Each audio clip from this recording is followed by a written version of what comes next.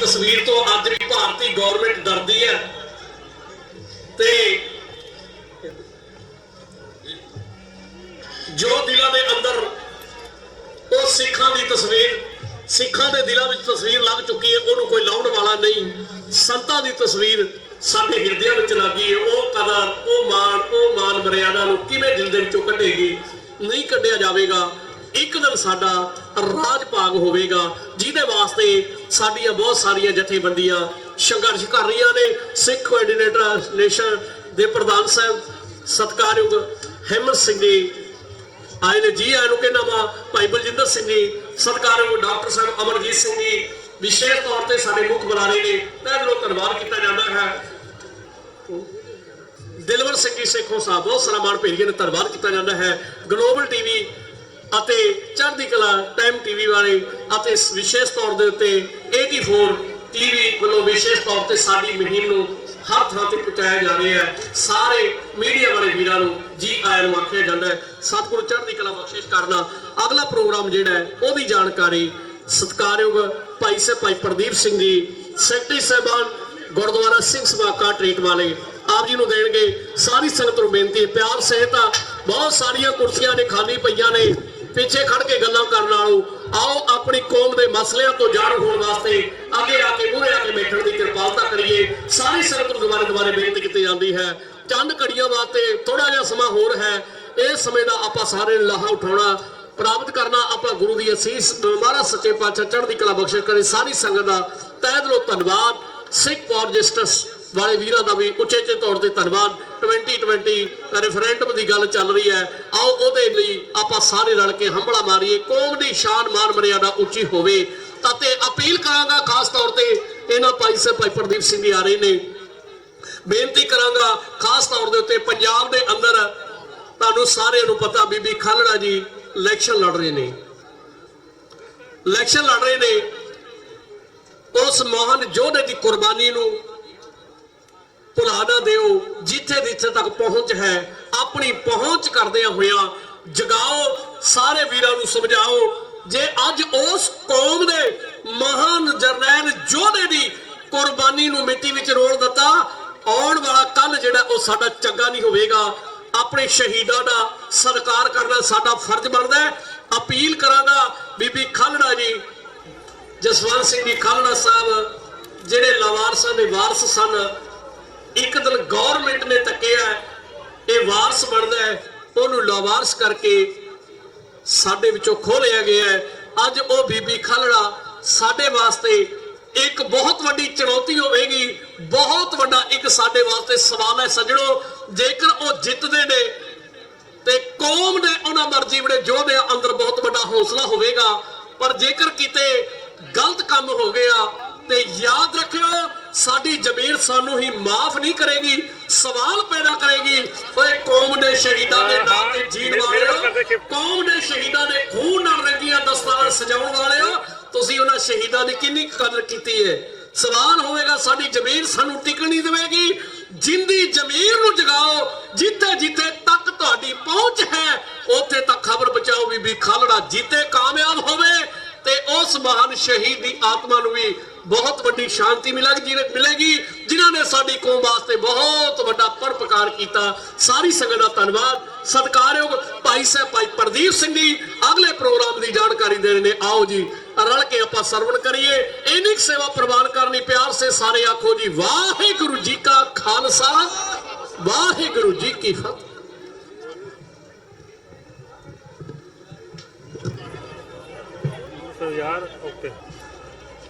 ज्ञान ध्यान कछ कर न जाना, सार न जाना तेरी, सब ते वड्डा सतगुरु नानक जन कल राखी मेरी। काटेड़ दे 13वें नगर कीर्तन अते निशान ਸਾਹਿਬ ਚਲਾਉਣ ਦੀ ਰਸਮ ਦੇ ਵਿੱਚ ਜੁੜ ਬੈਠੀ ਸਮੂਹ ਖਾਲਸਾ ਸਾਧ ਸੰਗਤ ਜੀ, ਆਓ ਗੱਜ ਵੱਜ ਕੇ ਫਤਿਹ ਬੁਲਾਈਏ ਜੀ। ਵਾਹਿਗੁਰੂ ਜੀ ਕਾ ਖਾਲਸਾ ਵਾਹਿਗੁਰੂ ਜੀ ਕੀ ਫਤਿਹ। ਸਭ ਤੋਂ ਪਹਿਲਾਂ ਮੈਂ ਬੇਨਤੀ ਕਰਾਂ ਜਿੰਨੀ ਸੰਗਤ ਆਲੇ ਦੁਆਲੇ ਆਪਾਂ ਬੈਠੇ ਆ ਦੂਰ, ਉਹਨਾਂ ਨੂੰ ਬੇਨਤੀ ਆ ਵੀ ਆਪ ਜੀ ਜਿਹੜੀਆਂ ਮੂਰੇ ਚੇਅਰਸ ਲੱਗੀਆਂ ਨੇ, ਗਰਮੀ ਜ਼ਰੂਰ ਹੈ ਪਰ ਪਲੀਜ਼ ਆ ਕੇ ਉਹਦੇ ਉੱਤੇ ਸਜਣ ਦੀ ਕਿਰਪਾਲਤਾ ਕਰੋ।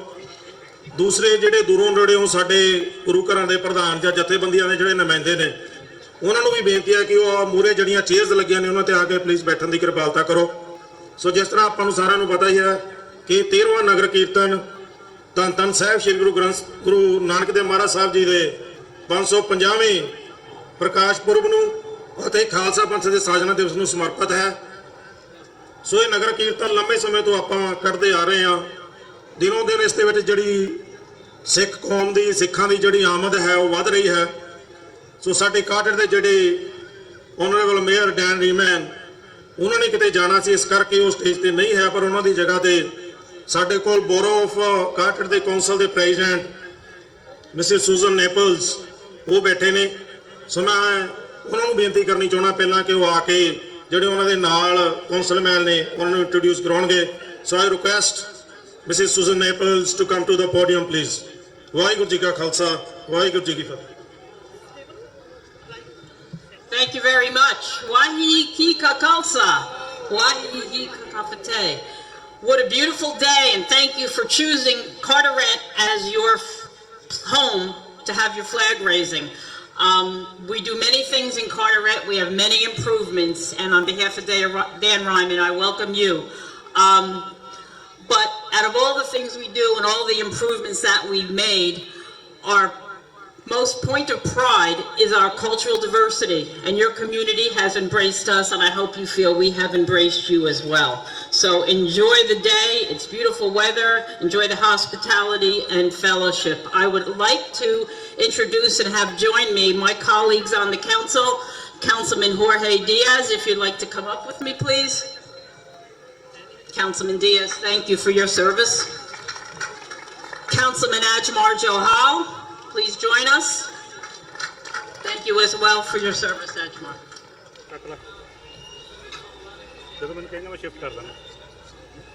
Okay. Thank you, Mrs. Susan Naples. So these are our councilmen, and she is the president of Board of Carteret Council. So I'll ask ask Mr. Judge, Jasveer Singh Judge, to come up in front. So we want to honor our mayor on behalf of our mayor, Mrs. Susan Naples. She will accept the trophy. And I'll ask, मैं बेनती करा ਜਿਹੜੇ ਆਪਣੇ ਇੱਥੇ ਬੈਠੇ ਆ ਗੁਰੂ ਘਰ rich ਮਹਿਲ ਦੇ ਪ੍ਰਧਾਨ ਭਾਈ ਕੁਲਦੀਪ ਸਿੰਘ ਜੀ ਢਿੱਲੋਂ, ਭਾਈ ਹਿੰਮਤ ਸਿੰਘ ਜੀ, ਡਾਕਟਰ ਰਣਜੀਤ ਸਿੰਘ ਜੀ, ਭਾਈ ਯਾਦਵਿੰਦਰ ਸਿੰਘ ਜੀ, ਸੋ ਸਾਰੇ ਆਪ ਉੱਤੇ ਆ ਜਾਓ 5-7 ਜਣੇ ਤਾਂ ਕਿ ਆਪਾਂ ਇਹਨਾਂ ਨੂੰ ਰਲ ਮਿਲ ਕੇ ਸਨਮਾਨਿਤ ਕਰ ਲਈਏ ਜੀ।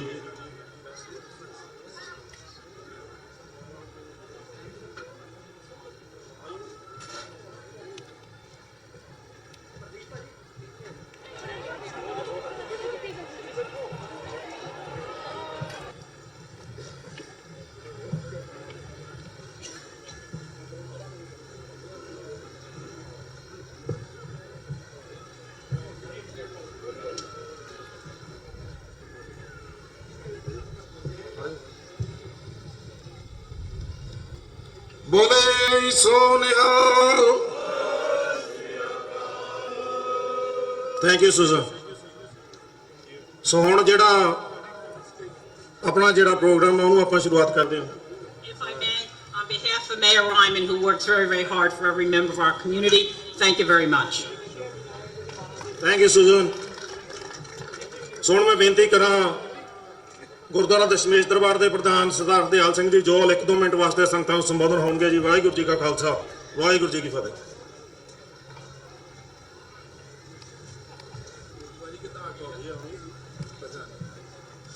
ਵਾਹਿਗੁਰੂ ਜੀ ਕਾ ਖਾਲਸਾ, ਵਾਹਿਗੁਰੂ ਜੀ ਕੀ ਫਤਿਹ।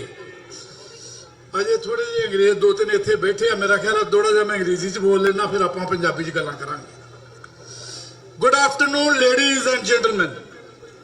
This is my pleasure and privilege to welcome all the dignitaries from the borough. I wish Mayor should have been here, but anyway, our chief guest, Mr. Chima from England, is here. We welcome all the dignitaries, the representatives of the Gurdwaras and the association from the town and around the town and out of this country. And at the same time, I congratulate you from the heart on the auspicious and the happiest day on Vaisakhi. Normally this parade is held in April 14th, but we always in Carteret, out of convenient, host in May, and that's today 18th of May. And this parade is the 13th of its kind, and day by day we are getting more and more people and more enjoyment. And basically that's what is expected. Some years ago, almost 5 decades, when myself came here, I was by myself. And that was a dream that one day maybe Carteret becomes Kartarpur, which is today, it is the fact. And out of respect, I call Carteret Kartarpur.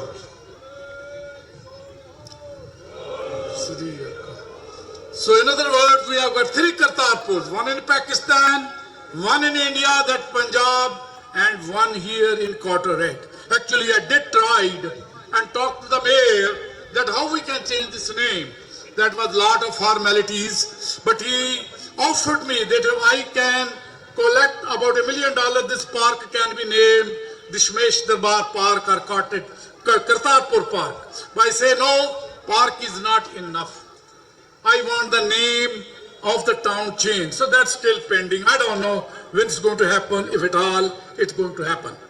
Well, anyway, ਮੇਰਾ ਖਿਆਲ ਆ ਅੰਗਰੇਜ਼ੀ ਵਿੱਚ ਮੈਂ ਗੱਲਾਂ ਕਰ ਲਈਆਂ ਤੇ ਮੈਂ ਥੋੜਾ ਜਿਹਾ ਪੰਜਾਬੀ ਚ ਗੱਲਾਂ ਕਰ ਲਾਂ ਕੀ ਖਿਆਲ ਆ ਆਲਰਾਈਟ ਵਿੱਚ ਵਿੱਚ ਅੰਗਰੇਜ਼ੀ ਵੀ ਬੋਲੀ ਜਾਏਗੀ ਪਰ ਕੋਈ ਵੱਡੀ ਗੱਲ ਨਹੀਂ ਦੇਖੋ ਚੀਜ਼ ਇਹ ਆ ਕਿ ਆਪਾਂ ਇਕੱਠੇ ਹੋਏ ਆ ਹੈਨਾ ਔਰ ਇਹ ਇਕੱਠ ਦੇ ਵਿੱਚ ਸਾਡੀਆਂ ਬਹੁਤ ਮਲਟੀਪਲਸ ਇਸ਼ੂਜ਼ ਹੈਗੀਆਂ ਨੇ ਬਹੁਤ ਜ਼ਿਆਦਾ ਨੇ ਅਸੀਂ ਬਾਹਰਲੇ ਮੁਲਕਾਂ ਚ ਆਏ ਆ ਬਾਬੇ ਨਾਨਕ ਨੇ ਸਾਨੂੰ 1669 ਦੇ ਵਿੱਚ ਇੱਕ ਪੈਗਾਮ ਦਿੱਤਾ ਸੀਗਾ ਭਈ ਤੁਸੀਂ ਇਮਾਨਦਾਰੀ ਦੀ ਰੋਟੀ ਕਮਾਉਣੀ ਆ ਆਪਣਿਆਂ ਤੋਂ ਘੱਟ ਗਰੀਬਾਂ ਦੇ ਨਾਲ ਸ਼ੇਅਰ ਕਰਨਾ ਤੇ ਵਾਹਿਗੁਰੂ ਨੂੰ ਕ੍ਰੈਡਿਟ ਦੇਣਾ ਇਸੇ ਮੈਸੇਜ ਨੂੰ ਅਸੀਂ ਪ੍ਰਮੋਟ ਕਰਨ ਵਾਸਤੇ ਬਾਹਰਲੇ ਮੁਲਕਾਂ 'ਚ ਆਏ ਆ ਔਰ ਜਿੱਥੇ ਜਿੱਥੇ ਵੀ ਆਲ ਓਵਰ ਦਾ ਗਲੋਬ ਜਿੱਥੇ ਸਿੰਘ ਨੇ ਚੜ੍ਹਦੀਆਂ ਕਲਾਂ 'ਚ ਨੇ ਔਰ ਹਰ ਪਾਸਿਓਂ ਅੱਗੇ ਨੇ ਫਾਈਨੈਂਸ਼ੀਅਲੀ ਸਟੇਬਲ ਨੇ ਫੈਮਿਲੀ ਵਾਈਜ਼ ਸਟੇਬਲ ਨੇ economically financially politically we are getting stronger मैं सिर्फ ਤੁਹਾਨੂੰ 2-3 ਮੈਸੇਜ ਦੇਣੇ ਆ from community ਜੋ ਕਿ ਮੈਂ ਮਹਿਸੂਸ ਕੀਤਾ ਇੰਨੇ ਸਾਲਾਂ ਦੇ ਵਿੱਚ ਸਭ ਤੋਂ ਪਹਿਲਾ ਜਿਹੜਾ ਮੈਸੇਜ ਆ ਉਹ ਇਹ ਆ ਕਿ ਤੁਹਾਡੀ ਤੁਸੀਂ ਬਹੁਤ ਇਨਵੈਸਟਮੈਂਟ ਕਰਦੇ ਹੋ ਬਹੁਤ ਬਿਜ਼ਨਸ ਨੇ ਤੁਹਾਡੇ but the biggest investment is the education education and education does not matter ਕਿ ਤੁਸੀਂ ਕੱਲ ਨੂੰ ਨੌਕਰੀ ਕਰਨੀ ਆ ਤੁਸੀਂ ਆਪਣਾ ਬਿਜ਼ਨਸ ਕਰਨਾ ਆ ਭਾਈਚਾਰੇ 'ਚ ਵਰਤਣਾ ਨਾ ਅਮਰੀਕਾ ਦਾ ਵਿੱਚ ਗੋਰਿਆਂ ਦਾ ਮੁਕਾਬਲਾ ਕਰਨਾ ਉਹਨਾਂ ਦੇ ਵਿੱਚ ਬਹਿਣਾ ਉਹਨਾਂ ਨੂੰ ਪਤਾ ਲੱਗੇ ਵੀ ਅਸੀਂ ਕੌਣ ਆ education is the main purpose so please ਹਮੇਸ਼ਾ 2 ਪੈਸੇ ਬਚਣ 4 ਪੈਸੇ ਬਚਣ ਵੈਸੇ ਤੇ ਇਸ ਗਵਰਨਮੈਂਟ ਦੇ ਵਿੱਚ ਅਗਰ ਕੋਈ ਪੜ੍ਹਨ ਵਾਲਾ ਨਿਆਣਾ ਹੋਵੇ ਤਾਂ ਉਹਨੂੰ ਪੈਸਿਆਂ ਦੀ ਕਮੀ ਨਹੀਂ ਲੋਨ ਵਗੈਰਾ ਮਿਲ ਜਾਂਦੇ ਨੇ ਪਰ ਪੇਰੈਂਟਸ ਦੀ ਐਫਰਟ ਦੀ ਬੜੀ ਜ਼ਰੂਰਤ ਆ ਨੰਬਰ 2 ਜਿਹੜਾ ਮੈਂ ਤੁਹਾਨੂੰ ਮੈਸੇਜ ਦੇਣਾ ਉਹ ਇੱਕ ਯੂਨਿਟੀ ਇਹ ਮੈਂ ਹੱਥ ਜੋੜ ਕੇ ਬੇਨਤੀ ਕਰਾਂਗਾ ਸਰਦਾਰ ਸਾਰੇ ਲੀਡਰ ਨੇ ਬੜੀਆਂ ਐਸੋਸੀਏਸ਼ਨਸ ਨੇ ਬਹੁਤ ਮਹਿਮਾ ਚੱਲ ਰਹੀਆਂ ਨੇ ਹੁਣ 2020 ਵੀ ਜ਼ੋਰਾਂ ਦੇ ਵਿੱਚ ਆ ਸਾਨੂੰ ਕਿਸੇ ਦੀ ਕ੍ਰਿਟਿਸਿਜ਼ਮ ਕਰਨ ਦੀ ਜ਼ਰੂਰਤ ਨਹੀਂ ਪਰ ਉਹਨਾਂ ਨੂੰ ਸਪੋਰਟ ਕਰਨ ਦੀ ਜ਼ਰੂਰਤ ਆ ਜੇ ਤੁਸੀਂ ਫਾਈਨੈਂਸ਼ੀਅਲੀ ਹਾਂ ਚਾਹ ਨਹੀਂ ਵੀ ਮਿਲਾ ਸਕਦੇ ਕਮ ਸੇ ਕਮ ਕ੍ਰਿਟਿਸਾਈਜ਼ ਨਾ ਕਰੋ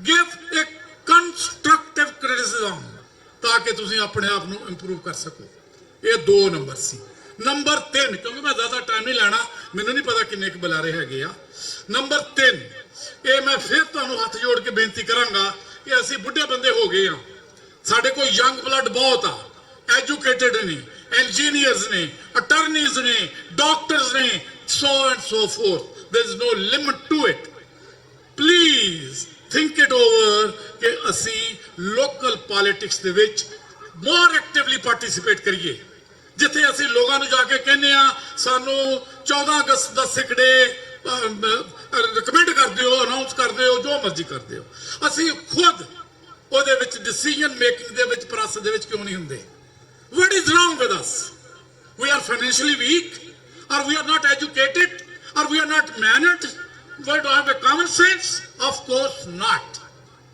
ਇਸ ਕਰਕੇ ਇਹ ਮੇਰੀ ਤੀਜੀ ਜਿਹੜੀ ਰਿਕੁਐਸਟ ਆ ਲੋਕਲ ਪੋਲਿਟਿਕਸ ਦੇ ਵਿੱਚ ਤੁਸੀਂ ਇੰਟਰਫੇਅਰ ਕਰੋਗੇ ਉਹਦੇ ਵਿੱਚ ਪਾਰਟਿਸਿਪੇਟ ਕਰੋਗੇ ਉਹ ਦਿਨ ਦੂਰ ਨਹੀਂ ਜਦੋਂ ਐਸੇ ਟਾਊਨ ਦੇ ਵਿੱਚ ਤੁਹਾਡਾ ਆਪਣਾ ਮੇਅਰ ਵੀ ਬੈਠੇਗਾ ਹਾਲਾਂਕਿ ਬਹੁਤ ਚਿਰ ਬਹਿਣਾ ਚਾਹੀਦਾ ਸਿੰਘਾ ਪਰ ਆਪਾਂ ਸਰਦਾਰ ਆ ਆਪਣਾ ਸਿੰਘ ਵੀ ਰੱਖਦੇ ਆ ਅਸੀਂ ਟੱਕਰਾਂ ਵੀ ਲਾਉਣੀ ਆ ਅਸੀਂ ਅਪੋਜ਼ ਵੀ ਕਰਨਾ ਆ ਸਾਨੂੰ ਇੱਕ ਚੀਜ਼ ਬਿਲਕੁਲ ਚੰਗੀ ਤਰ੍ਹਾਂ ਪਤਾ ਉਹ ਇਹ ਅਗਰ ਕਿਸੇ ਆਦਮੀ ਨੇ ਕੋਈ ਕੰਮ ਕੀਤਾ ਡਸਨਟ ਮੈਟਰ ਕਿਹੜੀ ਐਸੋਸੀਏਸ਼ਨ ਆ ਮੈਂ ਫਟਾਫਟ ਕਹਿ ਦੇਣਾ ਇਹ ਗਲਤ ਆ ਠੀਕ ਕੀ ਆ ਉਹ ਮੈਨੂੰ ਪਤਾ ਨਹੀਂ ਸੋ ਪਲੀਜ਼ ਇਹ ਮੇਰੀ ਰਿਕੁਐਸਟ ਆ ਮੈਂ ਬੁੱਢਾ ਬੰਦਾ ਆ ਪਰ ਮੇਰੇ 'ਚ ਜੋਸ਼ ਆ ਔਰ ਮੈਨੂੰ ਦਰਦ ਆ ਆਪਣੀ ਕਮਿਊਨਿਟੀ ਦਾ ਅਗਰ ਦਾਸ ਨੂੰ ਕਦੇ ਵੀ ਕਿਤੇ ਵੀ ਕਿਸੇ ਵੀ ਐਸੋਸੀਏਸ਼ਨ ਦੇ ਵਿੱਚ ਕਿਸੇ ਵੀ ਮੂਵਮੈਂਟ ਦੇ ਵਿੱਚ ਪਾਰਟਿਸਿਪੇਟ ਕਰਨ ਦਾ ਮੌਕਾ ਮਿਲੇਗਾ that will be my pleasure really I thankful ਕਿ ਤੁਸੀਂ ਬੜੇ ਆਰਾਮ ਨਾਲ ਇਸ ਬੁੱਢੇ ਬੰਦੇ ਦੀਆਂ ਗੱਲਾਂ ਸੁਣੀਆਂ ਪਰ please put into practice Waheguru ji ਕਾ ਖਾਲਸਾ ਵਾਹਿਗੁਰੂ ਜੀ ਕੀ ਫਤਿਹ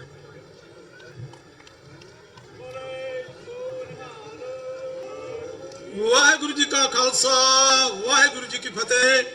ਸਾਧ ਸੰਗਤ ਜੀ, ਅੱਜ ਅਸੀਂ ਖਾਲਸੇ ਦਾ ਸਿਰਜਣਾ ਦਿਵਸ ਮਨਾ ਰਹੇ ਹਾਂ ਤੇ ਆਓ ਖਾਲਸੇ ਦਾ ਬਖਸ਼ਿਆ ਹੋਇਆ ਜਕਾਰਾ ਬੜੇ ਜੋਸ਼ ਨਾਲ ਬੁਲਾਉਣਾ ਹੈ ਤਾਂ ਕਿ ਇੱਕ ਵਾਰੀ ਪਤਾ ਲੱਗ ਜਾਏ ਕਿ ਵਾਕਈ ਅੱਜ ਸਿੱਖਾਂ ਦਾ ਖਾਲਸੇ ਦਾ ਪ੍ਰਕਾਸ਼ ਦਿਹਾੜਾ ਹੈ, ਜਨਮ ਦਿਹਾੜਾ ਮਨਾ ਰਹੇ ਨੇ। ਘੱਟ ਤੋਂ ਘੱਟ ਅੱਧਾ ਵੀ ਕਾਟ ਰੇਟ 'ਚ ਤਾਂ ਪਤਾ ਲੱਗਣਾ ਚਾਹੀਦਾ ਹੈ ਜੀ। ਬਲੇ ਸੋ ਨਿਹਾਲ। ਧੰਨਵਾਦ ਸੰਗਤ ਜੀ। ਹੁਣ ਸਿੱਖ ਕਲਚਰ ਸੁਸਾਇਟੀ ਦੇ ਸਾਬਕਾ ਪ੍ਰਧਾਨ ਭਾਈ ਗੁਰਦੇਵ ਸਿੰਘ ਕੰਗ ਹੋਣਾ ਨੂੰ ਬੇਨਤੀ ਕੀਤੀ ਜਾਂਦੀ ਹੈ ਕਿ ਉਹ 2 ਮਿੰਟ ਵਾਸਤੇ ਆਣ ਕੇ ਆਪਣੇ ਵਿਚਾਰ ਸਾਂਝੇ ਕਰਨ ਜੀ। ਭਾਈ ਗੁਰਦੇਵ ਸਿੰਘ ਜੀ ਕੰਗ, ਸਾਬਕਾ ਪ੍ਰਧਾਨ ਸਿੱਖ ਕਲਚਰ ਸੁਸਾਇਟੀ ਨਿਊਯਾਰਕ।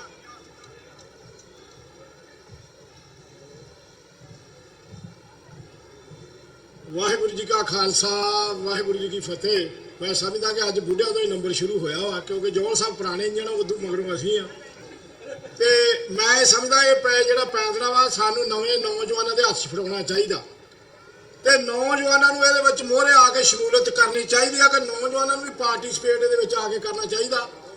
ਅੱਜ ਦਾ ਇਹ ਜੋ ਨਗਰ ਕੀਰਤਨ ਆ ਜੋ ਕਿ ਵਿਸਾਖੀ ਨੂੰ ਸਾਡੇ ਖਾਲਸਾ ਪੰਥ ਨੂੰ ਸਾਧਨਾ ਦਿਵਸ ਨੂੰ ਸਮਰਪਿਤ ਆ, ਇਹਦੇ ਵਿੱਚ ਮੈਂ ਸਮਝਦਾ ਕਿ ਇਸ ਕਾਠਗੜ੍ਹ ਦੀ ਧਰਤੀ ਦੇ ਉੱਤੇ ਜੋ ਦੋਵੇਂ ਗੁਰੂ ਘਰ ਮੋਹਰੇ ਹੋ ਕੇ ਗੁਰਦੁਆਰਾ ਦਸ਼ਮੇਸ਼ ਦਰਬਾਰ ਤੇ ਗੁਰਦੁਆਰਾ ਸਿੰਘ ਸਭਾ ਇਹ ਹਰ ਸਾਲ ਦੀ ਤਰ੍ਹਾਂ ਨਗਰ ਕੀਰਤਨ ਕੱਢਦੇ ਆ। ਮੈਂ ਸਮਝਦਾ ਕਿ ਇਹਨਾਂ ਦੀ ਪ੍ਰਾਪਤੀ ਆ। ਇੱਥੇ ਸਿੱਖਾਂ ਦੀ ਆਪਣੀ ਆਇਡੈਂਟੀ ਦੀ ਜ਼ਰੂਰਤ ਆ, ਕਿਉਂਕਿ ਸਿੱਖਾਂ ਨੂੰ ਆਪਣੀ ਪਛਾਣ ਬਣਾਉਣ ਦੀ ਬਹੁਤ ਜ਼ਰੂਰਤ ਆ। ਮੈਂ ਸਮਝਦਾ ਕਿ ਸਾਰੇ ਅਸੀਂ ਇਹੋ ਹੀ ਕਹਿੰਦੇ ਕਿ ਇੱਕ ਪੰਥ ਇੱਕ ਝੰਡੇ ਥੱਲੇ ਆਵੇ। ਚਲੋ ਉਹ ਦਿਨ ਦੂਰ ਨਹੀਂ, ਆਉਣਾ ਹੀ ਪਊਗਾ ਜਦੋਂ ਕੱਲੇ ਨੂੰ ਜਦੋਂ ਕਦੇ ਮਾਰਿਆ ਜਾਂਦਾ, ਦਿੱਲੀ ਦੇ ਵਿੱਚ ਟਾਇਰ ਪਾ ਕੇ ਮਾਰਿਆ ਜਾਂਦਾ, ਉਦੋਂ ਇਹ ਨਹੀਂ ਪੁੱਛਿਆ ਜਾਂਦਾ ਕਿ ਤੂੰ ਕਿਹੜੀ ਪਾਰਟੀ ਨੂੰ ਬਿਲੋਂਗ ਕਰਦਾ। ਇਸ ਕਰਕੇ ਇਹ ਸਾਨੂੰ ਇੱਕ ਸੰਦੇਸ਼ ਹੀ ਮਿਲ ਰਿਹਾ। ਮੈਂ ਸਮਝਦਾ ਕਿ ਸਭ ਤੋਂ ਜਿਹੜਾ ਜ਼ਰੂਰਤ ਆ, ਜਿੱਦਾਂ ਕਿ ਸਾਡੇ 35 ਸਾਲ ਹੋ ਗਿਆ ਸ਼੍ਰੀ ਅਕਾਲ ਤਖਤ ਸਾਹਿਬ ਨੂੰ ਢਾਹ ਢੇਰੀ ਕੀਤੇ ਨੂੰ। ਹਿੰਦੁਸਤਾਨ ਦੀ ਸਰਕਾਰ ਨੇ ਉਸ ਟਾਈਮ ਢਾਇਆ, ਉਹਦੀ 35ਵੀਂ ਸਾਲ ਦੀ ਜਿਹੜੀ ਵਰ੍ਹੇਗੰਢ ਆ ਵਾਸ਼ਿੰਗਟਨ DC ਦੇ ਵਿੱਚ ਆ 6 ਜੂਨ ਨੂੰ। ਉਹ ਹੈ ਵੀ ਉੱਥੇ ਮੈਮੋਰੀਅਲ ਹੌਟ ਟਾਊਨ ਹਾਲ ਦੇ ਵਿੱਚ। ਤੇ ਮੈਂ ਸਮਝਦਾ ਕਿ ਸਮੂਹ ਗੁਰਦੁਆਰਾ ਪ੍ਰਬੰਧਕ ਕਮੇਟੀਆਂ, ਪੰਥਕ ਜਥੇਬੰਦੀਆਂ ਉਸ ਦਿਨ ਉਹਦੇ ਵਿੱਚ ਜ਼ਰੂਰ ਪਹੁੰਚੋ ਤਾਂ ਕਿ ਅਸੀਂ ਵਾਸ਼ਿੰਗਟਨ DC ਦੇ ਵਿੱਚ, ਜਿੱਥੇ ਅਸੀਂ ਆਪਣੇ ਨਿਊਯਾਰਕ, ਨਿਊ ਜਰਸੀ ਦੇ ਵਿੱਚ ਆਪਣੇ ਆਪ ਨੂੰ ਸਿੱਖਾਂ ਦੀ ਆਇਡੈਂਟੀ ਦਾ ਪ੍ਰਦਰਸ਼ਨ ਕਰਦੇ ਹਾਂ, ਅਸੀਂ ਉੱਥੇ ਜਾ ਕੇ ਆਪਣਾ ਪ੍ਰਦਰਸ਼ਨ ਕਰੀਏ ਕਿ ਸਿੱਖ ਇੱਕ ਵੱਖਰੀ ਕੌਮ ਆ। ਸਿੱਖਾਂ ਨੂੰ ਆਪਣੀ ਇੱਕ ਵੱਖਰੀ ਪਛਾਣ ਦੀ ਜ਼ਰੂਰਤ ਆ। ਸਿੱਖਾਂ ਨੂੰ ਆਪਣੀ ਇੱਕ ਧਾਰਮਿਕ ਵੱਖਰੀ ਆਜ਼ਾਦੀ ਦੀ ਜ਼ਰੂਰਤ ਆ।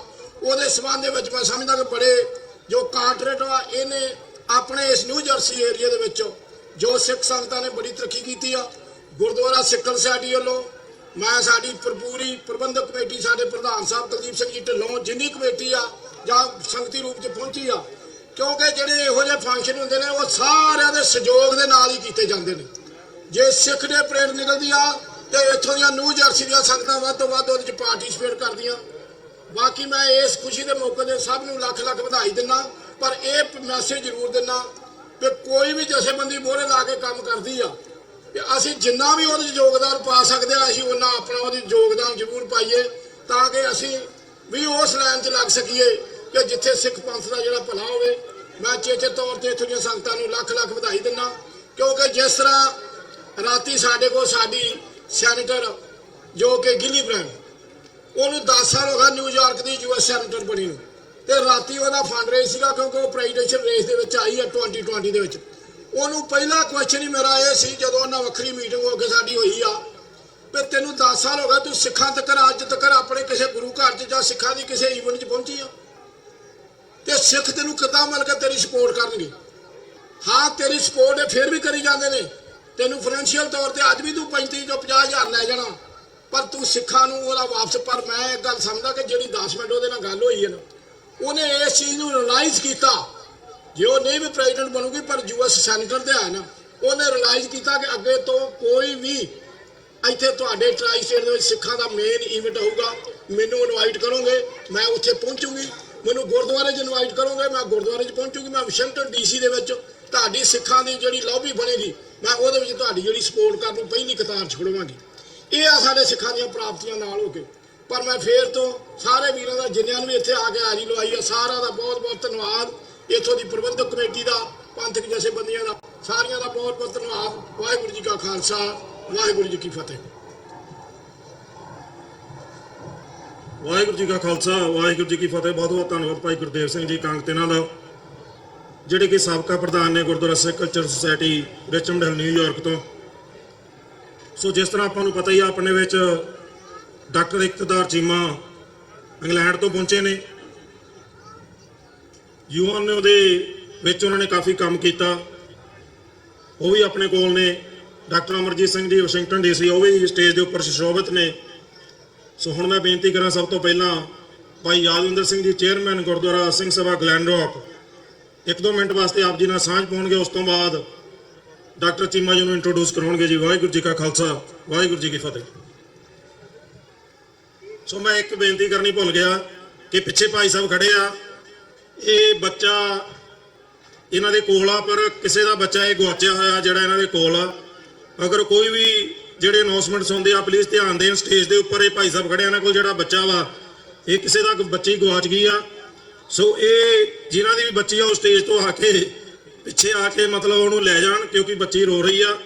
ਸੋ ਦੂਸਰਾ ਮੈਂ ਇੱਕ ਹੋਰ ਬੇਨਤੀ ਕਰਾਂ ਕਿ ਜਿਹੜੀਆਂ ਬੀਬੀਆਂ ਗੁਰੂ ਮਹਾਰਾਜ ਦੇ ਸਰੂਪ ਦੇ ਅੱਗੇ ਅੱਗੇ ਝਾੜੂ ਦੇ ਨਾਲ ਸਫਾਈ ਦੀ ਜਿਹੜੀ ਸੇਵਾ ਕਰ ਰਹੀਆਂ ਸੀ, ਉਸ ਦੇ ਵਿੱਚੋਂ ਕੁਝ ਬੀਬੀਆਂ ਦੇ ਜਿਹੜੇ ਜੋੜੇ ਨੇ ਉਹਨਾਂ ਨੇ ਕਿਸੇ ਬੱਚੇ ਦੇ ਸਟ੍ਰੋਲਰ ਦੇ ਵਿੱਚ ਰੱਖੇ ਸੀ ਉੱਥੇ, ਪਰ ਉਹਨਾਂ ਨੂੰ ਉਹ ਜੋੜੇ ਨਹੀਂ ਮਿਲੇ। ਸੋ ਜਿਨ੍ਹਾਂ ਦੇ ਵੀ ਸਟ੍ਰੋਲਰ ਦੇ ਵਿੱਚ ਉਹ ਜੋੜੇ ਨੇ, ਉਹ ਸਟੇਜ ਤੋਂ ਸੱਜੇ ਹੱਥ ਆ ਕੇ ਜਿਹੜੇ ਆ ਜੋੜੇ ਪਹੁੰਚਦੇ ਕਰ ਦਿਓ, ਕਿਉਂਕਿ ਗਰਮੀ ਜ਼ਿਆਦਾ, ਨੰਗੇ ਪੈਰੀ ਬੀਬੀਆਂ ਤੁਰੀਆਂ ਫਿਰਦੀਆਂ।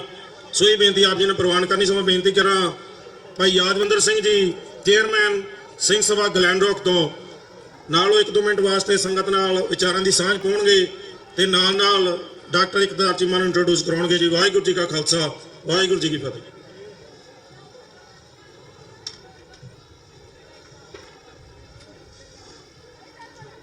ਗੁਰੂ ਰੂਪ ਖਾਲਸਾ ਜੀ, ਵਾਹਿਗੁਰੂ ਜੀ ਕਾ ਖਾਲਸਾ, ਵਾਹਿਗੁਰੂ ਜੀ ਕੀ ਫਤਿਹ।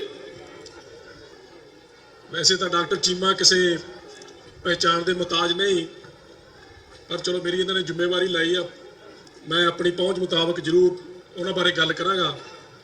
ਪਰ ਇਸ ਤੋਂ ਪਹਿਲਾਂ ਜੌਲ ਸਾਹਿਬ ਕੁਝ ਗੱਲਾਂ ਕਰਕੇ ਗਏ ਨੇ, ਉਹ ਬਹੁਤ ਕੰਸਟਰਕਟਿਵ ਨੇ, ਔਰ ਮੈਂ ਸਮਝਦਾ ਕਿ ਸਾਡਾ ਜਿਹੜਾ ਵੱਡਾ ਗੋਲ ਹੈ ਆਪਣੀ ਨੇਸ਼ਨਹੁੱਡ ਦਾ, ਆਪਣੀ ਨੇਸ਼ਨ ਨੂੰ ਬਿਲਡ ਕਰਨ ਦਾ, ਜਿਹੜਾ ਉਹਦਾ ਆਧਾਰ ਹੈ ਉਹ ਸਾਡੀ ਕੌਮ ਹੈ ਔਰ ਇਸ ਕੌਮ ਦੇ ਇੰਸਟੀਟਿਊਸ਼ਨਸ ਨੇ। ਜਿੰਨਾ ਚਿਰ ਜਿਹੜੇ ਗੁਰੂ ਸਾਹਿਬ ਦੇ ਦਿੱਤੇ ਹੋਏ ਜਿਹੜੇ ਨਿਯਮ ਨੇ, ਗੁਰੂ ਸਾਹਿਬ ਦੇ ਦਿੱਤੇ ਹੋਏ ਸਿਧਾਂਤ ਨੇ, ਉਹ ਅਸੀਂ ਆਪਣੇ ਬੇਸਿਕਲੀ ਆਪਣੇ ਜਿਹੜੇ ਸਾਡੇ ਬੇਸਿਕ ਸਾਡੇ ਇੰਸਟੀਟਿਊਸ਼ਨ ਨੇ, ਜਿਵੇਂ ਗੁਰਦੁਆਰਾ ਸਾਹਿਬ ਨੇ, ਉਹਨਾਂ ਵਿੱਚ ਅਸੀਂ ਇੰਪਲੀਮੈਂਟ ਨਹੀਂ ਕਰਦੇ, ਆਪਣੀਆਂ ਸੰਸਥਾਵਾਂ ਵਿੱਚ ਇੰਪਲੀਮੈਂਟ ਨਹੀਂ ਕਰਦੇ, ਉਹਨਾਂ ਚਿਰ ਸਾਡੇ ਜਿਹੜੀ ਕੌਮ ਦੀ ਘਰ ਦੀ ਉਸਾਰੀ ਆ ਉਹ ਹੋਰ ਲੰਬੇਰੀ ਹੁੰਦੀ ਜਾਊਗੀ। ਸੋ ਸਾਨੂੰ ਇਸ ਗੱਲ ਦਾ ਬਹੁਤ ਧਿਆਨ ਰੱਖਣਾ ਚਾਹੀਦਾ ਹੈ ਕਿ ਅਸੀਂ ਮੇਕ ਸ਼ੋਰ ਕਰੀਏ ਕਿ ਅਸੀਂ ਜਿਹੜਾ ਸਾਡਾ ਸਿਧਾਂਤ ਆ ਉਹਨੂੰ ਆਪਣੇ ਜਿੱਥੇ ਨਿੱਜੀ ਜੀਵਨ ਵਿੱਚ ਤਾਂ ਅਸੀਂ ਕਰਨਾ ਹੀ ਕਰਨਾ ਹੈ, ਆਪਣੀ ਜਿਹੜੀਆਂ ਸੰਸਥਾਵਾਂ ਨੇ ਉਹਨਾਂ ਨੂੰ ਇਸ ਤਰੀਕੇ ਨਾਲ ਬਿਲਡ ਕਰੀਏ ਤਾਂ ਕਿ ਉਹਨਾਂ ਵਿੱਚੋਂ ਸਾਡੇ ਜਿਹੜੇ ਰਾਜ ਦੀ ਖੁਸ਼ਬੂ ਆ ਉਹ ਸਾਨੂੰ ਆਵੇ ਔਰ ਲੋਕਾਂ ਨੂੰ ਵੀ ਲੱਗੇ ਕਿ ਇਹ ਲੋਕ ਨੇ ਜਿਹੜੇ ਇਹ ਇਸ ਕਾਬਲ ਨੇ ਕਿ ਇਹ ਸੈਲਫ ਗਵਰਨੈਂਸ ਹੈ, ਜਿਹੜੀ ਆਪਣੇ ਆਪ ਨੂੰ ਗਵਰਨ ਕਰਨਾ ਜਾਣਦੇ ਨੇ ਔਰ ਇਹ ਇਸ ਗੱਲ ਦੇ ਹੱਕਦਾਰ ਨੇ ਕਿ ਇਹਨਾਂ ਦੀ ਜਿਹੜੀ ਕੌਮ ਆ ਉਹਨੂੰ ਰਾਜ ਭਾਗ ਮਿਲੇ ਤਾਂ ਕਿ ਸਾਨੂੰ ਜਿਹੜੀ ਇੰਟਰਨੈਸ਼ਨਲ ਸਪੋਰਟ ਆ ਉਹ ਸੌਖੀ ਮਿਲ ਸਕੇ।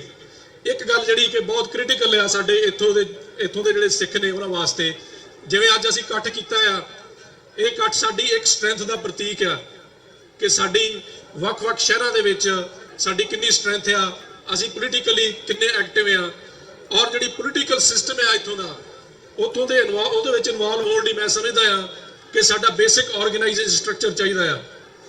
ਅਸੀਂ ਹੁਣ ਜਿੰਨੇ ਵੀ ਸਾਡੇ ਪੋਲੀਟੀਕਲੀ ਜਿਹੜੇ ਲੋਕ ਸਾਹਮਣੇ ਆ ਰਹੇ ਨੇ ਇੱਥੋਂ ਦੇ ਸਿਸਟਮ ਦੇ ਵਿੱਚ, ਉਹ ਵੈਕਿਊਮ ਵਿੱਚੋਂ ਆ ਰਹੇ ਨੇ। ਜੇ ਉਹ ਕੱਲ ਨੂੰ ਕੁਝ ਨਾ ਕੁਝ ਬਣ ਵੀ ਜਾਂਦੇ ਨੇ, ਕਿਉਂਕਿ ਉਹਨਾਂ ਦੀ ਕਮਿਊਨਿਟੀ ਦੇ ਵਿੱਚੋਂ ਕੋਈ ਗਰੂਮਿੰਗ ਨਹੀਂ ਹੈਗੀ, ਉਹਨਾਂ ਦਾ ਕਮਿਊਨਿਟੀ ਵਿੱਚ ਕੋਈ ਬੇਸ ਨਹੀਂ ਹੈਗਾ, ਫਿਰ ਅਸੀਂ ਉਹਨਾਂ ਨੂੰ ਜਦੋਂ ਬਣ ਜਾਂਦੇ ਨੇ ਫਿਰ ਉਹਨਾਂ ਦੇ ਮਗਰ ਫਿਰਦੇ ਆ ਕਿ ਹੁਣ ਤੂੰ ਇਸ ਤਰ੍ਹਾਂ ਕਰ, ਹੁਣ ਤੂੰ ਇਸ ਤਰ੍ਹਾਂ ਕਰ। ਕਈ ਵਾਰੀ ਉਹਨਾਂ ਦੀ ਆਪਦੀ ਇੰਨੀ ਕਮਾਈ ਨਹੀਂ ਹੁੰਦੀ ਜਾਂ ਇੰਨੀ ਪੜ੍ਹਾਈ ਨਹੀਂ ਹੁੰਦੀ ਜਾਂ ਇੰਨੀ ਉਹਨਾਂ ਦੀ ਕਮਿਊਨਿਟੀ ਦੇ ਵਿੱਚ ਉਹਨਾਂ ਦੀ ਜਿਹੜੀ ਉਹਨਾਂ ਦੀਆਂ ਕਮਿਊਨਿਟੀ ਜਿਹੜੇ ਇਸ਼ੂਜ਼ ਨੇ ਉਹਨਾਂ ਪ੍ਰਤੀ ਉਹਨਾਂ ਦਾ ਗ੍ਰੈਸਪ ਨਹੀਂ ਹੁੰਦਾ ਕਿ ਉਹ ਸਾਡੀ ਗੱਲ ਕਰ ਸਕਣ। ਸੋ ਮੇਰੀ ਬੇਨਤੀ ਆ ਤੁਹਾਨੂੰ, ਅੱਜ ਬਹੁਤ ਇੱਥੇ ਸਾਰੇ ਨਿਊ ਜਰਸੀ ਦੇ ਜਿਹੜੇ ਸੱਜਣ ਨੇ ਵੱਖ-ਵੱਖ ਗੁਰਦੁਆਰਿਆਂ ਤੋਂ ਸੰਸਥਾਵਾਂ ਤੋਂ ਆਏ ਹੋਏ ਨੇ, ਸਾਨੂੰ ਆਪਦਾ ਸਿਸਟਮ ਕ੍ਰੀਏਟ ਕਰਨ ਦੀ ਲੋੜ ਆ ਹਰ ਇੱਕ ਸਟੇਟ ਦੇ ਵਿੱਚ, ਇੱਥੋਂ ਦੇ ਪੋਲੀਟੀਕਲ ਸਿਸਟਮ ਦੇ ਵਿੱਚ ਆਪਣੇ ਆਪ ਨੂੰ ਇੰਟਰੋਡਿਊਸ ਕਰਾਉਣ ਲਈ। ਉਹ ਇੱਕ ਟਿਪੀਕਲ ਸਿਸਟਮ ਆ ਜਿਹੜਾ ਇਸ ਸਿਸਟਮ ਦੇ ਵਿੱਚ ਜਿਹੜਾ ਚੱਲਦਾ ਆ ਉਹ ਹੈਗਾ ਆ ਜਿਹੜਾ ਤੁਸੀਂ ਪੈਕ ਕ੍ਰੀਏਟ ਕਰਦੇ ਆ ਸਿੱਖ ਪੈਕ ਕ੍ਰੀਏਟ ਕੀਤਾ ਜਾ ਸਕਦਾ ਹਰ ਸਟੇਟ ਦੇ ਵਿੱਚ। ਉਹਦੇ ਥਰੂ ਅਸੀਂ ਜਿਹੜੇ ਪੋਲੀਟੀਸ਼ੀਅਨ ਨੇ, ਜਿਵੇਂ ਹੁਣੇ ਭਾਈ ਗੁਰਦੇਵ ਸਿੰਘ ਹੋਰਾਂ ਨੇ ਦੱਸਿਆ ਕਿ ਅਸੀਂ ਫੰਡ ਰੇਜ਼ ਕੀਤਾ ਸੀ, ਰਾਤੀ ਉਸ ਫੰਡ ਰੇਜ਼ ਵਿੱਚ ਸੀਗੇ, ਪਰ ਜਿੰਨਾ ਕੇਆਸ ਉਸ ਫੰਡ ਰੇਜ਼ ਵਿੱਚ ਸੀਗਾ ਮੇਰਾ ਖਿਆਲ ਮੈਂ ਨਹੀਂ ਦੇਖਿਆ ਕਿਸੇ ਹੋਰ ਫੰਕਸ਼ਨ ਦੇ ਵਿੱਚ ਹੋਵੇ। ਸਾਡੇ ਲੋਕਾਂ ਨੂੰ ਫੋਟੋਆਂ ਖਿਚਾਉਣ ਦਾ ਸ਼ੌਕ ਜ਼ਿਆਦਾ ਸੀਗਾ, ਆਪਦੀ ਗੱਲਬਾਤ ਦੱਸਣ ਦਾ, ਆਪਣੇ ਇਸ਼ੂ ਦੱਸਣ ਦਾ ਘੱਟ ਸੀਗਾ।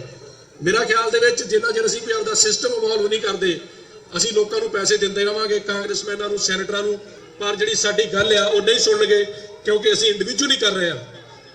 ਜਿੰਨਾ ਚਿਰ ਅਸੀਂ ਕੌਮੀ ਤੌਰ ਦੇ ਉੱਤੇ ਕਿਸੇ ਆਰਗੇਨਾਈਜ਼ ਸਟਰਕਚਰ ਦੇ ਅੰਡਰ ਇਹ ਕੰਮ ਨਹੀਂ ਕਰਾਂਗੇ, ਉਨਾ ਚਿਰ ਸਾਡੀ ਗਤੀ ਨਹੀਂ ਹੋਣੀ ਇਸ ਸਿਸਟਮ ਦੇ ਵਿੱਚ। ਸੋ ਮੇਰੀ ਬੇਨਤੀ ਆ ਕਿ ਅਸੀਂ ਇਸ ਗੱਲ ਵੱਲ ਜ਼ਰੂਰ ਧਿਆਨ ਦਈਏ ਔਰ ਆਉਣ ਵਾਲੇ ਸਮੇਂ 'ਚ ਇਹਦੇ 'ਤੇ ਕੋਈ ਨਾ ਕੋਈ ਜ਼ਰੂਰ ਵਰਕਆਊਟ ਕਰੀਏ। ਡਾਕਟਰ ਚੀਮਾ ਬਾਰੇ ਜਿਵੇਂ ਮੈਂ ਦੱਸਿਆ ਹੀ ਆ ਕਿ ਉਹ ਵੱਖ-ਵੱਖ ਤੁਸੀਂ ਉਹਨਾਂ ਨੂੰ ਸੋਸ਼ਲ ਮੀਡੀਆ ਰਾਹੀਂ ਬਹੁਤ ਜ਼ਿਆਦਾ ਜਾਣਦੇ ਹੋ, ਪਰ ਇੱਕ ਬੜੀ ਯੂਨੀਕ ਗੱਲ ਡਾਕਟਰ ਸਾਹਿਬ ਬਾਰੇ ਜਿਹੜੀ ਕਿ ਅਸੀਂ ਸਿੱਖ ਕੌਮ ਨੂੰ ਵੀ ਚੰਗੀ ਤਰ੍ਹਾਂ ਨਹੀਂ ਦੱਸ ਸਕੇ, ਉਹ ਇਹ ਆ ਕਿ ਇਹਨਾਂ ਨੇ 2017 ਵਿੱਚ, ਕਿਉਂਕਿ ਇਹ ਜਿਹੜਾ ਯੂਐਨ ਜਿਹੜੀ ਹਿਊਮਨ ਰਾਈਟ ਆ ਉਹਦਾ ਜਿਹੜਾ ਐਡਵਾਈਜ਼ਰੀ ਬੋਰਡ ਆ ਇਹ ਉਹਦੇ ਮੈਂਬਰ ਨੇ, ਉਹਦੇ ਵਿੱਚ ਜਿਹੜਾ ਫੇਥ ਰਾਈਟਸ ਦੀ ਜਦੋਂ ਗੱਲ ਆਈ ਆ ਉਹਦੇ ਉੱਤੇ ਜਿਹੜਾ ਸਾਰੀ ਦੁਨੀਆ ਦੇ ਵਿੱਚ ਯੂਐਨ ਨੇ ਡੈਕਲੇਰੇਸ਼ਨ ਕਰਨੀ ਸੀਗੀ, ਉਹਦੇ ਵਿੱਚ ਇਹਨਾਂ ਨੇ ਸਿੱਖਾਂ ਦਾ ਜਿਹੜਾ ਵਿੱਚ ਹਾਜ਼ਰੀ ਲਵਾਈ ਆ, ਸਿੱਖਾਂ ਦਾ ਜਿਹੜਾ ਸਿੱਖ ਫੇਥ ਦਾ ਸਿੱਖ ਧਰਮ ਬਾਰੇ ਜਿਹੜਾ ਵਿੱਚ ਐਡ ਕਰਾਇਆ।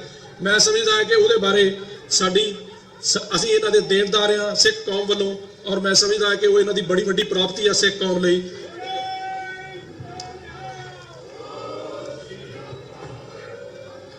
ਇਸ ਤੋਂ ਇਲਾਵਾ ਵੱਖ-ਵੱਖ ਪੋਡੀਅਮਸ ਦੇ ਉੱਤੇ ਜਿਹੜੇ ਸਿੱਖ ਕੌਮ ਦੇ ਜਿਹੜੇ ਕਰੰਟ ਇਸ਼ੂਜ਼ ਨੇ ਉਹਨਾਂ ਉੱਪਰ ਇਹ ਆਪਣੀ ਕਮੈਂਟਰੀ ਕਰਦੇ ਰਹਿੰਦੇ ਨੇ, ਔਰ ਨਾਲ ਦੀ ਨਾਲ ਪਿਛਲੇ ਸਮੇਂ ਦੇ ਵਿੱਚ ਮੌਕਾ ਮਿਲਿਆ ਇਹਨਾਂ ਦੇ ਨਾਲ ਵਰਕ ਕਰਨ ਦਾ ਸੀ US ਕਾਂਗਰਸ ਦੇ ਵਿੱਚ ਵੀ, ਔਰ ਇਹਨਾਂ ਨੇ ਆਪਣੀ ਬਰੀਫਿੰਗ ਦੇ ਦੌਰਾਨ ਵੀ ਜਿਹੜਾ ਹਿੰਦੁਸਤਾਨ ਦੇ ਵਿੱਚ ਅਟਰੋਸਿਟੀਜ਼ ਹੋ ਰਹੀਆਂ ਨੇ ਮਾਈਨੋਰਿਟੀਜ਼ ਦੇ ਨਾਲ, ਖਾਸ ਕਰਕੇ ਸਿੱਖਾਂ ਨਾਲ, ਮੁਸਲਮਾਨਾਂ ਨਾਲ, ਕ੍ਰਿਸਚਨਾਂ ਨਾਲ, ਉਹਨਾਂ ਬਾਰੇ ਵੀ ਸਿੱਖ ਕੌਮ ਦੇ ਨਾਲ ਇਹਨਾਂ ਨੇ ਵਰਕ ਕੀਤਾ।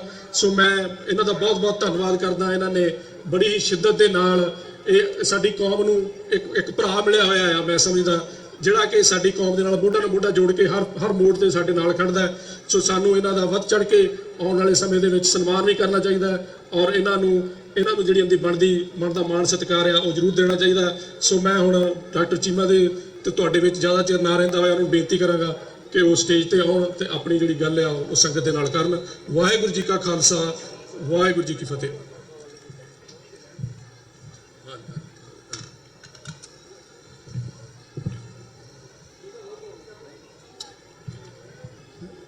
ਗੁਰੂ ਸਾਜੇ ਖਾਲਸਾ ਜੀ,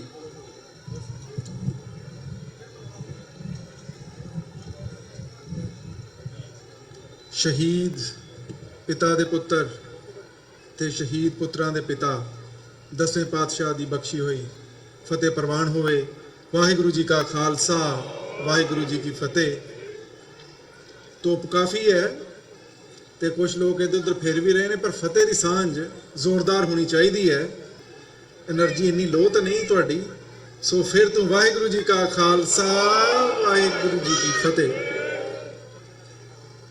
ਜਿਸ ਤਰ੍ਹਾਂ ਭਾਈ ਸਾਹਿਬ ਨੇ ਦੱਸਿਆ ਕਿ ਗੁਰੂ ਨੇ ਕਿਰਪਾ ਕੀਤੀ, UN ਦਾ ਜਿਹੜਾ ਫੇਥਫੁਲ ਰਾਈਟ ਡੈਕਲੇਰੇਸ਼ਨ ਹੈ ਉਹ 'ਚ ਗੁਰੂ ਨੇ ਮਿਹਰ ਕੀਤੀ, ਮੈਨੂੰ ਮੌਕਾ ਮਿਲਿਆ ਕਿ ਅਸਾਂ ਗੁਰੂ ਗ੍ਰੰਥ ਸਾਹਿਬ ਜੀ ਦੀਆਂ 3 ਤੁਕਾਂ ਉਹ 'ਚ ਦਰਜ ਕਰਾਈਆਂ। ਇਹ ਮੈਂ ਕੋਈ ਆਪਣਾ ਕਾਰਨਾਮਾ ਨਹੀਂ ਸਮਝਦਾ, ਇਸ ਵਾਸਤੇ ਕਿ ਗੁਰੂ ਦੀ ਸੇਵਾ ਸਿਰਫ ਸਿੱਖਾਂ ਤਾਈਂ ਤਾਂ ਨਹੀਂ ਮਹਦੂਦ। ਸਿੱਖ ਗੁਰੂਆਂ ਦੇ ਉੱਤੇ ਸਿੱਖ ਹੋਣ ਹੀ ਮੱਲ ਮਾਰੀ ਬੈਠੇ ਨੇ। ਪਾਰਟੀਸ਼ਨ ਤੋਂ ਪਹਿਲਾਂ ਤਾਂ ਪੂਰੇ ਪੰਜਾਬ 'ਚ ਭਾਵੇਂ ਉਹ ਮੁਸਲਮਾਨ ਹੋਣ ਭਾਵੇਂ ਸਿੱਖ ਹੋਣ, ਹਰ ਕੋਈ ਗਾਉਂਦਾ ਫਿਰਦਾ ਸੀ, ਬਾਬਾ ਨਾਨਕ ਸ਼ਾਹ ਫਕੀਰ, ਸਿੱਖਾਂ ਦਾ ਗੁਰੂ, ਮੁਸਲਮਾਨਾਂ ਦਾ ਪੀਰ। ਸੋ ਯੂਨਾਈਟਿਡ ਨੇਸ਼ਨਸ ਦੇ ਜਿਹੜਾ ਫੇਥਫੁਲ ਰਾਈਟ ਡੈਕਲੇਰੇਸ਼ਨ ਦੇ ਵਿੱਚ ਗੁਰੂ ਗ੍ਰੰਥ ਸਾਹਿਬ ਦੀਆਂ ਜਿਹੜੀਆਂ 3 ਤੁਕਾਂ ਦਰਜ ਹੋਈਆਂ, ਜਿਹੜੀਆਂ ਮੇਰੇ ਕੋਲ ਇੱਥੇ ਹੈਗੀਆਂ ਵੀ ਨੇ, ਮੈਂ ਬਾਅਦ ਦੇ ਵਿੱਚ ਪ੍ਰਬੰਧਕਾਂ ਨੂੰ ਕਹਾਂਗਾ ਕਿ ਇਹ 3 ਤੁਕਾਂ ਆਪ ਜੀ ਨੂੰ ਪੜ੍ਹ ਕੇ ਸੁਣਾ ਵੀ ਦੇਣ। ਇਹਦਾ ਕੁਛ ਇੱਦਾਂ ਹੋਇਆ ਕਿ UN ਦਾ ਜਿਹੜਾ ਚਾਰਟਰ ਹੈ 1948 'ਚ ਬਣਿਆ ਸੀ, ਪਰ UN 'ਚ ਜਦੋਂ ਨਵੇਂ ਸੈਕਟਰੀ ਜਨਰਲ ਆਏ, ਬਾਂਕੀ ਮੂਨ ਦੀ ਜਗ੍ਹਾ ਐਂਟੋਨੀਓ ਗੁਟੇਰਸ, ਤੇ ਉਹਨਾਂ ਨੇ ਕਿਹਾ ਵੀ UN ਦਾ ਇੱਕ ਨਵਾਂ ਚਾਰਟਰ ਬਣਾਉਣਾ ਕਿ ਧਰਮ ਕਿਸ ਤਰ੍ਹਾਂ ਔਰ ਕਿਹੜੇ-ਕਿਹੜੇ ਧਰਮ ਜਿਹੜੀ ਹੈ ਮਨੁੱਖੀ ਅਧਿਕਾਰਾਂ ਦੀ ਹਿਫਾਜ਼ਤ ਕਰਦੇ ਆ।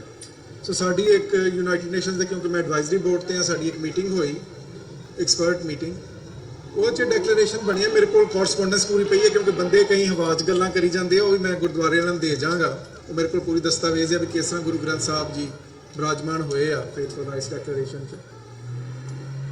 ਉੱਥੇ ਮੈਨੂੰ ਇੱਕ ਚੀਜ਼ ਦੀ ਬੜੀ ਚੰਗੀ ਤਰ੍ਹਾਂ ਸਮਝ ਆਈ ਕਿ ਉਹ ਧਰਮ ਹੀ, ਉਹ ਕੌਮਾਂ ਹੀ ਦੁਨੀਆ ਦੇ ਵਿੱਚ ਮਾਣਯੋਗ ਬਣਦੀਆਂ ਉਹਨਾਂ ਦੇ ਹੀ ਟੈਕਸਟ ਡੈਕਲੇਰੇਸ਼ਨਾਂ 'ਚ ਵੜਦੇ ਜਿਨ੍ਹਾਂ ਦੇ ਕੋਲ ਰਾਜ ਹੋਵੇ, ਕਿਉਂਕਿ ਜਿਨ੍ਹਾਂ ਕੌਮਾਂ ਦੇ ਕੋਲ ਰਾਜ ਨਹੀਂ ਉਹਨਾਂ ਦੀ ਇੰਟਰਨੈਸ਼ਨਲ ਸਿਸਟਮ 'ਚ ਕੁਛ ਨਹੀਂ, ਕਿਉਂਕਿ ਯੂਨਾਈਟਿਡ ਨੇਸ਼ਨਸ ਲੋਕਾਂ ਦੀ ਅਧਿਕਾਰੀ ਨਹੀਂ ਹੈਗੀ।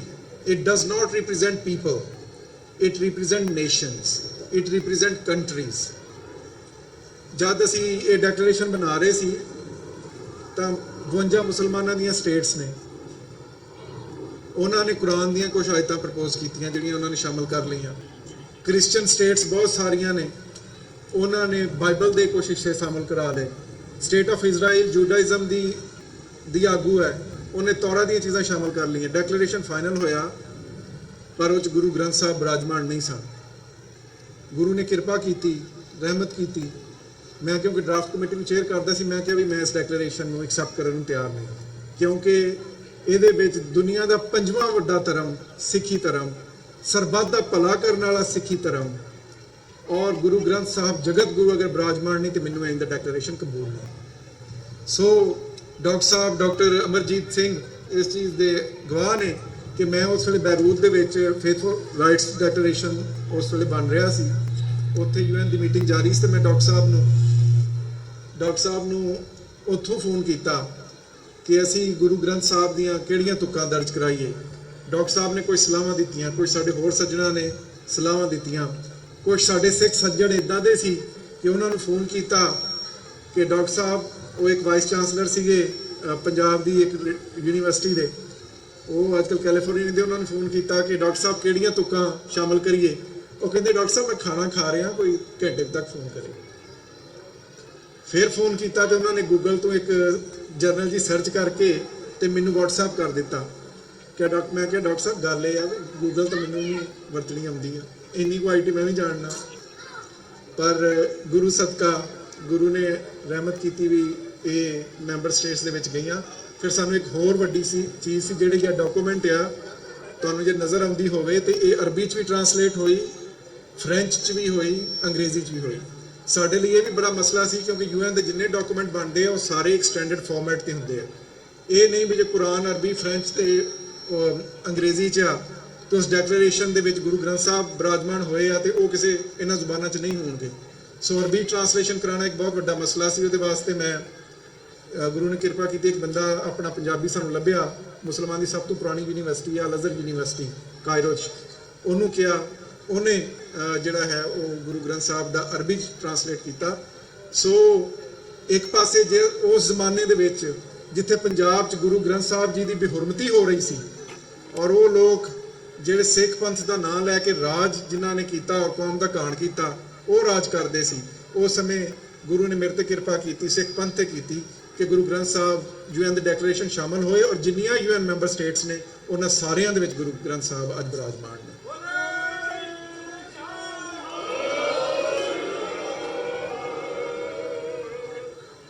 ਖਾਲਸਾ ਜੀ, ਮੈਂ ਜਦ ਵੀ ਕਿਸੇ ਨਗਰ ਕੀਰਤਨ ਤੇ ਜਾਣਾ, ਜਦ ਵੀ ਵਿਸਾਖੀ ਦਾ ਕੋਈ ਮੌਕਾ ਹੁੰਦਾ ਹੈ, ਮੈਂ ਜਿਸ ਤਰ੍ਹਾਂ ਸਾਰੇ ਬੁਲਾਰੇ ਖਾਲਸਾ ਸਾਜਣਾ ਦੀ ਵਧਾਈ ਦਿੰਦੇ ਨੇ, ਮੈਂ ਵੀ ਦੇਣਾ, ਪਰ ਵਧਾਈ ਦਿੰਦੇ ਹੋਏ ਮੈਨੂੰ ਸੋਚਣਾ ਪੈਂਦਾ ਹੈ ਵਧਾਈ ਦਿਆਂ ਜਾਂ ਨਾ ਦਿਆਂ, ਕਿਉਂਕਿ ਗੁਰੂ ਸਾਹਿਬ ਨੇ ਖਾਲਸਾ ਪੰਥ ਦੀ ਸਾਜਣਾ ਇੱਕ ਮਕਸਦ ਲਈ ਕੀਤੀ ਸੀ। ਵਿਸਾਖੀ ਪਰੇਡਾਂ ਕੱਢਣ ਦਾ ਨਾਮ ਹੀ ਹੈ, ਲੰਗਰ ਲਾਉਣ ਦਾ ਨਾਮ ਹੀ ਹੈ, ਖਾਲਸਾ ਦਾ ਜਾਹੋ ਜਲਾਲ ਵਿਖਾਉਣ ਦਾ ਨਾਮ ਹੀ ਹੈ, ਪਰ ਗੁਰੂ ਸਾਹਿਬ ਨੇ ਖਾਲਸਾ ਪੰਥ ਦੀ ਸਾਜਣਾ ਖਾਲਸਾ ਨੂੰ ਰਾਜ ਦਿਵਾਉਣ ਲਈ ਕੀਤੀ ਸੀ। ਗੁਰੂ ਦਾ ਮਿਸ਼ਨ ਹਜੇ ਪੂਰਾ ਨਹੀਂ ਹੋਇਆ, ਸੋ ਅਸੀਂ ਉਦੋਂ ਵਧਾਈਆਂ ਲਈਏ ਜਦ ਅਸੀਂ ਖਾਲਸਾ ਰਾਜ ਦੀ ਉਸਾਰੀ ਕਰ ਲਈਏ। ਜਦ ਤੱਕ ਉਹ ਮਿਸ਼ਨ ਪੂਰਾ ਨਹੀਂ ਹੁੰਦਾ, ਜਿਹੜੀ ਗੁਰੂ ਸਾਡੇ ਉੱਤੇ ਜ਼ਿੰਮੇਵਾਰੀ ਲਾ ਕੇ ਗਏ ਆ ਉਹ ਪੂਰੀ ਨਹੀਂ ਕਰ ਲੈਂਦੇ, ਤੇ ਸਾਨੂੰ ਸੋਚਣਾ ਪਏਗਾ ਕਿ ਕੀ ਖਾਲਸਾ ਪੰਥ ਨੂੰ ਸਾਜਣ ਦਾ ਗੁਰੂ ਸਾਹਿਬ ਜਿਹੜਾ ਮਕਸਦ ਸੀ ਕਿ ਉਹ ਪੰਥ ਨੇ ਪੂਰਾ ਕੀਤਾ ਜਾਂ ਨਹੀਂ ਕੀਤਾ।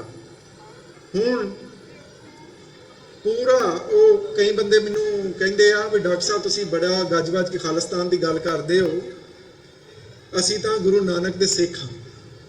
ਉਹਨਾਂ ਦਾ ਕਹਿਣ ਦਾ ਮਤਲਬ ਹੁੰਦਾ ਵੀ ਜਿਸ ਤਰ੍ਹਾਂ ਗੁਰੂ ਨਾਨਕ ਦੀ ਸਿੱਖੀ ਕੁਛ ਹੋਰ ਸੀ, 10ਵੇਂ ਪਾਤਸ਼ਾਹ ਦੀ ਕੁਛ ਹੋਰ ਸੀ, ਪਰ ਮੈਂ ਸਮਝਦਾ ਹਾਂ ਕਿ 10 ਜੋਤੀਆਂ ਦੀ ਜੋਤ, 10 ਗੁਰੂਆਂ ਦਾ ਸਫ਼ਰ ਇੱਕੋ ਹੀ ਸਫ਼ਰ ਹੈ, ਕਿਉਂਕਿ ਗੁਰੂ ਨਾਨਕ ਤੋਂ ਵੱਡਾ ਰੈਵੋਲੂਸ਼ਨਰੀ ਇਤਿਹਾਸ 'ਚ ਕੋਈ ਨਹੀਂ ਮਿਲਦਾ, ਕਿਉਂਕਿ ਉਹਨਾਂ ਦਾ 550 ਸਾਲਾ ਵੀ ਆ। ਬਾਬਰ ਨੂੰ ਜਾਬਰ ਕਹਿਣਾ ਉਸ ਵੇਲੇ ਕਿਸੇ 'ਚ ਇੰਨੀ ਜ਼ਰੂਰਤ ਨਹੀਂ ਸੀ ਹੈਗੀ ਕਿ ਐਡਾ ਤਗੜਾ ਹੁਕਮਰਾਨ ਜਿਹੜਾ ਅਫਗਾਨਿਸਤਾਨ ਨੂੰ ਲਤਾੜਦਾ ਹੋਇਆ ਹਿੰਦੁਸਤਾਨ 'ਚ ਦਾਖਲ ਹੋਇਆ ਉਹਨੂੰ ਜਾਬਰ ਕਹਿ ਸਕੇ। ਤੇ ਮੈਂ ਉਹ ਲੋਕਾਂ ਨੂੰ ਕਹਿਣਾ ਹੁੰਦਾ ਵੀ ਤੁਸੀਂ ਕਦੇ ਦੇਖਿਆ ਗੁਰੂ ਨਾਨਕ ਦੇ ਬਾਰੇ ਮੈਂ ਜਿੰਨਾ ਖੋਜਿਆ ਮੈਨੂੰ ਗੁਰੂ ਨਾਨਕ ਦੀ ਜ਼ਿੰਦਗੀ ਦਾ ਇੱਕੋ ਹੀ ਮਕਸਦ ਨਜ਼ਰ ਆਇਆ ਕਿ ਨਾਨਕ ਰਾਜ ਚਲਾਇਆ ਸੱਚ ਪੋਤਸਤਾਨੀ ਨੀਵ ਦੇ। ਸੋ ਇਹ ਰਾਜ ਦੀ ਖਾਲਸਾ ਪੰਥ ਦੀ ਹੋਂਦ ਦੀ ਨਵੇਕਲੀ ਹੋਣ ਦੀ ਬੁਨਿਆਦ ਕਿਸੇ ਹੋਰ ਨੇ ਨਹੀਂ ਰੱਖੀ, ਗੁਰੂ ਨਾਨਕ ਨੇ ਰੱਖੀ, ਜਿਨ੍ਹਾਂ ਨੇ ਉਸ ਕੌਮ ਦਾ ਜਨੂਨ ਹੀ ਪਾਇਆ, ਜਿਨ੍ਹਾਂ ਨੇ ਉਸ ਖਿੱਤੇ ਦੇ ਲੋਕਾਂ ਦਾ ਬਾਰ-ਬਾਰ ਉੱਥੇ ਜਿਹੜਾ ਕਾਸਟ ਦੇ ਵਿੱਚ ਵੰਡਿਆ ਹੋਇਆ ਸਿਸਟਮ, ਔਰ ਉਹ ਸਿਸਟਮ ਜਿਹੜਾ ਮਨੁੱਖਤਾ ਨੂੰ ਹਮੇਸ਼ਾ ਛੋਟਾ, ਕਮਤਰ, ਅਛੂਤ ਕਹਿੰਦਾ ਆਇਆ, ਉਹਦੇ ਖਿਲਾਫ ਜਿਹੜੀ ਗੁਰੂ ਨਾਨਕ ਨੇ ਬਗਾਵਤ ਕੀਤੀ ਹੈ ਉਹਦੀ ਪੂਰੇ ਇਤਿਹਾਸ ਦੇ ਵਿੱਚ ਮਿਸਾਲ ਨਹੀਂ ਮਿਲਦੀ। ਫਿਰ ਅੰਮ੍ਰਿਤਸਰ ਵਸਾਣਾ, ਉਹ ਵੀ ਸਿੱਖ ਪੰਥ ਦੀ ਵੱਖਰੀ ਹੋਣ ਦਾ ਐਲਾਨ। 5ਵੇਂ ਪਾਤਸ਼ਾਹ ਦੀ ਸ਼ਹੀਦੀ ਨੂੰ ਲੋਕ ਬਹੁਤ ਉਹਨਾਂ ਦੇ ਸਟੇਚਰ ਨੂੰ ਛੋਟਾ ਕਰ ਦਿੰਦੇ ਨੇ ਰਿਸ਼ਤਿਆਂ ਦੀਆਂ ਗੱਲਾਂ ਕਰਕੇ, ਪਰ 5ਵੇਂ ਪਾਤਸ਼ਾਹ ਦੀ ਸ਼ਹੀਦੀ ਦੀ ਅਸਲ ਵਜ੍ਹਾ, ਕਿਉਂਕਿ ਮੈਂ ਪਰਸ਼ੀਅਨ ਟੈਕਸਟ ਪੜ੍ਹਦਾ ਤੁਸਕੇ ਜਹਾਂਗੀਰੀ ਦੇ ਵਿੱਚ ਖੁਦ ਜਹਾਂਗੀਰ ਨੇ ਲਿਖਿਆ ਹੈ ਔਰ ਉਸ ਤੋਂ ਸਾਫ਼ ਪਤਾ ਲੱਗਦਾ ਹੈ ਕਿ ਗੁਰੂ ਸਾਹਿਬ ਦੀ ਪਪੂਲੈਰਿਟੀ ਤੋਂ ਬਾਦਸ਼ਾਹ ਖੁਦ ਕਿੰਨਾ ਪ੍ਰਭਾਵਿਤ ਸੀ ਨੈਗੇਟਿਵਲੀ ਔਰ ਜੈਲਸ ਸੀ, ਕਿ ਉਹਨੇ ਲਿਖਿਆ ਕਿ ਉਹਨਾਂ ਦੇ ਫਾਲੋਅਰਸ਼ਿਪ ਸਿਰਫ ਕੁਝ ਸਿੱਖਾਂ ਤੱਕ ਹੀ ਨਹੀਂ, ਉਹਨੇ ਤਹਨੂਦ ਦਾ ਲਫ਼ਜ਼ ਇਸਤੇਮਾਲ ਕੀਤਾ, ਬਹੁਤ ਸਾਰੇ ਮੁਸਲਮਾਨ ਵੀ ਗੁਰੂ ਪ੍ਰਤੀ ਸ਼ਰਧਾ ਰੱਖਣ ਲੱਗ ਪਏ। ਸੋ ਮੁਗਲ ਰਾਜ ਨੂੰ ਉਸ ਸਮੇਂ ਲੱਗਾ ਕਿ ਸਿੱਖ ਜਿਹੜੇ ਜਿਜ਼ੀਆ ਨਹੀਂ ਦੇ ਰਹੇ, ਜਿਹੜੀ ਮੁਗਲ ਹਕੂਮਤ ਨੂੰ ਟੈਕਸ ਨਹੀਂ ਦੇ ਰਹੇ, ਮੁਗਲ ਹਕੂਮਤ ਨੂੰ ਹਕੂਮਤ ਨਹੀਂ ਮੰਨ ਰਹੇ, ਉਹ ਆਪਣੇ ਰਾਜ ਦੀ ਆਪਣੀ ਹੋਂਦ ਦੀ ਗੱਲ ਜ਼ਰੂਰ ਕਰਨਗੇ। ਸੋ ਇਸੇ ਵਾਸਤੇ 5ਵੇਂ ਪਾਤਸ਼ਾਹ ਦੀ ਸ਼ਹੀਦੀ ਵੀ ਹੁੰਦੀ ਹੈ।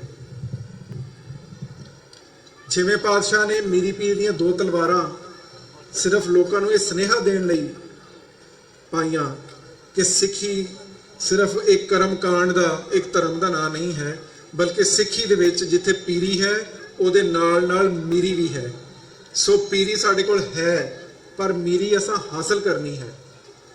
ਥੋੜਾ ਜਿਹਾ ਆਪਣਾ ਇਤਿਹਾਸ ਖੋਜ ਕੇ ਦੇਖੋ ਕਿ ਜਿਨ੍ਹਾਂ ਕੌਮਾਂ ਦੇ ਕੋਲ ਰਾਜ ਹੁੰਦਾ ਉਹਨਾਂ ਦੀ ਕੀ ਹਾਲਤ ਹੁੰਦੀ ਹੈ, ਤੇ ਜਦ ਰਾਜ ਨਹੀਂ ਹੁੰਦਾ ਤੇ ਫਿਰ ਹਾਲਤ ਕੀ ਹੋ ਜਾਂਦੀ ਹੈ।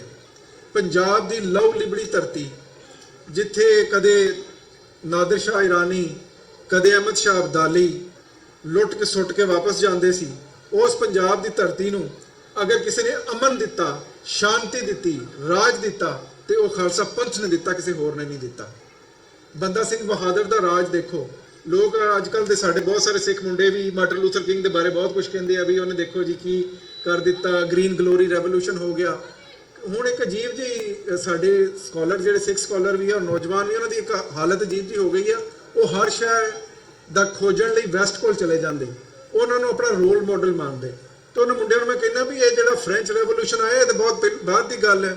ਉਸ ਤੋਂ ਪਹਿਲਾਂ ਬੰਦਾ ਸਿੰਘ ਬਹਾਦਰ ਦਾ ਰਾਜ ਦੇਖੋ, ਜਿਹਨੇ ਜ਼ਮੀਨਾਂ ਆਮ ਕਿਸਾਨਾਂ 'ਚ ਵੰਡੀਆਂ। ਲੈਂਡ ਰਿਫਾਰਮਸ ਅਗਰ ਕਿਸੇ ਨੇ ਕੀਤੀਆਂ ਨੇ ਤੇ ਉਹ ਸਿੱਖ ਰਾਜ ਨੇ ਕੀਤੀਆਂ ਨੇ, ਬੰਦਾ ਸਿੰਘ ਬਹਾਦਰ ਦੇ ਰਾਜ ਦੇ ਹੇਠ ਹੋਈਆਂ ਨੇ। ਉਸ ਰਾਜ ਦੇ ਹੇਠ ਹੀ ਮੀਰ ਨਾਸਰੁੱਦੀਨ ਵਰਗੇ ਜਿਹੜੇ ਕਦੇ ਖਾਲਸਾ ਦੇ ਖੂਨ ਦੇ ਧਰਿਆਏ ਸੀ, ਉਹ ਧਰਮ ਪਰਿਵਰਤਨ ਕਰਕੇ ਨਾਸਰ ਸਿੰਘ ਹੋ ਗਏ। ਉਸ ਜ਼ਮਾਨੇ 'ਚ ਹੀ ਸਿੱਖ ਰਾਜ ਦਾ ਐਲਾਨ ਸਿੱਕਿਆਂ ਦੇ ਉੱਤੇ ਚੱਲਿਆ ਤੇ ਮਹਾਰਾਜਾ ਰਣਜੀਤ ਸਿੰਘ ਵਰਗਾ ਰਾਜ, ਪਹਿਲਾ ਰਾਜ ਜਿਹੜਾ ਕਿਸੇ ਸਨ ਆਫ ਦਾ ਸੋਇਲ ਨੇ ਕਾਇਮ ਕੀਤਾ, ਜਿਹਦੇ ਵਿੱਚ ਇੱਕ ਵੀ ਬੰਦਾ ਫਾਹੇ ਨਹੀਂ ਲੱਗਾ, ਜਿਹਦੇ ਵਿੱਚ 30,000 ਮੁਸਲਮਾਨ ਬੱਚੇ ਸਰਕਾਰੀ ਸਕਾਲਰਸ਼ਿਪ ਤੇ ਪੜ੍ਹਦੇ ਰਹੇ, ਜਿਹਦੇ ਵਿੱਚ ਇੱਕ ਕੁਰਾਨ 1 ਲੱਖ ਰੁਪਏ 'ਚ ਖਰੀਦਿਆ ਗਿਆ। ਸੋ ਅਜਿਹਾ ਰਾਜ, ਐਡਾ ਸੋਹਣਾ ਮਾਡਲ ਖਾਲਸਾ ਪੰਥ ਦੇ ਕੋਲ ਹੈ, ਪਰ ਖਾਲਸਾ ਪੰਥ ਨੂੰ ਉਹ ਰਾਜ ਵਾਪਸ ਲਿਆਉਣ ਦੀ ਜ਼ਰੂਰਤ ਹੈ। ਕਿਉਂ? ਜਦ ਰਾਜ ਸੀ ਤੇ ਦਰਬਾਰ ਸਾਹਿਬ ਤੇ ਸੋਨਾ ਲੱਗਾ, ਪਰ ਜਦ ਰਾਜ ਗਿਆ ਤੇ ਅਗਲਿਆਂ ਨੇ ਦਰਬਾਰ ਸਾਹਿਬ ਨੂੰ ਢਾਹ ਢੇਰੀ ਕਰ ਦਿੱਤਾ। ਪੰਥ ਉਹੀ, ਪੰਥ ਦੇ ਕੋਲ ਪੈਸਾ ਵੀ ਉਹੀ, ਸਭ ਕੁਝ ਉਹੀ। ਉਹ ਮਹਾਰਾਣੀ ਜਿੰਦਾਂ ਜਿਹਨੂੰ ਅੰਗਰੇਜ਼ ਦੀਆਂ ਫੌਜਾਂ ਸਲੂਟ ਕਰਦੀਆਂ ਹੋਈਆਂ ਲੰਘਦੀਆਂ ਸੀ, ਜਦ ਰਾਜ ਮੁੱਕਾ ਤੇ ਉਸੇ ਹੀ ਮਹਾਰਾਣੀ ਜਿੰਦਾਂ ਨੂੰ ਵਾਲਾਂ ਤੋਂ ਧਰੂ ਕੇ ਦਰਬਾਰ ਤੋਂ ਕੱਢਿਆ ਗਿਆ। ਇਹ ਹੁੰਦੀ ਹੈ ਰਾਜ ਦੀ ਸ਼ਕਤੀ। ਕਿਉਂਕਿ ਇੱਕ ਅੰਗਰੇਜ਼ੀ ਦੀ ਅਖਾਣ ਹੈ ਕਿ all the world religion salutes the flag। ਜੇ ਰਾਜ ਹੋਵੇ ਤਾਂ ਧਰਮ ਦਾ ਕੰਮ ਚੱਲਦਾ, ਨਹੀਂ ਤਾਂ ਨਹੀਂ ਚੱਲਦਾ। ਰਾਜ ਬਿਨਾ ਨਾ ਧਰਮ ਚਲੇ ਹੈ, ਧਰਮ ਬਿਨਾ ਸਭ ਦਲੇ ਮਲੇ ਹੈ। ਇਹੀ ਆਈਡੀਓਲੋਜੀ ਮੁਸਲਮਾਨਾਂ 'ਚ ਵੀ ਸੀ। ਜੇ ਮੁਹੰਮਦ ਸਾਹਿਬ ਅਰਬ ਦੇ ਉਸ ਸਹਿਰਾ ਦੇ ਵਿੱਚ ਧਰਮ ਨੂੰ ਤੇ ਸਿਆਸਤ ਨੂੰ ਨਾ ਜੋੜਦੇ, ਰਾਜ ਦੀ ਗੱਲ ਨਾ ਕਰਦੇ, ਤਾਂ ਧਰਮ ਉੱਥੇ ਹੀ ਮੁੱਕ ਜਾਂਦਾ। ਇਸ ਤਰ੍ਹਾਂ ਅਗਰ ਖਾਲਸਾ ਨੇ ਆਪਣਾ ਰਾਜ ਸਥਾਪਿਤ ਨਾ ਕੀਤਾ, ਤੁਸੀਂ ਦੇਖ ਲਓ ਜਦ ਅੰਗਰੇਜ਼ ਦਾ ਰਾਜ ਆਇਆ ਤਾਂ ਕੀ ਕੀਤਾ? ਮਹਾਰਾਜਾ ਰਣਜੀਤ ਸਿੰਘ ਦੀ ਸੰਤਾਨ ਨੂੰ ਚੁੱਕ ਕੇ ਲੈ ਗਏ, ਉਹਨਾਂ ਦਾ ਧਰਮ ਹੀ ਬਦਲ ਦਿੱਤਾ। ਕਿਉਂਕਿ ਉਹਨਾਂ ਨੂੰ ਪਤਾ ਸੀ ਜੇ ਮਹਾਰਾਜਾ ਰਣਜੀਤ ਸਿੰਘ ਦੀ ਸੰਤਾਨ ਆਪਣੇ ਧਰਮ ਨਾਲ ਜੁੜੀ ਰਹੇਗੀ ਤੇ ਰਾਜ ਦੀ ਮੰਗ ਕਰੇਗੀ। ਅੰਗਰੇਜ਼ ਦੇ ਰਾਜ ਦੇ ਵਿੱਚ ਮਸੰਦ ਦਰਬਾਰ ਸਾਹਿਬ ਤੇ ਕਾਬਜ਼ ਹੋਏ, ਉੱਥੇ ਮੂਰਤੀ ਪੂਜਾ ਹੋ ਗਈ, ਕਿਉਂਕਿ ਤੁਹਾਡੇ ਕੋਲ ਆਪਣਾ ਗਵਰਨੈਂਸ ਦਾ ਸਿਸਟਮ ਨਹੀਂ ਸੀ, ਤੁਹਾਡੇ ਕੋਲ ਰਾਜ ਦੀ ਤਾਕਤ ਨਹੀਂ ਸੀ।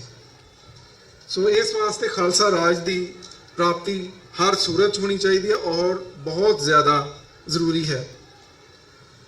ਹੁਣ ਬਹੁਤ ਸਾਰੇ ਲੋਕ ਇਹ ਕਹਿ ਦਿੰਦੇ ਨੇ, ਹੁਣ ਖਾਸ ਤੌਰ ਤੇ ਜਿਹੜੇ ਬੱਚੇ ਵੀ ਆ ਉਹ ਵੀ ਪੁੱਛਦੇ ਨੇ, ਬਹੁਤ ਸਾਰੇ ਲੋਕ ਮੈਨੂੰ ਸਵਾਲ ਪੁੱਛਦੇ ਨੇ, ਕਿਉਂਕਿ ਮੈਂ ਹਮੇਸ਼ਾ ਖਾਲਿਸਤਾਨ ਦੀ ਗੱਲ ਕਰਦਾ ਕਿ ਡਾਕਟਰ ਸਾਹਿਬ ਸਾਨੂੰ ਲੋੜ ਕਿਉਂ ਹੈ, ਔਰ ਬਹੁਤ ਸਾਰੇ ਸਵਾਲ ਪੋਜ਼ ਕੀਤੇ ਜਾਂਦੇ ਆ, ਜਿਹਦੇ 'ਚ ਇੱਕ ਸਵਾਲ ਇਹ ਵੀ ਹੁੰਦਾ ਕਿ ਹੁਣ ਇਹ ਜਿਹੜੀ ਸੰਗਤ ਬਾਹਰ ਬੈਠੀ ਆ, ਗੁਰੂ ਨੇ ਕਿਰਪਾ ਕੀਤੀ ਆ, ਬਾਹਰ ਆ ਕੇ ਬਹਿ ਗਏ, ਚੰਗਾ ਖਾਂਦੇ ਨੇ, ਚੰਗਾ ਪਾਉਂਦੇ ਨੇ, ਖਾਲਿਸਤਾਨ ਤਾਂ ਬਣਿਆ ਪਿਆ, ਸਾਨੂੰ ਲੋੜ ਕੀ ਹੈ?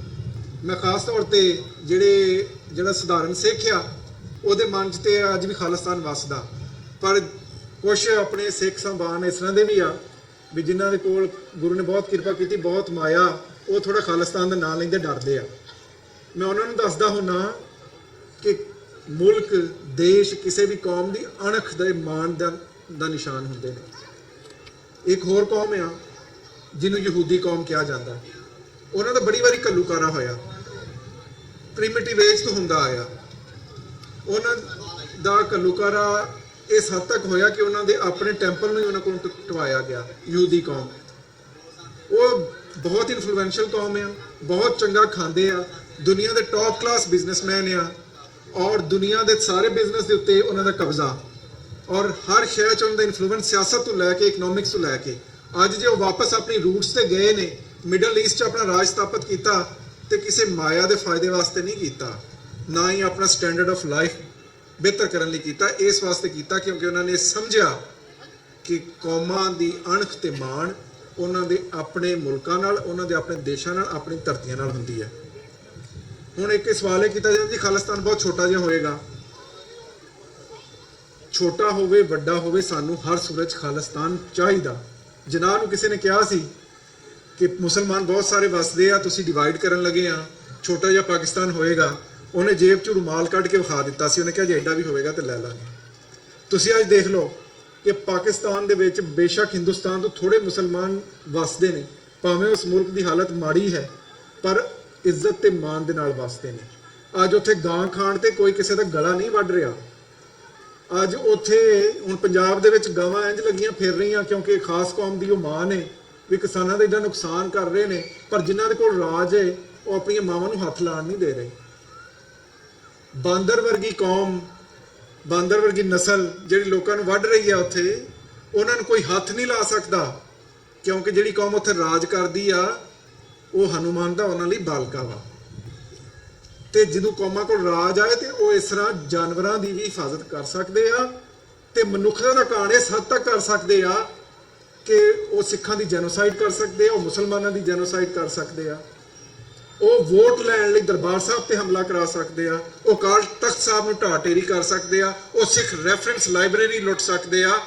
ਉਹ ਚੀਜ਼ਾਂ ਜਿਨ੍ਹਾਂ ਨੂੰ ਗੁਰੂਆਂ ਦੀਆਂ ਸ਼ੋਭਾ ਪ੍ਰਾਪਤ ਸੀ, ਉਹ ਅੱਜ ਤੱਕ ਸਿੱਖ ਕੌਮ ਨੂੰ ਨਾ ਮੋੜ ਕੇ ਵੀ ਆਪਣੇ ਆਪ ਨੂੰ ਦੁਨੀਆ ਦੀ ਸਭ ਤੋਂ ਵੱਡੀ ਡੈਮੋਕ੍ਰੇਸੀ ਆਖਾ ਸਕਦੇ ਆ। ਹੁਣ ਕਈ ਵਿਦਵਾਨ ਇਦਾਂ ਦੇ ਵੀ ਆ, ਉਹ ਹੁਣ ਆਪਣੇ ਵਿਚਾਰਧਾਰਾ 'ਚ ਉਹਨਾਂ ਦੇ ਕਈਆਂ ਚੇਂਜ ਆ ਗਿਆ। ਉਹ ਕਹਿੰਦੇ ਆ ਵੀ ਹਿੰਦੁਸਤਾਨ ਦੇ ਕਨਸਟੀਟਿਊਸ਼ਨ ਦੇ ਹੇਠ ਹੀ ਸਾਡੇ ਬਹੁਤ ਸਾਰੇ ਮਸਲੇ ਹੱਲ ਹੋ ਸਕਦੇ ਆ। ਮੈਂ ਕਿਹਾ ਇਹ ਇਸ ਖਿਆਲ 'ਚ ਨਾ ਰਿਓ ਜੇ।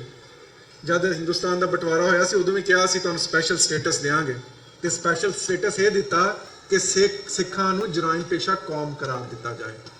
ਸਪੈਸ਼ਲ ਸਟੇਟਸ ਇਹ ਦਿੱਤਾ ਕਿ ਉਹ ਖਾਲਸਾ ਪੰਥ, ਉਹ ਸਿੱਖ ਕੌਮ ਜਿਹੜੀ ਪਾਰਟੀਸ਼ਨ ਆਫ ਇੰਡੀਆ ਦੇ ਨਤੀਜੇ 'ਚ 32% ਡਿਸਪਲੇਸ ਹੋ ਕੇ ਜਦ ਹਿੰਦੁਸਤਾਨ ਦੇ ਵਿੱਚ ਵਸੀ, ਤਾਂ ਉਹਨੇ ਬਾਕੀ ਵਨ ਲੈਂਗੁਏਜ ਵਨ ਸਟੇਟ ਦੇ ਉੱਤੇ ਕਈ ਰਿਆਸਤਾਂ ਕਈ ਸੂਬੇ ਬਣਾ ਦਿੱਤੇ, ਪਰ ਪੰਜਾਬ ਨੂੰ ਉਹਦੇ ਵਾਸਤੇ ਬਹੁਤ ਲੰਮਾ ਸੰਘਰਸ਼ ਕਰਨਾ ਪਿਆ। ਉਹ ਹਿੰਦੁਸਤਾਨ ਤੁਹਾਨੂੰ ਸਪੈਸ਼ਲ ਸਟੇਟਸ ਦੇਗਾ। ਉਸ ਹਿੰਦੁਸਤਾਨ ਦੇ ਵਿੱਚ ਤੁਸੀਂ ਲੱਭਦੇ ਹੋ ਆਪਣੇ ਲਈ ਰਾਹਾਂ, ਜਿਹਦੀ 25(2) ਅੱਜ ਵੀ ਸਿੱਖਾਂ ਨੂੰ ਪੇਸ਼ਾਦਾਰੀ ਹਿੰਦੂ ਕਰਾਰ ਦਿੰਦੀ ਹੈ। ਉਹ ਹਿੰਦੁਸਤਾਨ ਤੁਹਾਡੇ ਹੱਕਾਂ ਦੀ ਹਿਫਾਜ਼ਤ ਕਰੇਗਾ ਜਿੱਥੇ ਸਿੱਖਾਂ ਦੇ ਗਲਾਂ 'ਚ ਟਾਇਰ ਪਾ ਕੇ ਸਾੜਿਆ ਗਿਆ ਤੇ ਉਹਨੂੰ ਬਾਅਦ 'ਚ ਕਿਹਾ ਗਿਆ ਜੀ ਇਹ ਦੋ ਕੌਮਾਂ ਦਾ ਆਪਸ ਟਕਰਾਅ ਸੀ। ਕੋਈ ਉਹਨੂੰ ਕਹਿ ਦਿੰਦਾ ਉਹ ਆਪਰੇਸ਼ਨ ਬਲੂ ਸਟਾਰ ਦੇ ਹਮਲੇ ਨੂੰ। ਉਸ ਕੌਮ ਦੇ ਵਿੱਚ, ਉਸ ਦੇਸ਼ ਦੇ ਵਿੱਚ ਸਿੱਖਾਂ ਲਈ ਕੋਈ ਥਾਂ ਨਹੀਂ ਹੈ। ਜਿਨ੍ਹਾਂ ਨੂੰ ਸਮਝ ਨਹੀਂ ਉਹ ਚੰਗੀ ਤਰ੍ਹਾਂ ਸਮਝ ਲਓ। ਤੁਹਾਡੇ ਤੋਂ ਜ਼ਿਆਦਾ ਉੱਥੇ ਜਿਹੜੇ ਬੰਦੇ ਵਸਦੇ ਆ ਉਹਨਾਂ ਨੂੰ ਸੋਚਣਾ ਚਾਹੀਦਾ ਵੀ ਗਿਆਨੀ ਜ਼ੈਲ ਸਿੰਘ ਤੋਂ ਵੱਡਾ ਤਾਂ ਕੋਈ ਪਾਵਰਫੁਲ ਬੰਦਾ ਨਹੀਂ ਸੀ ਨਾ ਜਦੋਂ ਘੱਲੂਘਾਰਾ ਹੋਇਆ ਨਵੰਬਰ ਦਾ। So called president of India ਸੀ। ਉਹਦੀ ਕਿਤਾਬ ਪੜ੍ਹੋ, the memoirs of Giani Zail Singh. ਉਹ ਕਹਿੰਦਾ ਵੀ ਮੈਂ ਯਮਨ ਦੇ ਦੌਰੇ ਤੇ ਗਿਆ ਸੀ, ਜਦ ਮੈਂ ਵਾਪਸ ਮੁੜਿਆ ਤੇ ਸਭ ਤੋਂ ਪਹਿਲਾਂ ਮੇਰੀ ਗੱਡੀ ਤੇ ਹਮਲਾ ਕੀਤਾ ਗਿਆ ਕਿਉਂਕਿ ਮੈਂ ਸਿੱਖ ਸੀ। ਕਹਿੰਦਾ ਵੀ ਜਦ ਸਿੱਖਾਂ ਦੀ ਜੈਨੋਸਾਈਡ ਸ਼ੁਰੂ ਹੋਈ, ਘੱਲੂਘਾਰਾ ਸ਼ੁਰੂ ਹੋਇਆ ਨਵੰਬਰ 'ਚ, ਤਾਂ ਮੈਨੂੰ ਕਾਲਾਂ ਆਉਣੀਆਂ ਸ਼ੁਰੂ ਹੋਈਆਂ ਕਿ ਇਹ ਕੁਛ ਹੋ ਰਿਹਾ ਦਿੱਲੀ 'ਚ। ਕਹਿੰਦਾ ਮੈਂ ਉਸ ਵਕਤ ਦੇ ਪ੍ਰਾਈਮ ਮਿਨਿਸਟਰ ਨੂੰ, ਰਾਜੀਵ ਗਾਂਧੀ ਨੂੰ ਫੋਨ ਕੀਤਾ ਕਿ ਇਹ ਕੁਛ ਹੋ ਰਿਹਾ, ਮੈਂ ਸਿੱਖ ਹਾਂ, ਲੋਕ ਮੈਨੂੰ ਕਾਲ ਕਰ ਰਹੇ ਆ। ਉਹਨੇ ਕਿਹਾ ਕੋਈ ਨਹੀਂ, ਅਸੀਂ ਇਹਨੂੰ ਦੇਖ ਲੈਂਦੇ ਹਾਂ। ਗਿਆਨੀ ਜ਼ੈਲ ਸਿੰਘ ਲਿਖਦਾ ਮੈਂ ਫਿਰ ਦੁਬਾਰਾ ਕਾਲ ਕੀਤਾ ਸ਼ਾਮ ਨੂੰ ਕਿ ਕੰਮ ਬਹੁਤ ਖਰਾਬ ਹੋ ਰਿਹਾ, ਕੁਛ ਕਰ ਲਈਏ। ਉਹ ਕਹਿੰਦਾ ਕੁਛ ਕਰਨੇ ਆ, ਉਹਦੇ ਬਾਅਦ ਉਹਦੀਆਂ ਲਾਈਨਾਂ ਹੀ ਕੱਟਦੀਆਂ। ਸੋ ਇਸ ਤੋਂ ਸਮਝਣ ਦੀ ਗੱਲ ਇਹ ਹੈ ਕਿ ਹਿੰਦੁਸਤਾਨ ਦੇ ਸੰਵਿਧਾਨ ਦੇ ਹੇਠ ਔਰ ਉਹ ਖਾਲਸਾ ਪੰਥ ਜਿਹੜਾ ਹਿੰਦੁਸਤਾਨ ਦੇ ਨਕਸ਼ੇ 'ਚ ਕੈਦ ਹੈ, ਜੇ ਉਹ ਪ੍ਰਧਾਨ ਮੰਤਰੀ ਹੋ ਜਾਏ ਜਾਂ ਰਾਸ਼ਟਰਪਤੀ ਹੋ ਜਾਏ, ਉਹਨੇ ਸਿੱਖਾਂ ਦਾ ਕੱਖ ਨਹੀਂ ਕਰ ਸਕਣਾ ਔਰ ਉਹਨੇ ਪਾਵਰਲੈਸ ਹੀ ਰਹਿਣਾ। ਸੋ ਇੱਕੋ ਹੀ ਰਾਹ ਹੈ ਔਰ ਰਾਹ ਹੈ ਖਾਲਿਸਤਾਨ, ਸਿੱਖਾਂ ਦਾ ਆਪਣਾ ਰਾਜ। ਇਹਦੇ ਬਗੈਰ ਸਿੱਖਾਂ ਦਾ ਨਹੀਂ ਸਰਨਾ।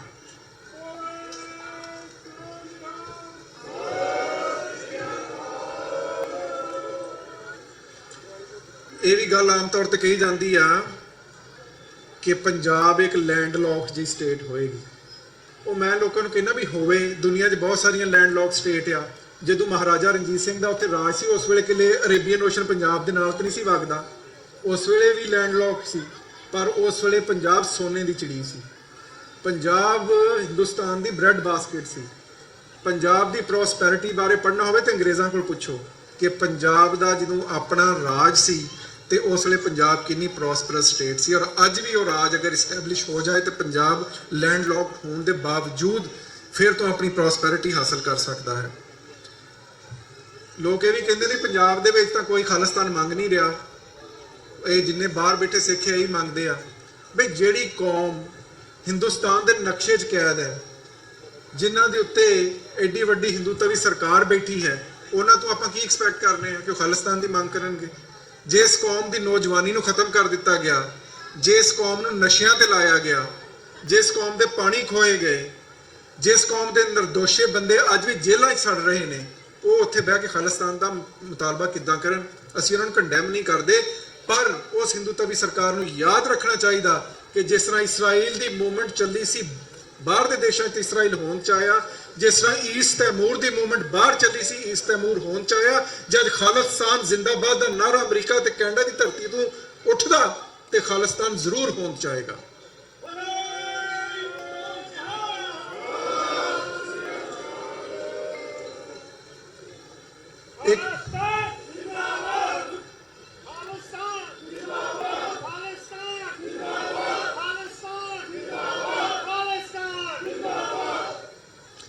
ਇਹ ਵੀ ਕਹਿੰਦੇ ਆ ਬੰਦੇ ਵੀ ਧਾਰਮਿਕ ਲੀਡਰਸ਼ਿਪ ਤਾਂ ਖਾਲਿਸਤਾਨ ਨਹੀਂ ਮੰਗਦੀ।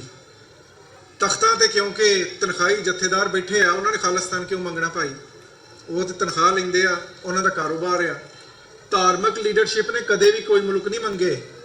ਧਾਰਮਿਕ ਲੀਡਰਸ਼ਿਪ ਹਮੇਸ਼ਾ ਇਸਟੈਬਲਿਸ਼ਮੈਂਟ ਦੀ ਗੱਲ ਤੇ ਚੱਲਦੀ ਆ। ਜਦ ਪਾਕਿਸਤਾਨ ਬਣ ਰਿਹਾ ਸੀ ਨਾ, ਉਹਦਾ ਇਤਿਹਾਸ ਪੜ੍ਹੋ। ਜਿਨ੍ਹਾਂ ਨੇ ਜਦ ਪਾਕਿਸਤਾਨ ਦਾ ਮੁਤਾਲਬਾ ਕੀਤਾ ਤੇ ਜਿਨ੍ਹਾਂ ਨਾ ਤਾਂ ਕੋਈ ਮੌਲਵੀ ਸੀ ਜਿਹਦੇ ਲੰਮਾ ਸਾਰਾ ਦਾੜਾ ਹੁੰਦਾ, ਉਹ ਤਾਂ ਇੱਡਾ ਸਾਦਾ ਬੰਦਾ ਸੀ, ਉਹਨੂੰ ਨਮਾਜ਼ ਵੀ ਪੂਰੀ ਤਰ੍ਹਾਂ ਪੜ੍ਹਨੀ ਨਹੀਂ ਸੀ ਆਉਂਦੀ। ਉਹਨੇ ਜਦ ਮੁਸਲਮਾਨਾਂ ਦੀ ਵੱਖਰੀ ਹੋਣ ਦੀ ਹਿਫਾਜ਼ਤ ਵਾਸਤੇ ਇੱਕ ਦੇਸ਼ ਦਾ ਮੁਤਾਲਬਾ ਕੀਤਾ ਤੇ ਉਸ ਵਕਤ ਜਿਹੜੀ ਧਾਰਮਿਕ ਲੀਡਰਸ਼ਿਪ ਸੀ ਉਹਨੇ ਉਹਨੂੰ ਕਾਇਦੇ ਆਜ਼ਮ ਦੀ ਬਜਾਏ ਕਾਫਰ ਆਜ਼ਮ ਕਿਹਾ। ਉਹਨਾਂ ਨੇ ਪਾਕਿਸਤਾਨ ਨੂੰ ਨਾ ਪਾਕਿਸਤਾਨ ਕਿਹਾ।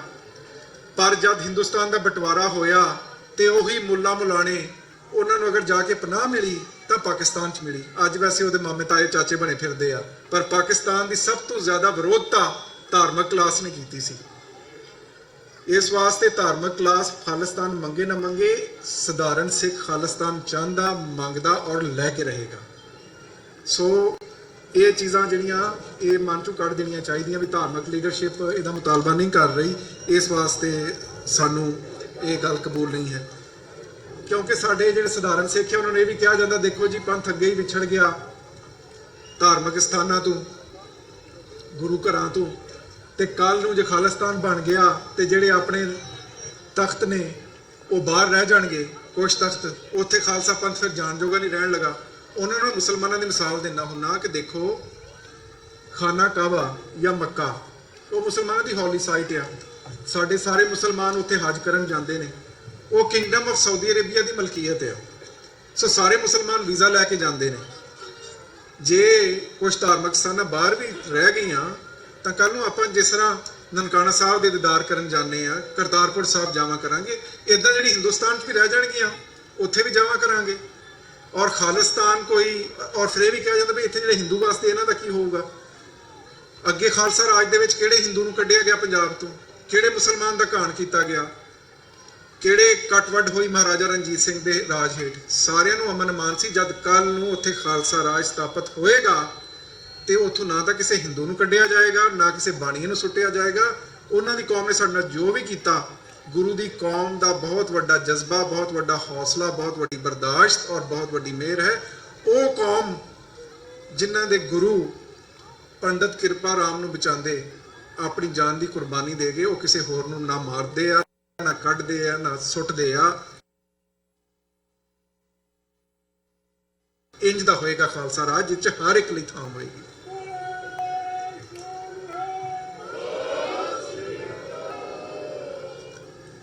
ਹੁਣ ਮੈਂ ਕੁਝ ਗੱਲਾਂ ਕਰਨਾ ਚਾਹੁੰਦਾ ਇਦਾਂ ਦੀਆਂ ਜਿਹੜੀਆਂ ਸ਼ਾਇਦ ਤੁਹਾਨੂੰ ਚੰਗੀਆਂ ਨਾ ਲੱਗਣ ਤੇ ਮੈਂ ਪਹਿਲਾਂ ਹੀ ਮਾਫੀ ਮੰਗ ਲੈਣਾ। ਇੱਕ ਤੇ ਇਹ ਹੈ ਕਿ ਮੈਂ ਦੇਖਦਾ ਕਿ ਜਿਹੜੇ ਆਪਣੇ ਸਿੰਘ ਆ, ਬਹੁਤ ਸਾਰੀ ਵੱਡੀ ਨਸਲ ਵੀ ਔਰ ਛੋਟੀ ਵੀ, ਉਹ ਗੱਲ ਕਰਦੇ ਹੋਏ ਖਾਲਿਸਤਾਨ ਦੀ ਥੋੜੀ ਡਰ ਜਾਂਦੇ ਆ, ਕਿਉਂਕਿ ਇੰਡੀਅਨ ਸਰਕਾਰ ਨੇ ਬਹੁਤ ਵੱਡਾ ਜ਼ੁਲਮ ਇੱਕ ਤੇ ਜਿਹੜਾ ਸਿੱਖਾਂ ਦਾ ਘੱਲੂਘਾਰਾ ਕੀਤਾ ਉਹ ਤਾਂ ਕੀਤਾ ਹੀ ਆ। ਉਸ ਤੋਂ ਵੱਡਾ ਜ਼ੁਲਮ ਇਹ ਕੀਤਾ ਹੈ ਕਿ ਜਿਹੜੀ ਓਪਰੈਸਡ ਕਮਿਊਨਿਟੀ ਸੀ, ਜਿਹੜੀ ਵਿਕਟਮ ਕਮਿਊਨਿਟੀ ਸੀ, ਉਸ ਕਮਿਊਨਿਟੀ ਨੂੰ ਅਗਰੈਸਰ ਬਣਾ ਕੇ, ਟੈਰਰਿਸਟ ਬਣਾ ਕੇ ਦੁਨੀਆ ਦੇ ਸਾਹਮਣੇ ਰੱਖ ਦਿੱਤਾ। ਔਰ ਅੱਜ ਬਹੁਤ ਸਾਰੇ ਸਿੱਖ ਵੀ ਖਾਲਿਸਤਾਨ ਦੀ ਗੱਲ ਕਰਦੇ ਡਰ ਜਾਂਦੇ ਆ। ਉਹ ਕਈ ਬੰਦੇ ਮੈਨੂੰ ਫੋਨ ਕਰੀ ਜਾਂਦੇ ਆ, ਕਹਿੰਦੇ ਵੀ ਡਾਕਟਰ ਸਾਹਿਬ ਤੁਸੀਂ ਯੂਨਾਈਟਿਡ ਨੇਸ਼ਨਸ ਦੇ ਐਡਵਾਈਜ਼ਰੀ ਬੋਰਡ ਤੇ ਹੈਗੇ ਹੋ, ਤੁਸੀਂ ਹਰ ਥਾਂ ਜਾ ਕੇ ਖਾਲਸਾ ਰਾਜ ਦੀ ਗੱਲ ਕਰਦੇ ਹੋ, ਖਾਲਿਸਤਾਨ ਦੀ ਗੱਲ ਕਰਦੇ ਹੋ, ਲੋਕ ਨਾਅਰੇ ਲਾਉਂਦੇ ਆ। ਜਦੋਂ ਮੈਂ ਇੱਥੇ ਦੀ ਸਰਕਾਰ ਨੇ, United States commission on international religious freedom ਨੇ ਮੇਰੀ ਇੰਡੀਆ ਬਾਰੇ ਰਿਪੋਰਟ ਛਾਪੀ ਸੀ, ਅੰਡਰ ਟਰੰਪ ਐਡਮਿਨਿਸਟ੍ਰੇਸ਼ਨ ਉਹ ਛਪੀ, ਤੇ ਇੰਡੀਅਨ ਕਾਕਸ ਦੀ ਜਿਹੜੀ ਚੇਅਰ ਹੈਗੀ ਆ ਤੁਲਸੀ ਗੈਬਾਰਡ, ਉਹਨੇ ਇੱਕ ਖੱਤ ਪਾਇਆ ਕਾਂਗਰਸਮੈਨਾਂ ਨੂੰ ਕਿ doctor Cheema is a terrorist sympathiser. ਇਹਨਾਂ ਨੂੰ ਸਟੇਟ ਡਿਪਾਰਟਮੈਂਟ ਨੇ ਕਿਸ ਤਰ੍ਹਾਂ ਹਾਇਰ ਕੀਤਾ ਰਿਪੋਰਟ ਲਿਖਣ ਲਈ, ਤੇ ਇਦਾਂ ਦੀਆਂ ਚੀਜ਼ਾਂ। ਸੋ ਕਈ ਸਿੰਘ ਸਾਹਿਬਾਨ ਮੈਨੂੰ ਫੋਨ ਕਰੀ ਜਾਂਦੇ ਕਿ ਡਾਕਟਰ ਸਾਹਿਬ ਤੁਸੀਂ ਜ਼ਰਾ ਹੱਥ ਹੌਲਾ ਰੱਖਿਆ ਕਰੋ, ਤੁਸੀਂ ਯੂਐਨ ਦੇ ਐਡਵਾਈਜ਼ਰੀ ਬੋਰਡ ਤੇ ਰਹਿਣਾ ਜਾਂ ਨਹੀਂ ਰਹਿਣਾ, ਤੁਸੀਂ ਖਾਲਿਸਤਾਨ ਦੀਆਂ ਗੱਲਾਂ ਕਰੀ ਜਾਂਦੇ। ਮੈਂ ਕਿਹਾ ਵੀ ਡਾਕਟਰ ਸਾਹਿਬ ਖਾਲਸਾ ਪੰਥ ਦੇ ਰਾਜ ਦੀ ਗੱਲ ਕਰਦੇ ਰਹਿਣਗੇ, ਭਾਵੇਂ ਯੂਐਨ ਦੇ ਐਡਵਾਈਜ਼ਰੀ ਬੋਰਡ ਤੇ ਰਹਿਣ ਜਾਂ ਨਾ ਰਹਿਣ।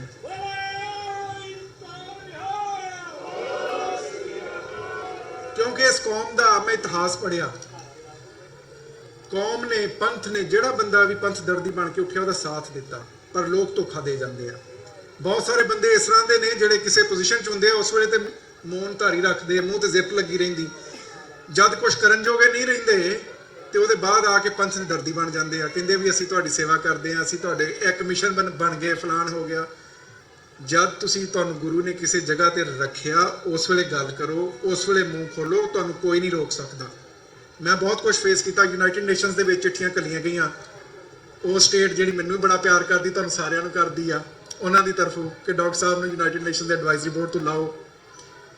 ਸੋ ਮੈਂ ਯੂਨਾਈਟਿਡ ਨੇਸ਼ਨਸ ਦੇ ਵਿੱਚ ਖਾਲਿਸਤਾਨ ਦਾ ਪ੍ਰਚਾਰ ਇਦਾਂ ਕਰਨਾ ਕਿ ਸਾਨੂੰ ਵਰਲਡ ਪੀਸ ਲਈ, ਦੁਨੀਆ 'ਚ ਅਮਨ ਲਈ ਖਾਲਿਸਤਾਨ ਦੀ ਲੋੜ ਹੈ। ਕਿਉਂ? ਖਾਲਿਸਤਾਨ ਕਿੱਥੇ ਬਣਨਾ? ਖਾਲਿਸਤਾਨ ਉੱਥੇ ਬਣਨਾ ਜਿੱਥੇ 3 ਨਿਊਕਲੀਅਰ ਸਟੇਟਸ ਹੈ, ਇੰਡੀਆ, ਪਾਕਿਸਤਾਨ, ਚਾਈਨਾ। ਇਹਨਾਂ ਤਿੰਨਾਂ ਦੇ ਕੋਲ ਪਰਮਾਣੂ ਹਥਿਆਰ ਆ। ਇਹ ਤਿੰਨੇ ਸਟੇਟਸ ਆਪਸ ਦੇ ਵਿੱਚ ਕਈ ਵਾਰੀ ਸਿੰਘ ਫਸਾ ਚੁੱਕੀਆਂ, ਜੰਗਾਂ ਲੜ ਚੁੱਕੀਆਂ ਔਰ ਇੱਕ ਦੂਸਰੇ ਨਾਲ ਅੱਜ ਵੀ ਕੌਨਫਲਿਕਟ ਦੇ ਵਿੱਚ ਨੇ। ਜੋ ਕੁਝ ਪਿੱਛੇ 'ਚ ਹੋਇਆ ਵਾ ਉਸ ਰੀਜਨ 'ਚ ਸਾਡੇ ਸਾਹਮਣੇ ਹੀ ਆ। ਜੰਗ ਦਾ ਖਤਰਾ ਕਿੰਨਾ ਜ਼ਿਆਦਾ ਸੀ। ਉਹਦੇ ਨਤੀਜੇ 'ਚ ਅਗਰ ਉਜੜਨਾ ਕਿਸੇ ਨੇ ਤਾਂ ਉਹ ਪੰਜਾਬ ਨੇ ਉਜੜਨਾ, ਉਹ ਸਿੱਖਾਂ ਨੇ ਉਜੜਨਾ। ਮੈਨੂੰ ਮੁਸਲਮਾਨਾਂ ਤੋਂ ਜ਼ਿਆਦਾ ਸਿੱਖਾਂ ਦਾ ਫਿਕਰ ਇਸ ਵਾਸਤੇ ਰਹਿੰਦਾ ਕਿ ਮੁਸਲਮਾਨਾਂ ਦੇ 52 ਹੋਰ ਮੁਲਕ ਨੇ, ਪਾਕਿਸਤਾਨ ਦੇ ਮੁਸਲਮਾਨ ਸਾਰੇ ਮੁੱਕ ਵੀ ਜਾਣ ਤੇ ਧਰਮ ਇਸਲਾਮ ਜਿਉਂਦਾ ਰਹੇਗਾ, ਪਰ ਜੇ ਪੰਜਾਬ ਦੇ ਉੱਤੇ ਕਿਸੇ ਨੇ ਕੁਝ ਸੁੱਟ ਦਿੱਤਾ ਤੇ ਸਿੱਖਾਂ ਦੀ ਹੋਂਦ ਮੁੱਕ ਜਾਏਗੀ। ਦਰਬਾਰ ਸਾਹਿਬ ਦੀ ਕੀ ਹਾਲਤ ਹੋਏਗੀ ਆਪ ਹੀ ਸੋਚ ਲਓ।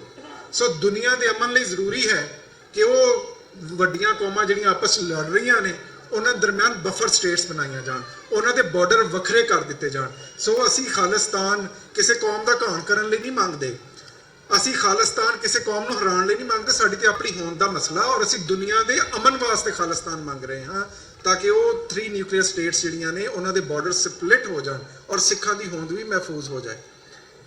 ਇਹ ਪਿੱਛੇ 'ਚ ਜਦ ਕਰਤਾਰ ਸਾਹਿਬ ਦੀ ਗੱਲ ਚੱਲੀ ਸੀ ਨਾ ਤੇ ਸਿੱਖਾਂ 'ਚ ਇੱਕ ਬੜਾ ਉਤਸ਼ਾਹ ਆਇਆ, ਬਹੁਤ ਉਹਨੂੰ ਵੈਲਕਮ ਕੀਤਾ ਗਿਆ। ਮੈਨੂੰ ਵੀ ਬੜੀ ਖੁਸ਼ੀ ਹੋਈ ਆ, ਪਰ ਮੈਂ ਥੋੜਾ ਜਿਹਾ ਬੰਦਾ ਮੂਰਖ ਕਿਸਮ ਦਾ, ਮੇਰਾ ਸੋਚ ਦਾ ਤਰੀਕਾ ਥੋੜਾ ਹੋਰ, ਆਮ ਬੰਦੇ ਥੋੜਾ ਡਿਫਰੈਂਟ ਆ। ਜਦ ਮੈਂ ਸਿੱਖਾਂ 'ਚ ਇੰਨਾ ਉਤਸ਼ਾਹ ਦੇਖਿਆ ਤੇ ਖੁਸ਼ੀ ਦੇ ਨਾਲ ਨਾਲ ਮੇਰੇ ਅੰਦਰ ਇੱਕ ਤਕਲੀਫ ਵੀ ਸੀ। ਮੇਰੇ ਮਨ ਦੇ ਵਿੱਚ ਮੈਂ ਰੋਇਆ ਵੀ, ਇਹ ਸੋਚ ਕੇ ਮੈਂ ਕਈ ਵਾਰੀ ਬਹੁਤ ਜ਼ਿਆਦਾ ਭਾਵਕ ਹੋ ਜਾਂਦੇ ਇਹਨਾਂ ਚੀਜ਼ਾਂ ਤੋਂ ਕਿ ਪੰਥ ਦੇ ਇਹ ਸਥਾਨ, ਉਹ ਥਾਵਾਂ ਜਿਨ੍ਹਾਂ ਨੂੰ ਗੁਰੂ ਸਾਹਿਬ ਦੀ ਸ਼ੋਅ ਪ੍ਰਾਪਤ ਆ, ਜਿੱਥੇ ਗੁਰੂ ਸਾਹਿਬ ਨੇ ਆਪਣਾ ਜੀਵਨ ਬਤੀਤ ਕੀਤਾ, ਅੱਜ ਉਹਦੇ ਉੱਤੇ ਖਾਲਿਸਤਾਨ ਦਾ ਜਾਂ ਖਾਲਸੇ ਦਾ ਝੰਡਾ ਨਹੀਂ ਲਹਿਰਾ ਰਿਹਾ। ਅੱਜ ਸਿੱਖਾਂ ਦੀ ਕੌਮ ਦੀ ਹਾਲਤ ਅਜਿਹੀ ਆ ਕਿ ਜਿੱਥੋਂ ਸਿੱਖਾਂ ਨੂੰ ਥੋੜਾ ਜਿਹਾ ਰਿਲੀਫ ਮਿਲਦਾ, ਸਿੱਖ ਉਤਸ਼ਾਹਤ ਹੋ ਕੇ ਨੱਚਣ ਲੱਗ ਪੈਂਦੇ। ਇਹ ਕਰਤਾਰਪੁਰ ਸਾਹਿਬ, ਇਹ ਨਨਕਾਣਾ ਸਾਹਿਬ, ਇਹ ਤਖਤ ਕਿਹਦੇ ਨੇ? ਇਹ ਖਾਲਸਾ ਪੰਥ ਦੇ ਨੇ ਔਰ ਮੈਂ ਉਹ ਦਿਨ ਦੇਖਣਾ ਚਾਹੁੰਦਾ ਜਦ ਇਹਨਾਂ ਦੇ ਉੱਤੇ ਵੀ ਖਾਲਸੇ ਦਾ ਝੰਡਾ ਲਹਿਰਾਂਦਾ ਹੋਵੇ।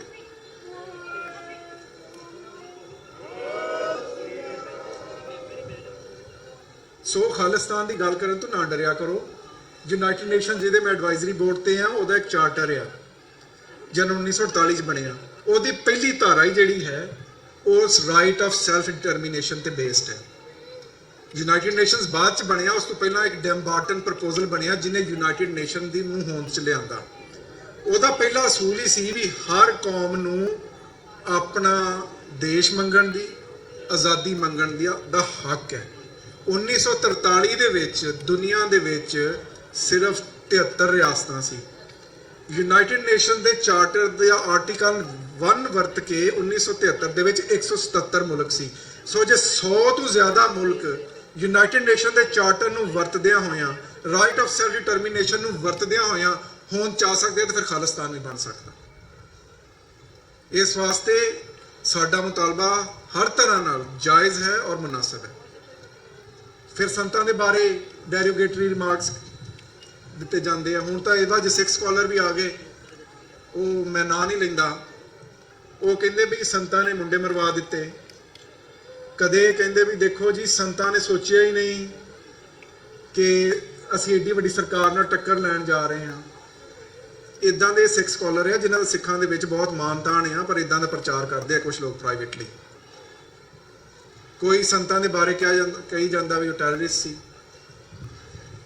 ਜੇ ਸੰਤ ਜਰਨੈਲ ਸਿੰਘ ਖਾਲਸਾ ਭਿੰਡਰਾਂ ਵਾਲੇ ਨਾ ਹੁੰਦੇ ਤੇ ਅੱਜ ਇਹ ਖਾਲਸਾ ਪੰਥ ਨਾ ਹੁੰਦਾ। ਜਿਸ ਤਰ੍ਹਾਂ ਤੁਸੀਂ ਇੱਥੇ ਵਿਚਰਦੇ ਹੋ, ਇਹ ਹਾਲਤ ਨਾ ਹੁੰਦੀ। ਇੱਥੇ ਜਿਹੜੇ ਗੁਰਦੁਆਰੇ ਅੱਜ ਨਗਰ ਕੀਰਤਨ ਕੱਢ ਰਹੇ ਨੇ, ਉਹ ਨਾ ਕੱਢਦੇ। ਇਹਨਾਂ ਗੁਰਦੁਆਰਿਆਂ ਤੇ ਹੀ ਲੈਫਟਿਸਟ ਦਾ ਨਿਕਸਲਬਾੜੀਆਂ ਦਾ ਕਬਜ਼ਾ ਸੀ ਜਿਹੜਾ ਤੁਸੀਂ ਆ ਕੇ ਛੁਡਾਇਆ। ਤੇ ਤੁਸੀਂ ਉੱਥੋਂ ਕਿਹਦੀ ਵਜ੍ਹਾ ਤੋਂ ਆਏ ਹੋ? ਉਸੇ ਹੀ ਸੰਤ ਜਰਨੈਲ ਸਿੰਘ ਖਾਲਸਾ ਭਿੰਡਰਾਂ ਵਾਲਿਆਂ ਦੀ ਵਜ੍ਹਾ ਤੋਂ ਆਏ ਹੋ। ਔਰ ਜੇ ਸੰਤ ਟੈਰਰਿਸਟ ਨੇ ਤੇ ਫਿਰ ਜਾਰਜ ਵਾਸ਼ਿੰਗਟਨ ਨੂੰ ਵੀ ਇਹੋ ਕੁਝ ਕਹੋ, ਕਿਉਂਕਿ ਉਹਨੇ ਵੀ ਬੰਦੂਕ ਦੇ ਜ਼ੋਰ ਤੇ ਇਸ ਮੁਲਕ ਦੀ ਆਜ਼ਾਦੀ ਖੋਈ ਸੀ। ਇਹ ਹੋਰ ਗੱਲ ਹੈ ਵੀ ਉਹ ਕਾਮਯਾਬ ਹੋ ਗਿਆ, ਸਿੱਖ ਕੌਮ ਪਿਛੜ ਗਈ ਆ, ਹਾਰ ਗਈ, ਪਰ ਸਾਡੀ ਜੰਗ ਹਜੇ ਮੁੱਕੀ ਨਹੀਂ ਹੈ। ਮੈਂ ਬੇਨਤੀ ਇਹ ਕਰਨਾ ਚਾਹੁੰਦਾ ਕਿ ਜਿਹੜੀ ਆਪਸ 'ਚ ਸਾਡੇ ਡਿਵਾਈਡ ਆ, ਛੋਟੀਆਂ ਛੋਟੀਆਂ ਚੀਜ਼ਾਂ ਤੇ ਲੜਾਈ, ਜੇ ਕੌਮ ਦਾ ਕੁਝ ਕਰਨਾ ਤੇ ਇਹਨੂੰ ਭੁਲਾ ਦਿਓ। ਅਸੀਂ ਇੱਕ ਦੂਸਰੇ ਨੂੰ ਬਹੁਤ ਕੰਡੈਮ ਕਰਨੇ ਆ, ਇਹ ਫਲਾਣਾ ਕੀ ਕਰ ਰਿਹਾ, ਉਹ ਕੀ ਕਰ ਰਿਹਾ, ਉਹ ਫਲਾਣੇ ਦਾ ਉਪਰਾਲਾ ਠੀਕ ਨਹੀਂ, ਫਲਾਣਾ ਏਜੰਟ ਆ, ਫਲਾਣੇ ਦੇ ਪਿੱਛੇ ਫਲਾਣੀ ਸਰਕਾਰ ਆ। ਇਹਨਾਂ ਕੰਮਾਂ ਤੋਂ ਨਿਕਲੋ। ਕਿਸੇ ਨੂੰ ਕ੍ਰਿਟਿਸਾਈਜ਼ ਕਰਨ ਦੀ ਬਜਾਏ ਕਿ ਫਲਾਣਾ ਕੀ ਕਰ ਰਿਹਾ, ਆਪਣੇ ਵੱਲ ਦੇਖੋ ਕਿ ਤੁਸੀਂ ਕੀ ਕਰ ਰਹੇ ਹੋ ਪੰਥ ਲਈ। ਜਦ ਅਸੀਂ ਆਪਣੇ ਆਪ ਵੱਲ ਦੇਖਣਾ ਸ਼ੁਰੂ ਕੀਤਾ ਤੇ ਅਸੀਂ ਇਹਨਾਂ ਕੰਮਾਂ ਤੋਂ ਨਿਕਲ ਆਵਾਂਗੇ। ਦੂਸਰੀ ਜਿਹੜੀ ਸਾਡੀ ਲੀਡਰਸ਼ਿਪ ਹੈ, ਜਿਸ ਤਰ੍ਹਾਂ ਮੇਰੇ ਤੋਂ ਪਹਿਲਾਂ ਭਾਈ ਸਾਹਿਬ ਕਹਿ ਕੇ ਗਏ ਕਿ ਸਾਨੂੰ ਸਟਰਕਚਰ ਦੀ ਜ਼ਰੂਰਤ ਹੈ। ਅਸੀਂ ਹਰ ਸ਼ੈ ਆਪਣੀ ਪਰਸਨੈਲਿਟੀਜ਼ ਤੇ ਬੇਸ ਰੱਖੀ ਆ। ਜਿਹੜੇ ਬੰਦੇ ਕੰਮ ਹੀ ਕਰ ਰਹੇ ਨੇ, ਐਕਟਿਵਿਸਟ ਨੇ, ਉਹਨਾਂ ਨੇ ਹਰ ਸ਼ੈ ਆਪਣੀ ਜੇਬ 'ਚ ਪਾ ਰੱਖੀ ਆ। ਜੇ ਕੱਲ ਨੂੰ ਅਕਾਲ ਚਲਾਣਾ ਕਰ ਜਾਣ ਤੇ ਗੱਲ ਤਾਂ ਉੱਥੇ ਮੁੱਕ ਜਾਣੀ ਆ। ਸੋ ਸਾਨੂੰ ਆਪਣੀ ਸਟਰਗਲ ਨੂੰ ਇੰਸਟੀਟਿਊਸ਼ਨਲਾਈਜ਼ ਕਰਨ ਦੀ ਜ਼ਰੂਰਤ ਹੈ, ਸਟਰਕਚਰ ਬਣਾਉਣ ਦੀ ਜ਼ਰੂਰਤ ਹੈ, ਔਰ ਬੰਦਿਆਂ ਦੇ ਹੱਥੋਂ ਕੱਢ ਕੇ ਅਦਾਰਿਆਂ ਦੇ ਹੱਥ ਸੌਂਪਣ ਦੀ ਜ਼ਰੂਰਤ ਹੈ। ਸਾਨੂੰ ਸਿੱਖ ਇੰਸਟੀਟਿਊਸ਼ਨ ਦੀ ਜ਼ਰੂਰਤ ਹੈ ਤਾਂ ਕਿ ਕੱਲ ਨੂੰ ਬੰਦੇ ਰਹਿਣ ਨਾ ਰਹਿਣ, ਇਹ ਮਿਸ਼ਨ, ਇਹ ਕਾਜ਼ ਅੱਗੇ ਚੱਲਦਾ ਰਹੇ। ਔਰ ਜਦ ਸਾਡੇ ਲੀਡਰ ਸਿਰਫ ਫੋਟੋ ਲਵਾਉਣ ਤੇ ਸੋਸ਼ਲ ਮੀਡੀਆ ਤੋਂ ਪਾਉਣ ਦੀ ਬਜਾਏ ਪੰਥ ਦਾ ਸੋਚਣ ਲੱਗ ਪਏ, ਔਰ ਅੱਗੇ ਸਟੇਜਾਂ ਤੇ ਬੋਲਣ ਦੀ ਬਜਾਏ ਉਹ ਪਿਛਲੀ ਕੁਰਸੀ ਤੇ ਬਹਿ ਕੇ ਪੰਥ ਦੀ ਸੇਵਾ ਕਰਦੇ ਨਜ਼ਰ ਆਏ, ਉਸ ਦਿਨ ਖਾਲਿਸਤਾਨ ਜ਼ਰੂਰ ਪਹੁੰਚ ਜਾਏਗਾ। ਗੁਰੂ ਸਾਹਿਬ ਦਾ ਕਿਉਂਕਿ 550 ਸਾਲਾ ਵੀ ਆ, ਤੇ ਇਸ ਵਾਸਤੇ ਮੈਂ ਕੁਝ ਗੱਲਾਂ ਕਰਨਾ ਚਾਹਨਾ। ਜੇ ਮਾੜੀਆਂ ਲੱਗਣ ਤਾਂ ਮੈਂ ਪਹਿਲਾਂ ਹੀ ਮਾਫੀ ਮੰਗ ਲੈਣਾ। ਇੱਕ ਚੀਜ਼ ਤੇ ਇਹ ਹੈ ਕਿ ਜਿਹੜਾ ਕਰਮ ਕਾਂਡ ਆ, ਗੁਰੂ ਸਾਹਿਬ ਸਾਨੂੰ ਉਹ ਤੋਂ ਕੱਢਿਆ। ਹਿੰਦੁਸਤਾਨ ਦੇ ਵਿੱਚ ਕਰਮ ਕਾਂਡ ਇਸ ਹੱਦ ਤੱਕ, ਇੰਨੇ ਦੇਵੀ ਦੇਵਤਾ, ਇੰਨੀ ਬੁੱਤ ਪੂਜਾ, ਗੁਰੂ ਸਾਹਿਬ ਨੇ ਉਸ ਕਰਮ ਕਾਂਡ ਚੋਂ ਇਸ ਪੰਥ ਨੂੰ ਕੱਢਿਆ। ਪਰ ਜੇ ਅਸੀਂ ਫੇਰ ਹੀ ਉਸ ਕਰਮ ਕਾਂਡ 'ਚ ਪੈ ਜਾਈਏ ਤੇ ਫਿਰ ਗੁਰੂ ਦਾ ਮਿਸ਼ਨ ਕਿੱਥੇ ਗਿਆ। ਹੁਣ ਮੈਂ ਦੇਖਦਾ ਗੁਰੂ ਸਾਹਿਬ ਦੀ ਪੋਰਟਰੇਟਸ ਨੂੰ, ਇੱਕ ਤਾਂ ਗੁਰੂ ਸਾਹਿਬ ਦੇ ਪੋਰਟਰੇਟ ਅਜੀਬ ਤਰ੍ਹਾਂ ਦੇ ਬਣਾਏ ਹੋਏ ਆ। ਉਹ ਲੱਗਦਾ ਵੀ ਕਿਸੇ ਰਾਮ ਦਾ, ਕਿਸੇ ਕਿਸ਼ਨ ਦਾ ਉਤਾਰ ਆ। ਪਿੱਛੇ ਐਡਾ ਵੱਡਾ ਭਗਵਾਨ ਜਿਹਾ ਚੋਲਾ ਪਾਇਆ ਹੁੰਦਾ, ਗੁਰੂ ਸਾਹਿਬ ਦਾ ਐਡਾ ਵੱਡਾ ਦਮਾਲਾ, ਪਿੱਛੋਂ ਚੋਂ ਲਾਟਾਂ ਨਿਕਲ ਰਹੀਆਂ। ਇਦਾਂ ਦੀਆਂ ਚੀਜ਼ਾਂ ਮੈਂ ਦੇਖਦਾ। ਗੁਰੂ ਸਾਹਿਬ ਜਿਨ੍ਹਾਂ ਨੇ 42,000 ਮੀਲ ਪੈਦਲ ਟੁਰਿਆ ਹੋਵੇ, ਉਹਨਾਂ ਦੇ ਏਡੇ ਵੱਡੇ ਪਿੰਨੇ ਹੋਣੇ ਆ। ਜਿਸ ਬ੍ਰਾਹਮਣ ਜੋਗੀ ਮੁੱਲਾ ਨੂੰ ਗੁਰੂ ਸਾਹਿਬ ਕੰਡੈਮ ਕਰਦੇ ਰਹੇ, ਉਦਾਂ ਦੀ ਮਾਲਾ ਉਹਨਾਂ ਗਲ 'ਚ ਪਾਈ ਹੋਣੀ ਆ, ਉਦਾਂ ਦਾ ਭਗਵਾ ਚੋਲਾ ਪਾ ਕੇ ਗੁਰੂ ਸਾਹਿਬ ਫਿਰਦੇ ਹੋਣੇ ਆ। ਅਸਾਂ ਗੁਰੂ ਸਾਹਿਬ ਨੂੰ ਕੀ ਬਣਾ ਦਿੱਤਾ, ਉਹਨਾਂ ਦਾ ਕਨਸੈਪਟ ਕੀ ਦੇ ਰਹੇ ਆ। ਇੰਜ ਲੱਗਦਾ ਵੀ ਗੁਰੂ ਸਾਹਿਬ ਹਰ ਵਾਰੀ ਬਹਿ ਕੇ ਸ਼ਾਇਦ ਭਾਈ ਮਰਦਾਨੇ ਦੇ ਨਾਲ ਰਬਾਬ ਹੀ ਸੁਣਦੇ ਹੋਣੇ ਆ। ਗੁਰੂ ਸਾਹਿਬ ਜਿੰਨਾ ਗਿਆਨ ਉਸ ਸਮੇਂ ਕਿਸੇ ਨੂੰ ਨਹੀਂ ਸੀ। ਵਰਲਡ ਪੋਲਿਟਿਕਸ ਨੂੰ ਉਹਨਾਂ ਤੋਂ ਜ਼ਿਆਦਾ ਸਮਝਦਾ ਕੋਈ ਨਹੀਂ ਸੀ। ਗੁਰੂ ਸਾਹਿਬ ਦੀਆਂ ਉਦਾਸੀਆਂ ਦਾ ਮਕਸਦ ਕੀ ਹੈ? ਮਕਸਦ ਸੀ ਡਾਇਲੌਗ ਵਿਦ ਅਦਰਸ, ਦੂਸਰੇ ਧਰਮਾਂ ਤੱਕ ਜਾਣਾ, ਉਹਨਾਂ ਦੀ ਗੱਲ ਸੁਣਨਾ, ਉਹਨਾਂ ਨੂੰ ਆਪਣੀ ਗੱਲ ਸੁਣਾਉਣਾ, ਉਹਨਾਂ ਨੂੰ ਇੱਕ ਓਂਕਾਰ ਨਾਲ ਜੋੜਨਾ। ਅਸੀਂ ਦੂਸਰੇ ਧਰਮਾਂ ਤੱਕ ਤੇ ਕੀ ਪਹੁੰਚਣਾ, ਅਸੀਂ ਤੇ ਆਪਸ 'ਚ ਅੱਜ ਗੱਲ ਕਰਨ ਨੂੰ ਤਿਆਰ ਨਹੀਂ ਹੈਗੇ।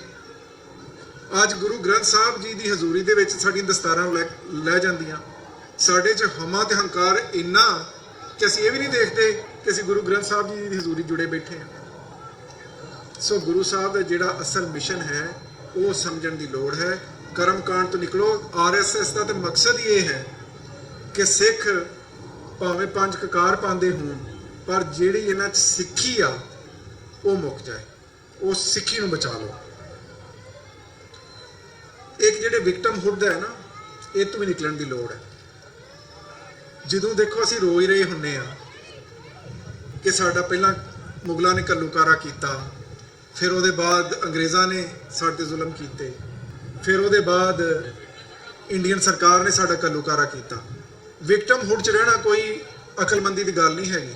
ਇੱਕ ਹੋਰ ਕੌਮ ਦੇ ਵੀ ਘੱਲੂਕਾਰੇ ਹੋਏ ਸੀ, ਉਹਨਾਂ ਨੇ ਇੱਕ ਮੋਟੋ ਅਡਾਪਟ ਕੀਤਾ, ਨੈਵਰ ਅਗੇਨ, ਵੀ ਦੁਬਾਰਾ ਨਹੀਂ। ਸਿੱਖਾਂ ਨੇ ਕੋਈ ਠੇਕਾ ਲਿਆ ਹੋਇਆ ਕਿ ਹਰ ਵਾਰੀ ਸਿੱਖਾਂ ਨੇ ਵੱਢਿਆ ਕੱਟਿਆ ਜਾਣਾ, ਜਾਂ ਹਰ ਵਾਰੀ ਸਿੱਖਾਂ ਦੀ ਜੈਨੋਸਾਈਡ ਹੋਣੀ? ਕਿਉਂ ਹੋਵੇ? ਅਸਾਂ ਜੋ ਹੋ ਗਿਆ, ਅੱਗੋਂ ਨਹੀਂ ਹੋਣ ਦੇਣੀ, ਔਰ ਆਪਣਾ ਦੇਸ਼, ਆਪਣਾ ਮੁਲਕ, ਆਪਣਾ ਕਾਰ ਹਾਸਲ ਕਰਨਾ ਹੈ। ਇਸ ਵਾਸਤੇ ਵਿਕਟਮਹੁੱਡ ਤੋਂ ਬਾਹਰ ਨਿਕਲਣ ਦੀ ਲੋੜ ਹੈ। ਸੋ ਜਿਹੜਾ ਵਿਕਟਮਹੁੱਡ ਹੈ ਨਾ, ਇਹ ਤੋਂ ਨਿਕਲੋ ਔਰ ਸੈਲਫ ਕੰਡੈਮੀਨੇਸ਼ਨ ਵੀ ਛੱਡੋ। ਹੁਣ ਵਿਦਵਾਨ ਹੋਣ, ਸਿੱਖ ਐਕਟਿਵਿਸਟ ਹੁਣ ਆਪਣੇ ਆਪ ਨੂੰ ਨਿੰਦੀ ਜਾਂਦੇ ਆ, ਖਾਲਸਾ ਪੰਥ ਨੂੰ ਨਿੰਦੀ ਜਾਂਦੇ ਆ ਵੀ ਸਾਨੂੰ ਸਮਝ ਨਹੀਂ ਜੀ, ਕੌਮ ਕਿਸੇ ਪਾਸੇ ਚੱਲ ਨਹੀਂ ਰਹੀ ਜੀ, ਇਹਦਾ ਕੁਝ ਬਣਨਾ ਨਹੀਂ ਜੀ। ਆਪਣਾ ਇਤਿਹਾਸ ਤਾਂ ਦੇਖੋ, ਇਹ ਉਹ ਕੌਮ ਹੈ ਜਿਨੇ ਆਪਣੇ ਗੁਰਦੁਆਰੇ ਆਜ਼ਾਦ ਕਰਵਾਏ, ਇਹ ਉਹ ਕੌਮ ਹੈ ਇੱਥੇ ਆਈ ਤੇ ਅੱਜ ਜਿੰਨੇ ਨਗਰ ਕੀਰਤਨ ਨਿਕਲ ਰਹੇ ਆ ਇਹ ਕੌਮ ਕੱਢਦੀ ਆ। ਇਹ ਉਹ ਕੌਮ ਹੈ ਜਿਹੜੀ ਕਦੇ ਦਾਖਲ ਹੋਈ ਤੇ ਕਾਮਾਗਾਟਾ ਮਾੜੂ ਦੇ ਵੇਲੇ ਉਹਨਾਂ ਨੂੰ ਪੈਰ ਕੋਈ ਰੱਖਣ ਨਹੀਂ ਸੀ ਦਿੰਦਾ। ਅੱਜ ਉਹੀ ਸਿੱਖ ਕੈਨੇਡਾ ਦੇ ਵਿੱਚ ਮਿਨਿਸਟਰੀਆਂ 'ਚ ਬੈਠੇ ਆ। ਅੱਜ ਤੁਹਾਡਾ ਆਪਣਾ ਕੌਕਸ ਹੈ, ਅੱਜ ਤੁਹਾਡੇ ਆਪਣੇ ਚੈਨਲ ਨੇ, ਆਪਣੇ ਗੁਰਦੁਆਰੇ ਨੇ। ਇਹ ਬਹੁਤ ਵੱਡੀ ਪ੍ਰੋਗਰੈਸ ਹੈ। ਉਹ ਕੌਮ ਜਿਹੜੀ ਕੱਟੀ ਵੱਡੀ ਮਾਰ ਖਾਂਦੀ ਇੱਥੇ ਪਹੁੰਚੀ, ਜੇ ਅੱਜ ਆਪਣਾ ਜਾਹੋ ਜਲਾਲ ਵਿਖਾਉਂਦੀ ਹੈ ਤੇ ਕੌਮ ਦੀ ਅਚੀਵਮੈਂਟ ਹੈ। ਅਸਾਂ ਇਹਨੂੰ ਅੱਗੇ ਲੈ ਕੇ ਜਾਣਾ, ਨਾ ਕਿ ਆਪਣੇ ਆਪ ਨੂੰ ਨਿੰਦੀ ਜਾਣਾ ਕਿ ਸਾਡੇ ਤੋਂ ਬਹੁਤ ਮਾੜੀਆਂ ਕੌਮਾਂ, ਉਹਨਾਂ ਨੇ ਬਹੁਤ ਸਾਰੇ ਕੰਮ ਕਰ ਲਏ, ਜੇ ਉਹਨਾਂ ਨੇ ਕਰ ਲਏ ਤੇ ਅਸੀਂ ਵੀ ਕਰ ਸਕਦੇ ਹਾਂ। ਸੋ ਇਸ ਵਾਸਤੇ ਚੜ੍ਹਦੀ ਕਲਾ 'ਚ ਰਹੋ, ਔਰ ਜਦ ਨਗਰ ਕੀਰਤਨ ਕੱਢੋ ਤੇ ਇੱਕ ਗੱਲ ਯਾਦ ਰੱਖਿਆ ਕਰੋ ਕਿ ਰਾਜ ਬਿਨਾ ਨਾ ਧਰਮ ਚਲੇ ਹੈ, ਧਰਮ ਬਿਨਾ ਸਭ ਦਲੇ ਮਲੇ ਹੈ। ਵਾਹਿਗੁਰੂ ਜੀ ਕਾ ਖਾਲਸਾ, ਵਾਹਿਗੁਰੂ ਜੀ ਕੀ ਫਤਿਹ।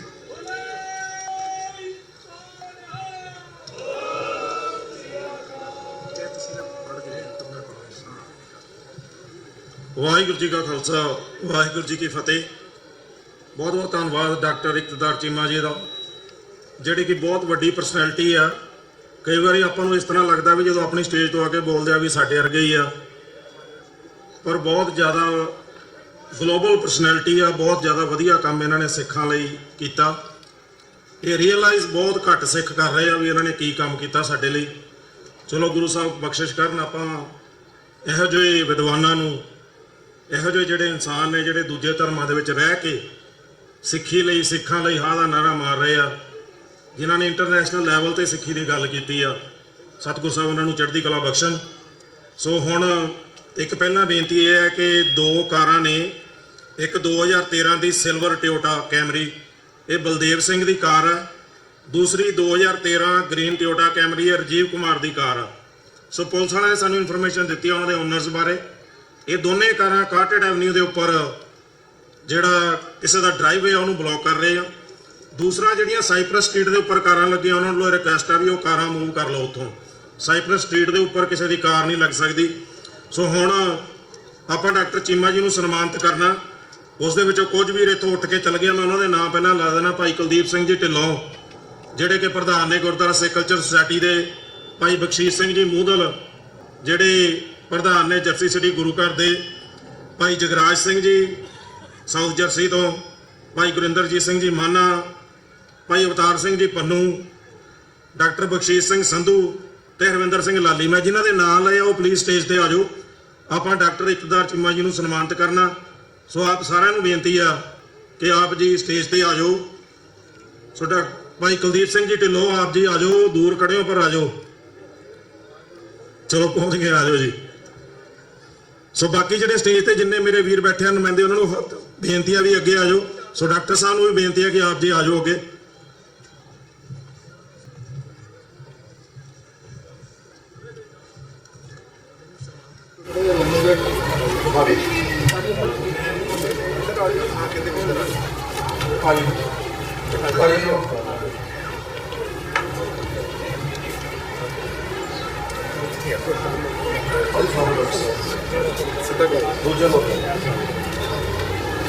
ਬੋਲੇ ਸੋ ਨਿਹਾਲ, ਖਾਲਿਸਤਾਨ ਜਿੰਦਾਬਾਦ, ਖਾਲਿਸਤਾਨ ਜਿੰਦਾਬਾਦ, ਖਾਲਿਸਤਾਨ ਜਿੰਦਾਬਾਦ, ਖਾਲਿਸਤਾਨ ਜਿੰਦਾਬਾਦ, ਖਾਲਿਸਤਾਨ ਜਿੰਦਾਬਾਦ। ਵਾਹਿਗੁਰੂ ਜੀ ਕਾ ਖਾਲਸਾ, ਵਾਹਿਗੁਰੂ ਜੀ ਕੀ ਫਤਿਹ। ਆਜੋ। ਹਾਂਜੀ, ਇਹ ਸ਼ੀਲਡ ਵੀ ਜਿਹੜੀ ਡਾਕਟਰ ਸਾਹਿਬ ਨੇ ਜਿਹੜੀਆਂ ਪੰਕਤੀਆਂ ਦਰਜ ਕਰਾਈਆਂ, ਉਹ ਵੀ ਆਪਾਂ ਸਾਰੇ ਇਹਨਾਂ ਤੋਂ ਲੈ ਲਈਏ। ਭਾਈ ਬਖਸ਼ੀਸ਼ ਸਿੰਘ ਜੀ ਆਜੋ।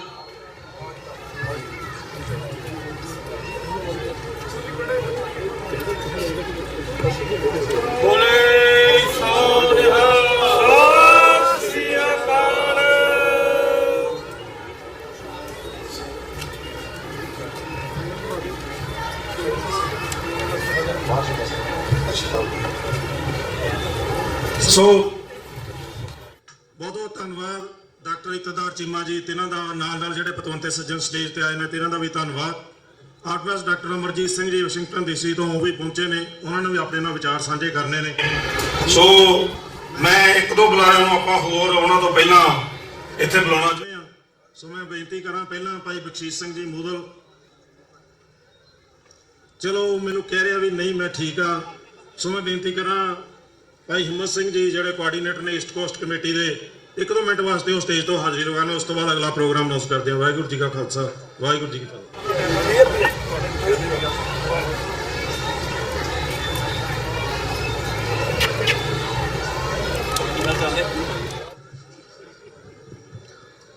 ਅੱਜ ਦੀ ਇਸ 13ਵੀਂ ਪਰੇਡ ਦੇ ਵਿੱਚ ਜੁੜੇ ਸਮੂਹ ਸਿੱਖ ਸੰਗਤਾਂ ਨੂੰ, ਭੈਣਾਂ ਭਰਾਵਾਂ ਨੂੰ ਸਤਿਗੁਰਾਂ ਦੀ ਬਖਸ਼ੀ ਹੋਈ ਫਤਿਹ ਪ੍ਰਵਾਨ ਹੋਵੇ ਜੀ।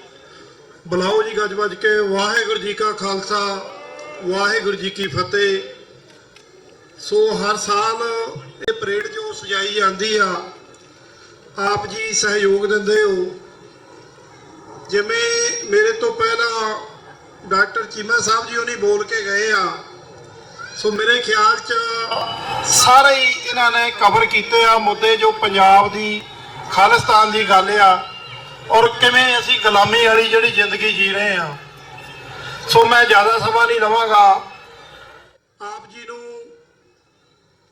ਇਹ ਦੱਸਣਾ ਚਾਹਾਂਗਾ ਕਿ ਜਿਵੇਂ ਪੰਜਾਬ ਦੇ ਵਿੱਚ ਬੰਦੀ ਸਿੰਘਾਂ ਦੀ ਗੱਲ ਜੋ ਸਮੇਂ-ਸਮੇਂ ਤੇ ਆਪਾਂ ਅਲੱਗ-ਅਲੱਗ ਜਥੇਬੰਦੀਆਂ ਕੌਮ ਵੱਡੇ ਪੈਮਾਨੇ ਤੇ ਉਠਾ ਰਹੀ ਆ, ਜਿਵੇਂ ਇਸ ਗੱਲ ਦਾ ਕ੍ਰੈਡਿਟ ਜਿਹੜਾ ਆ ਮੈਂ ਭਾਈ ਗੁਰਬਖਸ਼ ਸਿੰਘ ਖਾਲਸਾ ਜਿਹੜੇ ਸ਼ਹੀਦੀ ਪਾ ਚੁੱਕੇ ਹਨ ਉਹਨਾਂ ਨੂੰ, ਜਾਂ ਅੱਜ ਬਾਪੂ ਸੂਰ ਸਿੰਘ ਜੀ ਖਾਲਸਾ ਉਹਨਾਂ ਨੇ ਇਸ ਗੱਲ ਦੀ ਜਿਹੜੀ ਉਪਜ ਜਿਹੜੀ ਉਹਨਾਂ ਨੇ ਇਸ ਗੱਲ ਨੂੰ ਮਹਿਮ ਨੂੰ ਪੂਰੇ ਵਰਲਡ ਵਾਈਜ਼ ਖੜਾ ਕਰ ਦਿੱਤਾ ਕਿ ਜੋ ਸਾਡੇ ਨੌਜਵਾਨ ਭਾਰਤੀ ਕਾਨੂੰਨ ਤਹਿਤ ਸਜ਼ਾਵਾਂ ਭੁਗਤ ਚੁੱਕੇ ਆ, ਅੱਜ ਤੱਕ ਵੀ ਭਾਰਤੀ ਸਟੇਟ ਉਹਨਾਂ ਨੂੰ ਰਿਹਾ ਨਹੀਂ ਕਰ ਰਹੀ।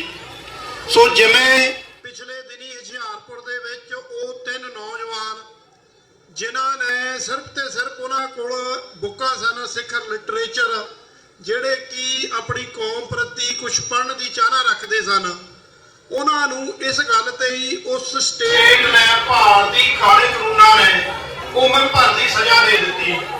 ਔਰ ਇਸ ਤੋਂ ਉਪਰੰਤ ਪਿਛਲੇ ਦਿਨੀ ਜੱਗੀ ਜੌਲੀ ਔਰ ਸ਼ੇਰੇ ਉਨੀ ਜੋ ਨੌਜਵਾਨ, ਉਹਨਾਂ ਨੂੰ ਪੰਜਾਬ ਦੀ ਜੇਲ੍ਹ ਚੋਂ ਕੱਢ ਕੇ ਦਿੱਲੀ ਜੇਲ੍ਹ ਦੇ ਤਿਹਾੜ ਜੇਲ੍ਹ ਦੇ ਵਿੱਚ ਤਬਦੀਲ ਕਰ ਦਿੱਤਾ।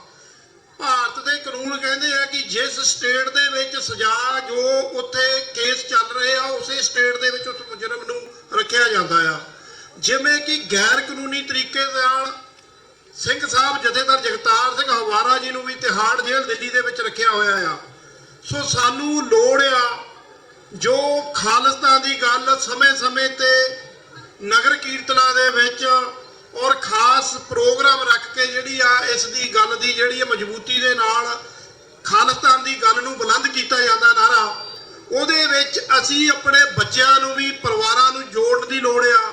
ਜਿਵੇਂ ਚੀਮਾ ਸਾਹਿਬ ਨੇ ਦੱਸਿਆ ਕਿ ਕਈ ਵਾਰੀ ਅਸੀਂ ਸਾਡੀ ਕੌਮ ਦੇ ਵਿੱਚ ਕੁਝ ਲੋਕ ਖਾਲਿਸਤਾਨ ਦੀ ਗੱਲ ਕਰਨ ਤੋਂ ਘਬਰਾਉਂਦੇ ਆ। ਸਾਨੂੰ ਘਬਰਾਉਣ ਦੀ ਕੋਈ ਲੋੜ ਨਹੀਂ।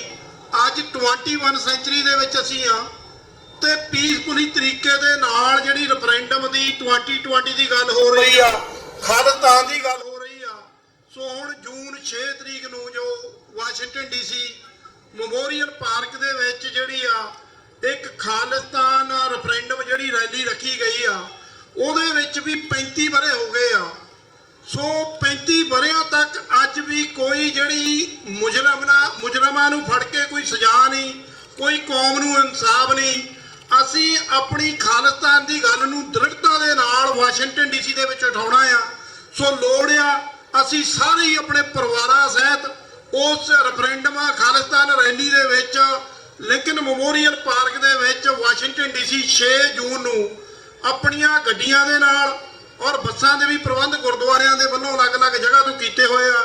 ਸੋ ਸਾਨੂੰ ਲੋੜ ਆ ਅਸੀਂ ਆਪਣੇ ਪਰਿਵਾਰਾਂ ਦੇ ਨਾਲ ਪੂਰੇ ਉੱਤੇ ਜਾਓ ਜਲਾਲ ਦੇ ਨਾਲ ਇੱਕ ਮੈਸੇਜ ਜਿਹੜਾ ਉੱਥੇ ਖਾਲਿਸਤਾਨ ਦੀ ਗੱਲ ਨੂੰ ਬੁਲੰਦ ਕਰੀਏ, ਨਾਰੇ ਨੂੰ ਔਰ ਦ੍ਰਿੜਤਾ ਦੇ ਨਾਲ ਉਠਾਈਏ, ਕਿਉਂਕਿ ਵਾਸ਼ਿੰਗਟਨ ਡੀਸੀ ਦੀ ਧਰਤੀ ਜਿਹੜੀ ਆ ਉਹ ਇੱਕ ਪੋਲੀਟੀਕਲ ਹੱਬ ਆ। ਉੱਥੇ ਅਮਰੀਕਨ ਸਿਸਟਮ ਵੀ ਤੁਹਾਨੂੰ ਦੇਖਦਾ ਅੱਜ ਦਾ ਜਿਹੜਾ ਜਵਾਨਾ ਯੁੱਗ ਆ, ਉਹ ਨੰਬਰਾਂ ਦੀ ਜਿਹੜਾ ਹੈੱਡ ਕਾਊਂਟ ਤੁਹਾਡੇ ਹੁੰਦੇ ਆ, ਕਿੱਡੀ ਵੱਡੀ ਤਾਦਾਦ ਦੇ ਵਿੱਚ ਤੁਸੀਂ ਜੁੜਦੇ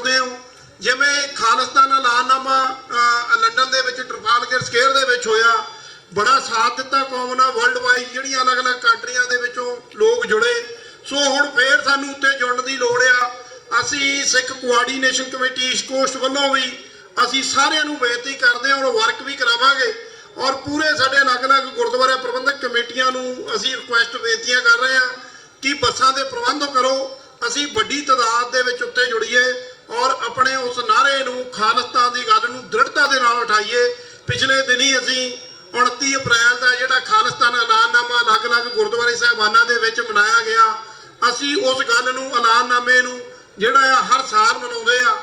ਅਸੀਂ ਉਸ ਗੱਲ ਦੇ ਉੱਤੇ ਪਹਿਰਾ ਦਿੱਤਾ ਹੋਇਆ ਜਿਨ੍ਹਾਂ ਗੱਲਾਂ ਦੇ ਉੱਤੇ ਸਾਡੇ ਕੌਮ ਦੇ ਨੌਜਵਾਨ ਜੇਲ੍ਹਾਂ ਦੇ ਵਿੱਚ ਬੰਦੇ ਆ ਔਰ ਸ਼ਹੀਦੀਆਂ ਦੇ ਚੁੱਕੇ ਆ, ਔਰ ਉਹ ਬਚਨਾਂ ਦੇ ਉੱਤੇ ਪਹਿਰਾ ਦੇ ਰਹੇ ਜਿਹੜੇ ਸੰਤ ਗਿਆਨੀ ਜਰਨੈਲ ਸਿੰਘ ਖਾਲਸਾ ਭਿੰਡਰਾਲੇ ਨੇ ਕਹੇ ਸੀ ਕਿ ਜਿਸ ਦਿਨ ਭਾਰਤੀ ਫੌਜ ਦੇ ਕਦਮ ਜਿਹੜੇ ਆ ਉਹ ਦਰਬਾਰ ਸਾਹਿਬ ਦੀਆਂ ਪ੍ਰਕਰਮਾਂ ਦੇ ਵਿੱਚ ਪਏ, ਉਸ ਦਿਨ ਖਾਲਿਸਤਾਨ ਦੀ ਨੀਂਹ ਰੱਖੀ ਜਾਏਗੀ। ਔਰ ਉਹਨਾਂ ਨੌਜਵਾਨਾਂ ਨੇ ਸ਼ਹੀਦੀਆਂ ਵੀ ਇਸੇ ਕਰਕੇ ਪਾਈਆਂ ਕਿ ਸਾਡੀ ਕੌਮ ਸਾਡੇ ਪਿੱਛੇ ਖੜੀ ਆ। ਅੱਜ ਸਾਨੂੰ ਲੋੜ ਆ ਆਪਣੇ ਆਪ ਨੂੰ ਪਛਾਣਨ ਦੀ ਕਿ ਅਸੀਂ ਉਹਨਾਂ ਗੱਲਾਂ ਦੇ ਉੱਤੇ ਪਹਿਰਾ ਦੇ ਰਹੇ ਹਾਂ। ਸੋ ਮੈਂ ਇੱਥੇ ਹੀ ਆਪਣੇ ਵਿਚਾਰਾਂ ਨੂੰ ਸੀਮਿਤ ਕਰਦਾ ਆ ਔਰ 5 ਨਾਅਰੇ ਖਾਲਿਸਤਾਨ ਦੇ ਲਾਉਣੇ ਆ। ਭਾਵੇਂ ਕਿ ਮੇਰੇ ਤੋਂ ਬਾਅਦ 1-2 ਬੁਲਾਰੇ ਹੈਗੇ ਆ, ਪਰ ਤੁਸੀਂ ਸਾਰਿਆਂ ਨੇ ਜੋ ਨਾਅਰਿਆਂ ਦਾ ਜਵਾਬ ਜ਼ਰੂਰ ਹੌਸਲੇ ਦੇ ਨਾਲ, ਜੋਸ਼ੋ ਖਰੋਸ਼ ਦੇ ਨਾਲ ਦੇਣਾ ਆ। ਖਾਲਿਸਤਾਨ ਖਾਲਿਸਤਾਨ ਖਾਲਿਸਤਾਨ ਖਾਲਿਸਤਾਨ ਖਾਲਿਸਤਾਨ ਬਲੇ ਸੋਨਿਹਾ।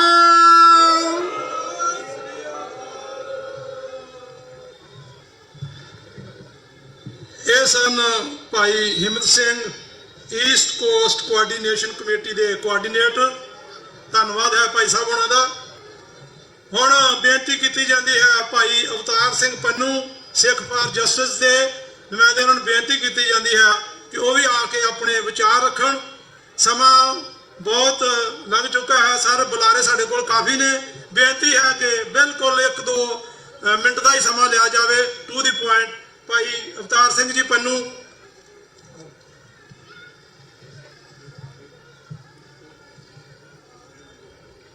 ਸਿੱਖ ਕੌਮ ਦੇ ਵਾਰਸੋ, ਆਓ ਦਸਮ ਪਿਤਾ ਸ੍ਰੀ ਗੁਰੂ ਗੋਬਿੰਦ ਸਿੰਘ ਜੀ ਮਹਾਰਾਜ ਦੇ ਵੱਲੋਂ ਬਖਸ਼ੀ ਹੋਈ ਚੜ੍ਹਦੀ ਕਲਾ ਦੀ ਪ੍ਰਤੀਕ ਫਤਿਹ ਦੀ ਸਾਂਝ ਕਰੀਏ। ਵਾਹਿਗੁਰੂ ਜੀ ਕਾ ਖਾਲਸਾ, ਵਾਹਿਗੁਰੂ ਜੀ ਕੀ ਫਤਿਹ। 13ਵੇਂ ਨਗਰ ਕੀਰਤਨ ਦੇ ਵਿੱਚ ਤੁਸੀਂ ਬੜੀ ਸ਼ਾਨੋ ਸ਼ੌਕਤ ਦੇ ਨਾਲ ਕਾਟਰੇਜ ਸ਼ਹਿਰ ਦੇ ਵਿੱਚ 13 ਸਾਲ ਪਹਿਲਾਂ ਤੁਸੀਂ ਇਹ ਜਿਹੜਾ ਨਗਰ ਕੀਰਤਨ ਕੱਢਿਆ ਖਾਲਿਸਤਾਨੀ ਜਲਾਲੋ ਦਲੀਲ ਦੇ ਨਾਲ, ਉਸ ਨੂੰ ਅੱਜ 13 ਸਾਲ ਹੋ ਗਏ ਹਨ। ਆਪਾਂ ਸਾਰਿਆਂ ਨੇ ਇਸ ਨਗਰ ਕੀਰਤਨ ਦੇ ਵਿੱਚ ਆਪਣੀ ਸ਼ਿਕਰਤ ਕੀਤੀ ਹੈ, ਪਰ ਇਸ ਸਟੇਜ ਤੋਂ ਅੱਜ ਗੱਲ ਰਾਈਟ ਟੂ ਸੈਲਫ ਡਿਟਰਮੀਨੇਸ਼ਨ ਦੀ ਹੋ ਰਹੀ ਹੈ। ਬਾਰ-ਬਾਰ ਸਿੱਖ ਕੌਮ ਨੇ ਯੂਨਾਈਟਿਡ ਨੇਸ਼ਨ ਦੀਆਂ ਇਹਨਾਂ ਧਾਰਾਵਾਂ ਨੂੰ ਤੁਹਾਡੇ ਤੱਕ, ਹਰ ਘਰ ਤੱਕ ਪਹੁੰਚਾਉਣ ਦੀ ਕੋਸ਼ਿਸ਼ ਕੀਤੀ ਜਾ ਰਹੀ ਹੈ। ਮੈਂ ਸਮਝਦਾ ਸਿੱਖ ਫਾਰ ਜਸਟਿਸ ਤੁਹਾਡੀ ਆਪਣੀ ਇੱਕ ਐਡਵੋਕੇਸੀ ਗਰੁੱਪ ਹੈ ਜਿਸ ਨੇ ਹਰ ਘਰ ਦੇ ਵਿੱਚ ਰੂਟ ਕਨਾਲ ਤੋਂ ਲੈ ਕੇ ਅੱਜ ਤੱਕ ਜਿੰਨੇ ਵੀ ਮੁੱਦੇ ਲਿਆਂਦੇ ਹਨ ਉਹ ਕਾਨੂੰਨ ਦੇ ਦਾਇਰੇ ਦੇ ਅੰਦਰ ਰਹਿੰਦੇ ਆ। ਹਰ ਕੰਟਰੀ ਦੇ ਵਿੱਚ ਇਸ ਆਵਾਜ਼ ਨੂੰ ਬੁਲੰਦ ਕੀਤਾ ਹੈ। ਇਹ ਆਵਾਜ਼ ਅੱਜ ਘਰ ਘਰ ਤੱਕ ਪਹੁੰਚੀ ਹੈ। ਦੁਨੀਆ ਦਾ ਕੋਈ ਵੀ ਕੋਨਾ ਇਹੋ ਜਿਹਾ ਨਹੀਂ ਜਿੱਥੇ ਸਿੱਖ ਅੱਜ ਵਸ ਰਿਹਾ ਹੈ ਤਾਂ ਆਪਣੇ ਘਰ ਦੀ ਗੱਲ, ਆਪਣੇ ਖਾਲਿਸਤਾਨ ਦੀ ਗੱਲ, ਪੰਜਾਬ ਨੂੰ ਆਜ਼ਾਦ ਕਰਾਉਣ ਦੀ ਗੱਲ ਕੀਤੀ ਜਾ ਰਹੀ ਹੈ।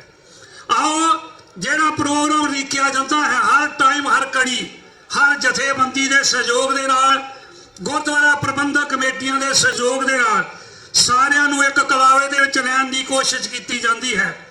ਆਪਾਂ ਟਰਾਈ ਕਰ ਰਹੇ ਹਾਂ ਕਿ ਸਾਰੇ ਸਿੱਖਾਂ ਨੂੰ ਇੱਕ ਪਲੇਟਫਾਰਮ ਦੇ ਥੱਲੇ, ਇੱਕ ਨਿਸ਼ਾਨ ਸਾਹਿਬ ਦੇ ਥੱਲੇ ਲਿਆਂਦਾ ਜਾਵੇ ਤਾਂ ਆਪਣੇ ਦੇਸ਼ ਪੰਜਾਬ ਨੂੰ ਆਜ਼ਾਦ ਕਰਾਉਣ ਦੀ ਗੱਲ, ਖਾਲਿਸਤਾਨ ਨੂੰ ਆਜ਼ਾਦ ਕਰਾਉਣ ਦੀ ਗੱਲ ਉਹ ਕੀਤੀ ਜਾਵੇ।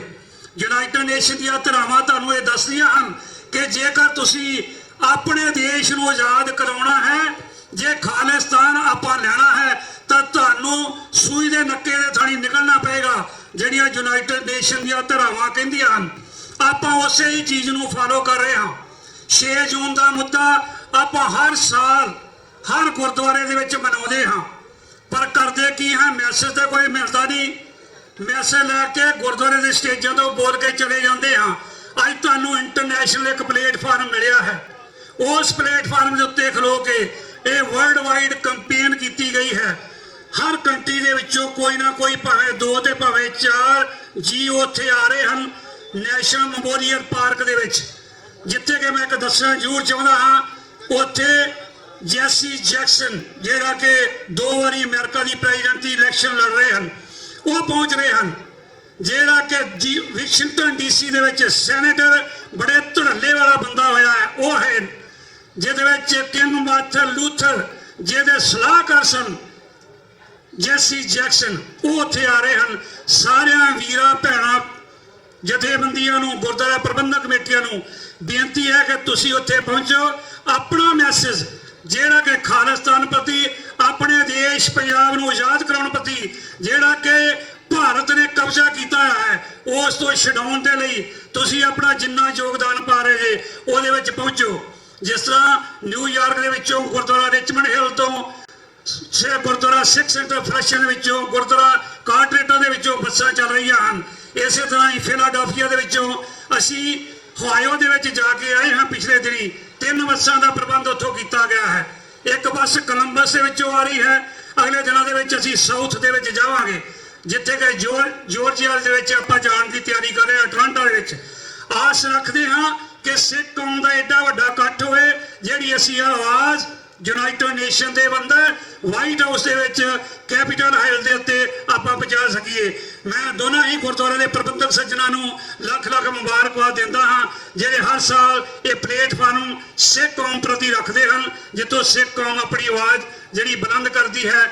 ਜਿੰਨੀਆਂ ਵੀ ਦੂਰੋਂ ਨੇੜੋਂ ਚੱਲ ਕੇ ਆਈਆਂ ਪੰਥਕ ਜਥੇਬੰਦੀਆਂ, ਜਿੰਨੇ ਵੀ ਗੁਰਦੁਆਰਾ ਸਾਹਿਬਾਨ ਇੱਥੇ ਪਹੁੰਚੇ ਹਨ, ਮੈਂ ਸਾਰਿਆਂ ਦਾ ਧੰਨਵਾਦ ਕਰਦਾ ਹਾਂ।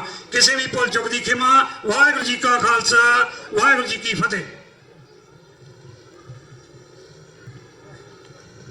ਵਾਹਿਗੁਰੂ ਜੀ ਕਾ ਖਾਲਸਾ, ਵਾਹਿਗੁਰੂ ਜੀ ਕੀ ਫਤਿਹ। ਬਹੁਤ ਬਹੁਤ ਧੰਨਵਾਦ ਭਾਈ ਅਵਤਾਰ ਸਿੰਘ ਜੀ ਪੰਨੂ ਤਿੰਨਾਂ ਦਾ।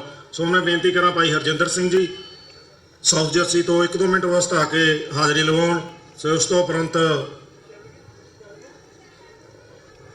ਭਾਈ ਹਰਜਿੰਦਰ ਸਿੰਘ ਜੀ, ਸੋ ਜਦੋਂ ਤੱਕ ਉਹ ਪਹੁੰਚਦੇ ਆ ਪਿੱਛੇ ਤੁਰੇ ਆਉਂਦੇ ਆ। ਮੈਂ ਬੇਨਤੀ ਕਰਾਂਗੇ ਆਪਣੇ ਪਾਸ ਇਸ ਤੋਂ ਉਪਰੰਤ ਭਾਈ ਜੋਗਾ ਸਿੰਘ ਜੀ ਸ਼੍ਰੋਮਣੀ ਅਕਾਲੀ ਦਲ ਮਾਨ, ਤਿੰਨਾਂ ਨੇ 1-2 ਮਿੰਟ ਵਾਸਤੇ ਸੰਬੋਧਨ ਕਰਨਾ। ਉਸ ਤੋਂ ਬਾਅਦ ਡਾਕਟਰ ਅਮਰਜੀਤ ਨੇ ਜਿਹੜੇ ਉਸੇ ਕੌਮ ਨਾਲ ਮੁਖਾਤਬ ਹੋਣਗੇ, ਕਿਉਂਕਿ ਆਪਣੇ ਪਾਸ ਜਿਹੜਾ ਟਾਈਮ ਹੈ 3:45 ਵਜੇ ਆਪਾਂ ਜਿਹੜੀ ਇਹ ਸਟੇਜ ਇਹ ਬੰਦ ਕਰਨੀ ਆ। ਸੋ ਆਪਣੇ ਕੋਲ 35-40 ਮਿੰਟ ਨੇ, ਉਸ ਦੇ ਵਿੱਚ ਜਿਹੜੀ ਆਪਾਂ ਇਹ ਸਮਾਪਤੀ ਕਰਨੀ ਆ। ਸੋ ਮੈਂ ਬੇਨਤੀ ਕਰਾਂ ਭਾਈ ਹਰਜਿੰਦਰ ਸਿੰਘ ਜੀ 1-2 ਮਿੰਟ ਵਾਸਤੇ। ਉਸ ਤੋਂ ਉਪਰੰਤ ਜਿਹੜਾ ਦੋਨੇ ਗੁਰੂ ਘਰਾਂ ਵੱਲੋਂ ਇਹਨਾਂ ਨੂੰ ਸਨਮਾਨਿਤ ਕੀਤਾ ਜਾਣਾ।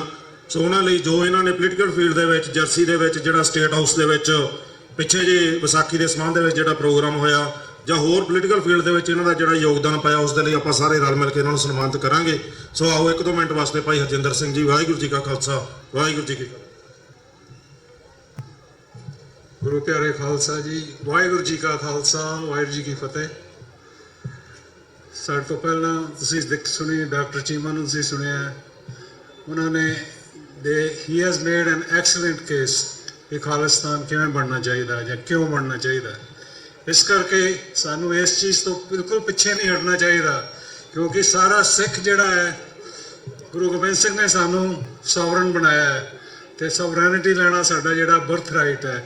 ਇਸ ਕਰਕੇ ਸੋਵਰੈਨਿਟੀ ਮੰਗਣਾ ਜਿਹੜਾ ਹੈ, ਉਹਦੇ ਤੋਂ ਕਦੀ ਝਿਜਕਿਆ ਨਾ ਕਰੋ। ਸਾਹਮਣੇ ਆ ਕੇ ਖਾਲਿਸਤਾਨ ਜਾਂ ਸਿੱਖ ਨੇਸ਼ਨ ਜਿਹੜਾ ਹੈ, ਉਹਦੀ ਸਥਾਪਨਾ ਵਾਸਤੇ ਆਪਣੀ ਜਿਹੜੀ ਹੈ, ਇਸ ਤਰ੍ਹਾਂ ਸਿੱਖ ਫॉर ਜਸਟਿਸ ਹੁਣ ਇਸ ਵੇਲੇ ਤੁਹਾਡੇ ਵਾਸਤੇ ਪ੍ਰੋਗਰਾਮ ਲੀਕ ਰਹੇ ਨੇ, ਉਹਦੇ 'ਚ ਪਾਰਟਿਸਿਪੇਟ ਕਰੋ, ਉਹਨਾਂ ਦੀ ਸਪੋਰਟ ਕਰੋ। ਇਸੇ ਲਾਈਨਸ ਦੇ ਉੱਪਰ ਜਿਹੜਾ ਖਾਲਿਸਤਾਨ ਦਾ ਸਿੰਬਲ ਜਿਹੜਾ ਹੈ, ਉਹਨੂੰ ਅਲਾਈਵ ਰੱਖਣ ਵਾਸਤੇ ਇਹ ਸਿਟੀ ਆਫ ਕਾਰਟਰੇਟ, ਜਿਨ੍ਹਾਂ ਨੇ ਕਿ 2003 ਦੇ ਵਿੱਚ, ਮੇਰਾ ਖਿਆਲ ਹੈ ਕਿ ਦੁਨੀਆ 'ਚ ਪਹਿਲਾ ਸਿਟੀ ਹੋਣਾ ਹੈ ਜਿੱਥੇ ਕਿ ਸਿੱਖ ਸੋਵਰਨਿਟੀ ਦਾ ਸਿੰਬਲ ਨਿਸ਼ਾਨ ਸਾਹਿਬ, ਜਿਹੜਾ ਕਿ ਇਹਨਾਂ ਦੀ ਮੇਅਰ ਦੇ ਆਫਿਸ ਵਿੱਚ, ਕਾਰਟਰੇਟ ਦੇ ਟਾਊਨਸ਼ਿਪ ਦੇ ਆਫਿਸ ਦੇ ਵਿੱਚ ਜਿਹੜਾ ਚਲਾਇਆ ਜਾਂਦਾ ਹੈ, ਜਿਹੜਾ ਕਿ 30 ਡੇਜ਼ ਦੇ ਫਲੈਗ ਜਿਹੜਾ ਹਾਇਸਟ ਹੁੰਦਾ ਹੈ। ਇਸ ਕਰਕੇ ਮੈਂ ਇਹਨਾਂ ਨੂੰ ਬਹੁਤ ਬਹੁਤ ਵਧਾਈ ਦਿੰਦਾ। ਇਹ ਸਿੰਘ ਸਭਾ ਤੇ ਖਾਲਸਾ ਦਸ਼ਮੇਸ਼ ਦਰਬਾਰ ਜਿਹੜੇ 2 ਗੁਰੂ ਘਰ ਨੇ ਇੱਥੇ ਦੇ, ਉਹਨਾਂ ਨੇ ਇੱਕ ਐਗਜ਼ਾਮਪਲ ਸੈੱਟ ਕੀਤੀ ਹੈ ਸਾਰੇ ਵਰਲਡ ਵਾਸਤੇ। ਹੁਣ ਉਸ ਤੋਂ ਬਾਅਦ ਤੇ ਵੈਸੇ ਟੋਰਾਂਟੋ ਓਨਟਾਰੀਓ ਦੇ ਵਿੱਚ ਵੀ ਜਿਹੜਾ ਸਿੱਖ ਨੇਸ਼ਨ ਦਾ ਫਲੈਗ ਜਿਹੜਾ ਉਠਾਇਆ ਗਿਆ ਸੀ। ਇਸੇ ਤਰ੍ਹਾਂ ਹੁਣ ਰੀਸੈਂਟਲੀ ਹੋਲੀਓਕ ਮੈਸੇਚੂਸਟਸ ਦੇ ਵਿੱਚ ਜਿਹੜਾ ਕਿ ਸਿੱਖ ਨੇਸ਼ਨ ਦਾ ਫਲੈਗ ਜਿਹੜਾ ਟਾਊਨ ਆਫ ਹੋਲੀਓਕ ਦੇ ਮੇਅਰ ਨੇ ਜਿਹੜਾ ਉਹ ਰੇਜ਼ ਕੀਤਾ ਸੀ। ਇਸ ਕਰਕੇ ਪਲੀਜ਼ ਇਸ ਚੀਜ਼ ਨੂੰ ਜਿਹੜੀ ਹੈ ਹਮੇਸ਼ਾ ਮੱਦੇਨਜ਼ਰ ਰੱਖਿਆ ਕਰੋ ਕਿ ਜਿਹੜਾ ਖਾਲਿਸਤਾਨ ਹੈ, ਜਿਹੜੀ ਸੋਵਰੈਨਿਟੀ ਹੈ, ਹਰ ਕੌਮ ਦਾ ਜਿਹੜਾ ਆਪਣਾ ਬਰਥ ਰਾਈਟ ਹੈ। ਇਸੇ ਲਾਈਨਸ ਦੇ ਵਿੱਚ ਮੈਂ ਇੱਕ ਦੋ ਮਿੰਟ ਹੋਰ ਤੁਹਾਡੇ ਨਾਲ ਲਵਾਂਗਾ। ਜਿਸ ਤਰ੍ਹਾਂ ਕਿ ਤੁਹਾਨੂੰ ਪਤਾ ਹੈ ਕਿ ਮਾਰਚ 25 ਨੂੰ ਇਸ ਸਾਲ ਟ੍ਰੈਂਟਨ ਦੇ ਵਿੱਚ, ਨਿਊ ਜਰਸੀ ਦੇ ਵਿੱਚ ਇੱਕ ਪੋਇਨਰੀ ਇਵੈਂਟ ਹੋਇਆ ਸੀ, ਜਿਹਦੇ ਵਿੱਚ ਕਿ ਵਿਸਾਖੀ ਜਿਹੜੀ ਹੈ ਉਹਨੂੰ ਸੈਲੀਬ੍ਰੇਟ ਕੀਤਾ ਗਿਆ ਸੀ ਸਟੇਟ ਲੈਵਲ ਤੇ। ਸੈਨੇਟ ਦੇ ਪ੍ਰੈਜ਼ੀਡੈਂਟ ਸਟੀਵ ਸਵੀਨੀ ਨੇ ਆਪਣੇ ਡੀਅਰ ਕੋਲੀਗ ਲੈਟਰ ਕਰ ਲਿਖ ਕੇ ਜਿਹੜਾ ਨਿਊ ਜਰਸੀ ਸਟੇਟ ਦਾ ਸਭ ਤੋਂ ਵੱਡਾ ਕਮੇਟੀ ਹਾਲ ਹੈ, ਜਿਹਦੇ 'ਚ ਕਿ 350 ਜਿਹੜੇ ਸਿੱਖ ਜੀ ਉੱਥੇ ਇਕੱਠੇ ਹੋਏ, ਨਾਲ ਨਿਊ ਜਰਸੀ ਦੇ ਲੈਜਿਸਲੇਟਰਸ ਤੇ ਸੈਨੇਟਰ ਜਿਨ੍ਹਾਂ ਨੇ ਇਹਦੇ ਵਿੱਚ ਭਾਗ ਲਿਆ। ਤੇ ਇਹ ਜਿਹੜੀ ਹੈ ਇਸ remarkable achievement for New Jersey Sikhs. ਤੇ ਇਹਦੇ ਨਾਲ ਹੀ ਮੈਂ ਕਹਾਂਗਾ ਜਿਹੜੀ ਇਹ ਪਰੇਡ ਹੁੰਦੀ ਹੈ, this is the only parade in new jersey ਜਿਹੜੀ ਸਿੱਖ ਡੇ ਪਰੇਡ ਹੋਈ ਜਿਹੜੀ ਇਹ ਹੁੰਦੀ ਹੈ। ਇੱਕ ਦੋ ਚੀਜ਼ਾਂ ਮੈਂ ਹੋਰ ਮੈਂਸ਼ਨ ਕਰਾਂਗਾ। ਨਿਊ ਜਰਸੀ ਦੇ ਵਿੱਚ ਜਿਹੜੇ 2 ਲਾਅ ਬਣੇ ਨੇ, ਇੱਕ ਜਿਹੜਾ ਕਿ ਪਿਛਲੇ ਸਾਲ ਬਣਿਆ ਸੀ ਅਪ੍ਰੈਲ 8, 2018 ਨੂੰ, ਜਿਹੜਾ ਕਿ ਫਿਲ ਮਰਫੀ ਨੇ ਸਾਈਨ ਕੀਤਾ ਸੀ, ਜਦੋਂ ਨਿਊ ਜਰਸੀ ਸੈਨੇਟ ਤੇ ਨਿਊ ਜਰਸੀ ਅਸੈਂਬਲੀ ਨੇ ਜਿਹੜੇ ਅਸੀਂ ਸਿੱਖ ਅਵੇਅਰਨੈਸ ਤੇ ਐਪਰੀਸ਼ੀਏਸ਼ਨ ਮੰਥ ਜਿਹੜਾ ਉਹਨੂੰ ਯੂਨਾਨੀਮਸਲੀ ਪਾਸ ਕੀਤਾ ਸੀ। 2018 ਵਿੱਚ ਜਿਹੜੀ ਨਿਊ ਜਰਸੀ ਸੈਨੇਟ ਨੇ ਅਪ੍ਰੈਲ 14 ਨੂੰ ਸਿੱਖ ਡੇ ਡਿਕਲੇਅਰ ਕਰਨ ਵਾਸਤੇ ਵੀ ਜਿਹੜਾ ਬਿੱਲ ਉਹ ਪਾਸ ਕੀਤਾ ਸੀ। ਪਰ ਜਿਹੜਾ ਅਸੈਂਬਲੀ ਦਾ ਬਿੱਲ ਜਿਹੜਾ ਸੀ ਦੈਟ ਵਾਸ ਹੈਲਡ ਅਪ, ਜਿਹੜਾ ਕਿ 25 ਮਾਰਚ ਨੂੰ 2019 ਨੂੰ, ਕਿਉਂਕਿ ਉਹਦੇ ਵਿੱਚ ਥੋੜੀ ਜਿਹੀ ਆਬਜੈਕਸ਼ਨਸ ਆਏ ਸੀ ਵੀ ਇਹਦਾ ਨੂੰ ਵਿਸਾਖੀ ਡੇ ਰੱਖਣਾ ਚਾਹੀਦਾ ਹੈ, ਸਿੱਖ ਡੇ ਨਹੀਂ ਰੱਖਣਾ ਚਾਹੀਦਾ। ਪਰ ਉਸ ਚੀਜ਼ ਨੂੰ ਅਸੀਂ ਓਵਰਕਮ ਕਰਕੇ 25 ਮਾਰਚ 2019 ਨੂੰ ਸਿੱਖ ਡੇ ਦਾ ਜਿਹੜਾ ਬਿੱਲ ਹੈ ਨਿਊ ਜਰਸੀ ਅਸੈਂਬਲੀ ਵਿੱਚ ਪਾਸ ਹੋਇਆ। ਤੇ ਵਿਸਾਖੀ ਵਾਲੇ ਦਿਨ ਅਪ੍ਰੈਲ 14 ਨੂੰ ਸੰਡੇ ਸਪੈਸ਼ਲ ਸੈਸ਼ਨ ਦੇ ਵਿੱਚ, ਸਪੈਸ਼ਲ ਫੰਕਸ਼ਨ ਦੇ ਵਿੱਚ ਫਿਲ ਮਰਫੀ ਨੇ ਜਿਹੜਾ ਕਿ ਐਤਵਾਰ ਦਾ ਦਿਨ ਸੀ ਤੇ ਵਿਸਾਖੀ ਦਾ ਦਿਨ ਸੀ, ਉਹਨੂੰ ਲਾਅ ਸਾਈਨ ਕੀਤਾ ਹੈ। ਇਸ ਕਰਕੇ ਸਾਰੇ ਸਿੱਖ ਜਿਹੜੇ ਨਿਊ ਜਰਸੀ ਦੇ ਵਧਾਈ ਦੇ ਪਾਤਰ ਨੇ। ਇਹਦੇ ਵਿੱਚ ਸਾਨੂੰ ਸਾਰੇ ਨਿਊ ਜਰਸੀ ਦੇ ਗੁਰਦੁਆਰਿਆਂ ਦਾ ਸਹਿਯੋਗ ਮਿਲਿਆ ਹੈ। ਸਾਰੀ ਆਰਗੇਨਾਈਜੇਸ਼ਨ, ਸਿੱਖ ਕੋਆਰਡੀਨੇਸ਼ਨ ਕਮੇਟੀ ਈਸਟ ਕੋਸਟ, ਜਿਹੜਾ ਕਿ ਦਾਸ ਮੀਡੀਆ ਸਪੋਕਸਮੈਨ ਵੀ ਹੈ, ਤੇ ਇਸ ਤੋਂ ਇਲਾਵਾ ਅਮਰੀਕਨ ਸਿੱਖ ਕਾਕਸ ਡਾਕਟਰ ਪ੍ਰਿਤਪਾਲ ਸਿੰਘ ਤੇ ਉਹਨਾਂ ਦੇ ਸਹਿਯੋਗੀਆਂ ਨੇ ਇਹਦੇ ਵਿੱਚ ਸਾਡਾ ਸਾਰਾ ਸਾਥ ਦਿੱਤਾ ਹੈ। ਤੇ ਇਹਦੇ ਵਿੱਚ ਜਿਹੜੀ ਇਹ ਐਵਰਗ੍ਰੀਨ ਲਾਅ ਜਿਹੜਾ ਬਣਿਆ ਹੈ, ਇਹ ਕੰਟਰੀ ਦੇ ਵਿੱਚ USA ਦੇ ਵਿੱਚ ਪਹਿਲਾ ਲਾਅ ਹੈ ਜਿੱਥੇ ਕਿ ਸਟੇਟ ਨੇ, ਨਿਊ ਜਰਸੀ ਨੇ ਸਿੱਖ ਡੇ ਡਿਕਲੇਅਰ ਉਹਨੂੰ ਰੈਕੋਗਨਾਈਜ਼ ਕੀਤਾ ਹੈ ਤੇ ਅਪ੍ਰੈਲ ਦਾ ਮਹੀਨਾ ਜਿਹੜਾ ਹੈ ਉਹਨੂੰ ਸਿੱਖ ਮੰਥ ਡਿਕਲੇਅਰ ਕੀਤਾ ਹੈ। ਜਿਸ ਤਰ੍ਹਾਂ ਕਿ ਫਰਵਰੀ ਦੇ ਵਿੱਚ ਬਲੈਕ ਹਿਸਟਰੀ ਮੰਥ ਹੁੰਦਾ ਹੈ, ਇਸੇ ਤਰ੍ਹਾਂ ਜਿਹੜਾ ਅਪ੍ਰੈਲ ਦੇ ਵਿੱਚ ਜਿਹੜਾ ਸਿੱਖ ਡੇ ਹੋਏਗਾ। ਇਸ ਕਰਕੇ ਇਹ ਸਾਰੀ ਦੀ ਸੰਗਤ ਜਿਹੜੀ ਹੈ ਨਿਊ ਜਰਸੀ ਦੀ ਕਮਿਊਨਿਟੀ, ਸਿੱਖ ਸਾਰੇ ਇਸ ਚੀਜ਼ ਦੇ ਬਹੁਤ ਬਹੁਤ ਜਿਹੜੇ ਨੇ ਉਹਨਾਂ ਨੂੰ ਕੰਗ੍ਰੈਚੁਲੇਸ਼ਨਸ। ਤੇ ਇਸ ਦੇ ਨਾਲ ਹੀ ਮੈਂ ਇੱਥੇ ਦੇ ਪ੍ਰਬੰਧਕਾਂ ਨੂੰ ਬਹੁਤ ਬਹੁਤ ਵਧਾਈ ਦਿੰਦਾ। ਇੰਨੀ ਐਕਸਲੈਂਟ ਤੇ ਇੰਨੀ ਪਾਰਟਿਸਿਪੇਸ਼ਨ ਤੇ ਇੰਨੀ ਹੁਮ ਕੇ ਜਿਹੜੀ ਪਰੇਡ ਹੋਈ ਹੈ ਉਹਦੇ ਵਾਸਤੇ ਬਹੁਤ ਬਹੁਤ ਵਧਾਈ ਹੋਵੇ। ਵਾਹਿਗੁਰੂ ਜੀ ਕਾ ਖਾਲਸਾ, ਵਾਹਿਗੁਰੂ ਜੀ ਕੀ ਫਤਿਹ। ਵਾਹਿਗੁਰੂ ਜੀ ਕਾ ਖਾਲਸਾ, ਵਾਹਿਗੁਰੂ ਜੀ ਕੀ ਫਤਿਹ। ਬਹੁਤ ਬਹੁਤ ਧੰਨਵਾਦ ਭਾਈ ਹਰਜਿੰਦਰ ਸਿੰਘ ਜੀ ਹੋਰਾਂ ਦਾ। ਸੋ ਮੈਂ ਬੇਨਤੀ ਕਰਾਂ ਕਿ ਜਿੰਨੇ ਸਟੇਜ ਤੇ ਪਤਵੰਤੇ ਬੈਠੇ ਨੇ, ਨਾਲ ਹੀ ਭਾਈ ਜੁਗਰਾਜ ਸਿੰਘ ਜੀ ਆਪ ਜੀ ਆ ਜਾਓ ਸਟੇਜ ਤੇ, ਤਾਂ ਕਿ ਆਪਾਂ ਭਾਈ ਹਰਜਿੰਦਰ ਸਿੰਘ ਜੀ ਹੋਰਾਂ ਨੂੰ, ਤੁਸੀਂ ਆ ਜਾਓ ਭਾਈ ਸਾਹਿਬ ਨਾਲ, ਤੇ ਆ ਜਾਓ। ਹਾਂਜੀ, ਸੋ ਆਪਾਂ ਇਹਨਾਂ ਨੂੰ ਸਨਮਾਨਿਤ ਕਰ ਦਈਏ। ਜਿੰਨੇ ਸਟੇਜ ਤੇ ਬੈਠੇ ਆ ਪੀਰ ਉੱਤੇ ਆ ਜਾਓ, ਆਪਾਂ ਸਾਰੇ ਇਕੱਠੇ ਹੋ ਕੇ ਭਾਈ ਸਾਹਿਬ ਨੇ ਜਿਹੜੀਆਂ ਐਫਰਟਸ ਪੋਲੀਟੀਕਲ ਫੀਲਡ ਦੇ ਵਿੱਚ ਸਿੱਖ ਕੌਮ ਲਈ ਕੀਤੀਆਂ, ਉਹਨਾਂ ਕੰਮਾਂ ਨੂੰ ਰੈਕੋਗਨਾਈਜ਼ ਕਰਦੇ ਹੋਏ ਜਿਹੜਾ ਇਹਨਾਂ ਨੂੰ ਆਪਾਂ ਸਨਮਾਨਿਤ ਕਰ ਰਹੇ ਹਾਂ ਭਾਈ ਹਰਜਿੰਦਰ ਸਿੰਘ ਜੀ ਹੋਰਾਂ ਨੂੰ।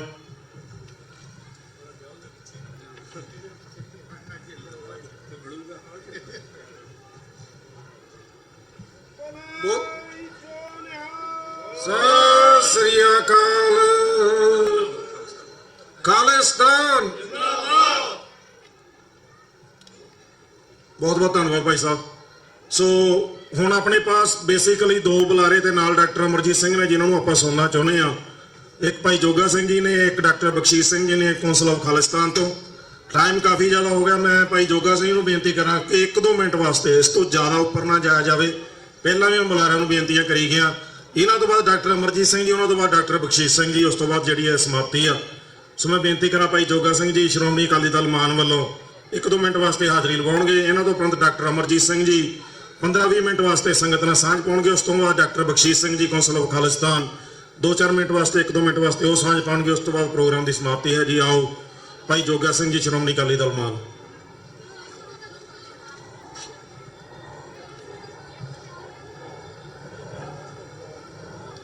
ਖਾਲਸਾ ਜੀ ਦਾ ਸਾਜਨਾ ਦਿਵਸ ਮਨਾ ਰਹੇ ਗੁਰੂ ਰੂਪ ਸਾਧ ਸੰਗਤ ਜੀਓ, ਦਾਸ ਦੀ ਫਤਿਹ ਪ੍ਰਵਾਨ ਕਰੋ।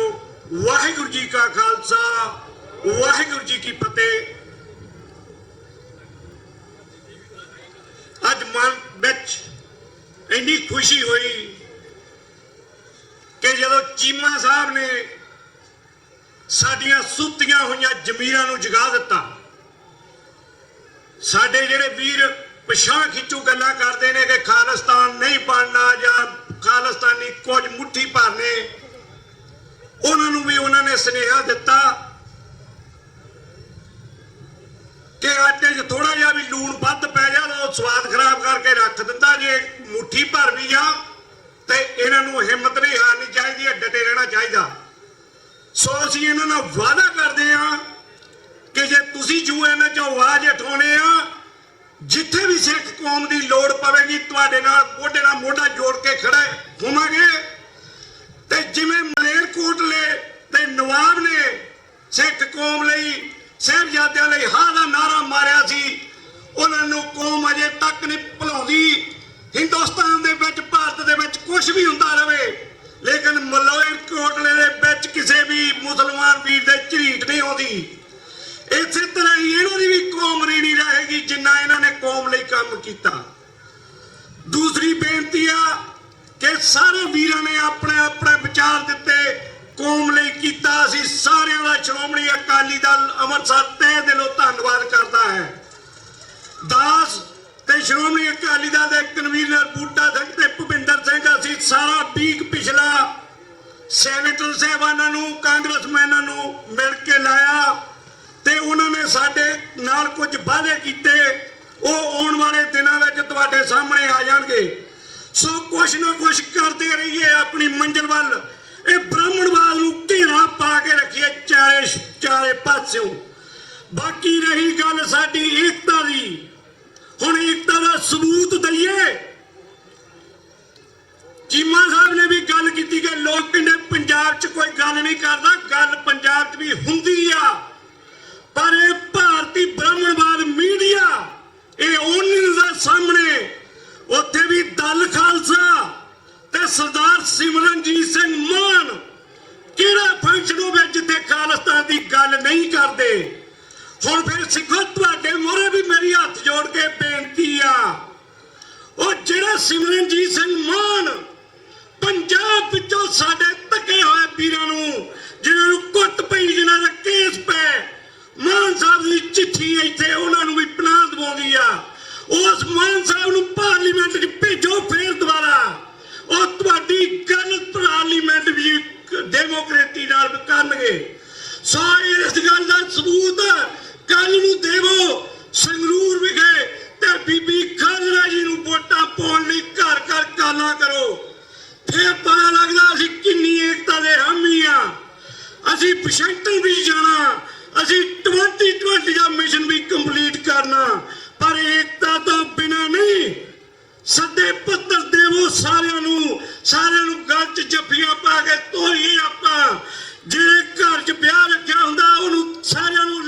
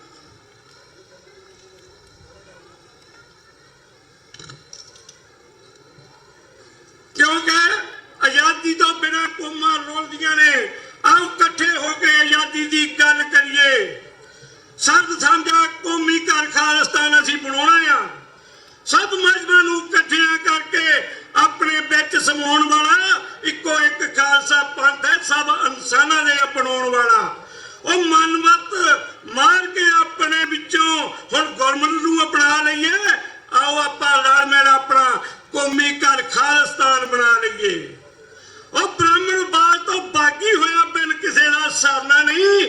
ਸਿੱਖ ਈਸਾਈ ਮੁਸਲਮ ਹੋ ਜਾਓ ਇਕੱਠੇ, ਇਕੱਲਿਆਂ ਹੁਣ ਮਰਨਾ ਨਹੀਂ। ਉਹ ਊਚ ਨੀਚ ਦੇ ਪਾਣੇ ਛੱਡ ਕੇ ਟੁੱਟੀਆਂ ਬਾਹਾਂ ਗਲਾਂ ਨਾਲ ਲਾ ਲਈਏ।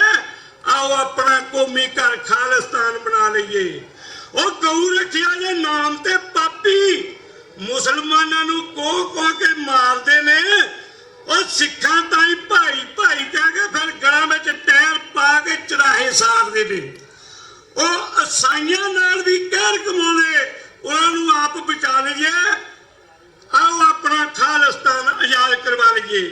ਉਹ ਸ਼ਿਵ ਸੈਨਾ ਬਜਰੰਗ ਦਲੀਆਂ ਹਰ ਪਾਸੇ ਹਿੰਦੂਤਵ ਦੀ ਅੱਤ ਮਚਾਈਏ। ਅੰਦਰ ਖਾਤੇ ਸਭ ਸਰਕਾਰਾਂ ਦਿੰਦੀਆਂ, ਇਹਨਾਂ ਨੂੰ ਰਹਿਨਮਾਈਏ। ਖਾਲਸਾ ਫੌਜ ਵਿੱਚ ਹੋ ਕੇ ਭਰਤੀ, ਖਾਲਸਾ ਸਰਕਾਰ ਬਣਾ ਲਈਏ। ਆਓ ਆਪਣਾ ਰਲ ਮਿਲ ਕੇ ਖਾਲਿਸਤਾਨ ਆਜ਼ਾਦ ਕਰਾ ਲਈਏ। ਉਹ ਜਿਨ੍ਹਾਂ ਆਜ਼ਾਦੀ ਲੈ ਕੇ ਦਿੱਤੀ ਉਹਨਾਂ ਨੂੰ ਹੀ ਅੱਜ ਵੰਗਾਰਦੇ ਨੇ। ਲੋੜ ਪੈਣ ਤੇ ਸਿੱਖ ਬਹਾਦਰ ਪਿੱਛੋਂ ਛੁਰੇ ਪਿੱਠਾਂ ਵਿੱਚ ਮਾਰਦੇ ਨੇ। ਉਹ ਮਾਰਨਾ ਨਹੀਂ ਹੁਣ ਸਰਹੱਦਾਂ ਉੱਤੇ, ਆਪਣੇ ਘਰ ਲਈ ਆਪਾਂ ਵਾਰ ਦਈਏ। ਆਓ ਰਲ ਮਿਲ ਆਪਣਾ ਦੇਸ਼ ਆਜ਼ਾਦ ਕਰਵਾ ਲਈਏ। ਉਹ ਸਰਬ ਸਾਂਝੀ ਗੁਰਬਾਣੀ ਇਹਨਾਂ ਨੇ, ਸਰਬ ਸਾਂਝੀ ਗੁਰਬਾਣੀ ਪਾਪੀਆਂ ਰੂੜੀਆਂ ਦੇ ਵਿੱਚ ਰੋਲ ਦਿੱਤੀ। ਇਨਸਾਫ ਮੰਗਦਿਆਂ ਸਿੱਖਾਂ ਉੱਤੇ ਗੋਲੀਆਂ ਦੀ ਬਾਛੜ ਖੋਲ ਦਿੱਤੀ। ਉਹ ਜਿਸ ਦੇਸ਼ ਵਿੱਚ ਨਹੀਂ ਕਦਰ ਕੌਮਾਂ ਦੀ, ਉਹ ਜੋਗਿਆ ਉਸ ਨੂੰ ਮਨੋਂ ਭੁਲਾ ਲਈਏ। ਆਓ ਆਪਾਂ ਰਲ ਮਿਲ ਆਪਣਾ ਕੌਮੀ ਘਰ ਬਣਾ ਲਈਏ।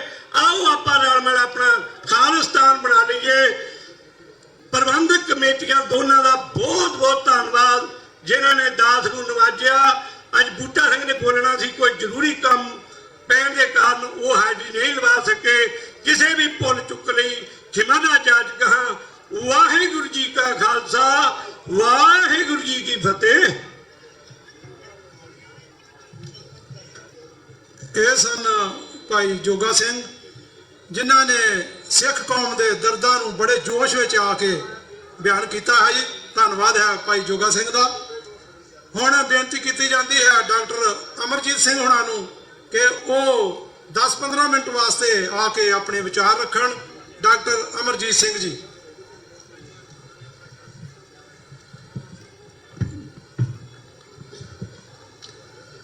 डगमग छाड़ रे मन बोरा, डगमग छाड़ रे मन बोरा, अब तो जरे मरे सिद्ध पाइए, लीनो हाथ सिंदौरा। वाहिगुरु जी का खालसा, वाहिगुरु जी की फतेह। अज दे इस खूबसूरत दिन जदों के सूरज भी मेहरबान है ਤੇ ਸਟੇਟ ਜਿਹੜੀ ਕਿ ਗਾਰਡਨਸ ਦੇ ਤੌਰ ਤੇ ਜਾਣੀ ਜਾਂਦੀ ਹੈ, ਜਿੱਥੇ ਬਾਗ ਹੀ ਬਾਗ ਨੇ, ਹਰਿਆਵਲ ਹੈ, ਤੇ ਫਿਰ ਇਸ ਮਹਿਕ ਵਾਲੇ ਮੌਸਮ 'ਚ ਕੇਸਰੀ ਦਸਤਾਰਾਂ, ਕੇਸਰੀ ਚੁੰਨੀਆਂ ਤੇ ਸੱਚਮੁੱਚ ਉਸ ਸਪਰਿੰਗ ਦੇ ਰੰਗ ਨੂੰ ਜਿਵੇਂ ਖਾਲਿਸਤਾਨ ਜ਼ਿੰਦਾਬਾਦ ਦੇ ਨਾਅਰਿਆਂ ਦੇ ਨਾਲ ਪਿਛਲੇ ਲਗਭਗ 3 ਘੰਟੇ ਤੋਂ ਇਸ ਫਿਜ਼ਾ ਦੇ ਵਿੱਚ ਅਸੀਂ ਸਭ ਨੇ ਆਨੰਦ ਮਾਣਿਆ। ਇਹ ਆਪਣੇ ਆਪ ਵਿੱਚ ਇਸ ਗੱਲ ਦਾ ਸਬੂਤ ਹੈ ਕਿ ਦੁਸ਼ਮਣ ਕੁਝ ਹੋਰ ਚਾਹੁੰਦੇ। ਜਦੋਂ 320 ਵਰੇ ਪਹਿਲਾਂ ਹਿਮਾਲਿਆ ਦੀ ਰੇਂਜ ਦੀਆਂ ਸ਼ਿਵਾਲਿਕ ਪਹਾੜੀਆਂ ਦੀ ਕੁੱਖ ਵਿੱਚ ਗੁਰੂ ਕਲਗੀਧਰ ਪਾਤਸ਼ਾਹ ਨੇ ਉਸ ਪਹਾੜ ਦੇ ਟਿੱਲੇ ਤੋਂ, ਕੇਸਗੜ੍ਹ ਤੋਂ ਖਾਲਸਾ ਪੰਥ ਦੀ ਸਾਜਨਾ ਕੀਤੀ। 80,000 ਦੇ ਇਕੱਠ ਚੋਂ ਤੇ ਲਗਭਗ 230 ਵਰੇ ਗੁਰੂ ਨਾਨਕ ਸਾਹਿਬ 1469 ਚ ਪ੍ਰਕਾਸ਼ਮਾਨ ਹੁੰਦੇ ਨੇ। 10 ਜਾਮਿਆਂ ਦੇ ਅੰਦਰ ਉਸ ਧਰਤੀ ਤੇ ਉਹ ਮਨੁੱਖ ਸਿਰਜਿਆ ਜਿਹੜਾ ਰੱਬ ਨਾਲ ਜੁੜਿਆ ਹੋਇਆ ਸੀ, ਜਿਸ ਦੇ ਕੋਲ ਆਪਣੀ ਜ਼ਬਾਨ ਸੀ, ਆਪਣੀ ਲੈਂਗੁਏਜ ਸੀ, ਜਿਸ ਦੇ ਕੋਲ ਸੰਗਤ ਤੇ ਪੰਗਤ ਦੀਆਂ ਇੰਸਟੀਟਿਊਸ਼ਨ ਸਨ, ਜਿਸ ਦੇ ਕੋਲ 4 ਦਰਵਾਜ਼ਿਆਂ ਵਾਲਾ ਰੱਬ ਦਾ ਘਰ ਸੀ, ਜਿਸ ਕੋਲ ਦਿੱਲੀ ਤਖਤ ਤੋਂ 2 ਫੁੱਟ ਉੱਚਾ ਅਕਾਲ ਤਖਤ ਸੀ, ਤੇ ਕੀਰਤਪੁਰ ਸਾਹਿਬ ਜਿਸ ਨੂੰ ਕਦੇ ਸਿਟੀ ਆਫ ਗਾਰਡਨਸ ਕਿਹਾ ਜਾਂਦਾ ਸੀ, ਉਹ ਫਿਲੈਂਥਰੋਪੀ ਵੀ ਸੀ। ਤੇ ਗੁਰੂ ਤੇਗ ਬਹਾਦਰ ਸਾਹਿਬ ਦੀ ਸ਼ਹਾਦਤ ਦੇ ਨਾਲ ਮਨੁੱਖਤਾ ਦੇ ਇਤਿਹਾਸ ਦੇ ਵਿੱਚ ਇਹ ਕਾਰਨਾਮਾ ਵੀ ਸੀ ਕਿ ਦੂਸਰਿਆਂ ਦੀਆਂ ਮੁੱਢਲੀਆਂ ਆਜ਼ਾਦੀਆਂ ਦੇ ਲਈ ਆਪਣੀ ਕੁਰਬਾਨੀ ਤੇ 10ਵੇਂ ਪਾਤਸ਼ਾਹ ਨੇ ਫੇਰ ਖਾਲਸਾ ਪੰਥ ਦੀ ਸਾਜਨਾ, ਉਹ ਮੁਕੰਮਲ ਗੱਲ ਜਿਸ ਨੂੰ ਭਾਈ ਗੁਰਦਾਸ ਜੀ ਨੇ ਨਿਰਮਲ ਪੰਥ ਕਿਹਾ, ਕੀਤੋਸ ਆਪਣਾ ਪੰਥ ਨਿਰਾਲਾ ਕਿਹਾ, ਤੇ ਭੱਟਾ ਨੇ ਫਰਮਾਇਆ ਇੱਕ ਉੱਤਮ ਪੰਥ ਸੁਣਿਓ ਗੁਰ ਸੰਗਤ, ਤਹਿ ਮਿਲੰਤ ਜਮ ਤਰਾਸ ਮਿਟਾਈ, ਇੱਕ ਅਰਦਾਸ ਪਾਠ ਕੀਰਤ ਕੀ ਗੁਰੂ ਰਾਮਦਾਸ ਰਾਖੋ ਸ਼ਰਣਾਈ। ਉੱਤਮ ਪੰਥ, ਨਿਰਮਲ ਪੰਥ, ਨਿਰਾਲਾ ਪੰਥ, ਇਹ ਖਾਲਸਾ ਪੰਥ ਬਣਦਾ ਹੈ। ਖੰਡੇ ਦੀ ਧਾਰ ਚੋਂ ਪਰਖ ਹੁੰਦੀ ਹੈ ਤੇ ਫਿਰ ਉਹ ਖਾਲਸਾ ਪੰਥ ਧਰ ਤੇਜ ਕਰਾਰਾ। ਭਾਈ ਗੁਰਦਾਸ ਸਿੰਘ ਉਸ ਕਿਸਮ ਦੇ ਉਸ ਸਾਰੇ ਖਾਲਸੇ ਦੇ ਸਰੂਪ ਨੂੰ ਬਿਆਨ ਕਰਦੇ ਨੇ ਕਿ ਕਿਵੇਂ ਫਿਰ ਪ੍ਰਗਟੇ ਸਿੰਘ ਭੁਜੰਗੀਏ ਨੀਲੰਬਰ ਧਾਰ। ਅੰਬਰ ਕੱਪੜਿਆਂ ਨੂੰ ਕਹਿੰਦੇ ਨੇ, ਪਹਿਰਾਵੇ ਨੂੰ ਕਹਿੰਦੇ ਨੇ ਕਿ ਇਹ ਭੁਜੰਗ ਵਾਂਗ ਨੀਲੇ ਅੰਬਰਾਂ ਵਾਲੇ, ਨੀਲੇ ਕੱਪੜਿਆਂ ਵਾਲਾ ਖਾਲਸਾ ਪ੍ਰਗਟ ਹੋਇਆ, ਜਿਸ ਖਾਲਸੇ ਦਾ ਫਿਰ ਤੇਜ ਧਰ ਤੇਜ ਕਰਾਰਾ, ਜਿਸ ਦਾ ਤੇਜ ਕਰਾਰਾ ਤੇ ਚਾਰ ਚਫੇਰੇ ਇਹ ਫਿਰ ਦੋਹੀ ਫਿਰ ਗਈ ਕਿ ਹੁਣ ਇਸ ਧਰਤੀ ਦੇ ਉੱਤੇ ਇਨਸਾਫ ਹੋਏਗਾ, ਇਸ ਧਰਤੀ ਦੇ ਉੱਤੇ ਜ਼ਾਲਮਾਂ ਦਾ ਨਾਸ਼ ਹੋਏਗਾ। ਤੇ ਸੱਚ ਦੀ ਗੱਲ ਮੈਂ ਮਹਿਸੂਸ ਕਰਦੇ ਕਿ ਜਿਵੇਂ ਡਾਕਟਰ ਇਕਤਦਾਰ ਕਰਾਮਤ ਚੀਮਾ ਜੀ ਨੇ ਖਾਲਿਸਤਾਨ ਦਾ ਕੇਸ ਬਿਲਡ ਕੀਤਾ, ਇੱਕ ਸਿੱਖ ਦੇ ਨਾਤੇ ਬਾਰ-ਬਾਰ ਮੇਰੀਆਂ ਅੱਖਾਂ 'ਚੋਂ ਅਥਰੂ ਵੀ ਸਨ ਜਦੋਂ ਉਹ ਐਡਰੈਸ ਕਰ ਰਹੇ ਸਨ, ਤੇ ਮੈਂ ਮਹਿਸੂਸ ਵੀ ਕਰ ਰਿਹਾ ਸੀ ਕਿ ਕਈ ਵਾਰ ਜਦੋਂ ਅਸੀਂ, ਕਿਉਂਕਿ ਗੁਰੂ ਨਾਨਕ ਸਾਹਿਬ ਦਾ 550 ਸਾਲਾ ਪ੍ਰਕਾਸ਼ ਪੁਰਬ ਹੈ, ਤੇ ਇੱਕ ਕਹਾਣੀ ਜਾਂ ਸਾਖੀ ਜਿਹੜੀ ਮੇਰੀ ਯਾਦਾਂ 'ਚ ਪਈ ਹੈ, ਪਤਾ ਨਹੀਂ ਸੋਰਸ ਕੀ ਹੈ ਉਹਦਾ, ਤੇ ਕਿਹਾ ਜਾਂਦਾ ਹੈ ਕਿ ਰਾਏ ਬੁਲਾਰ ਤੇ ਮਹਿਤਾ ਕਾਲੂ ਜਿਹੜੇ ਪੁਰਾਣੇ ਦੋਸਤ ਵੀ ਸਨ, ਉਹ ਰੱਬ ਨੂੰ ਰਿਝਾਉਣ ਦੇ ਲਈ ਲਫ਼ਜ਼ ਅਕਸਰ ਤਪੱਸਿਆ ਵਰਤਿਆ ਜਾਂਦਾ, ਤੇ ਰੱਬ ਪ੍ਰਗਟ ਹੋਇਆ ਤੇ ਦੋਨਾਂ ਨੂੰ ਕਿਹਾ ਕਿ ਦੱਸ, ਤੇ ਮਹਿਤਾ ਕਾਲੂ ਕਹਿੰਦੇ ਨੇ ਕਿ ਤੂੰ ਮੇਰੇ ਘਰ ਜੰਮ, ਮੇਰੇ ਘਰ ਜਨਮ ਲੈ। ਉਹਨਾਂ ਨੇ ਕਿਹਾ ਜੀ ਠੀਕ ਹੈ, ਇਵੇਂ ਹੀ ਹੋਏਗਾ। ਤੇ ਰਾਏ ਬੁਲਾਰ ਕਹਿੰਦੇ ਨੇ ਕਿ ਜਦੋਂ ਤੂੰ ਜਨਮ ਲਏ ਉਦੋਂ ਮੈਨੂੰ ਉਹ ਅੱਖ ਹੋਏ ਪਰਖਣ ਵਾਲੀ, ਮੈਂ ਪਰਖ ਲਾਂ ਕਿ ਤੂੰ ਆ ਗਏ।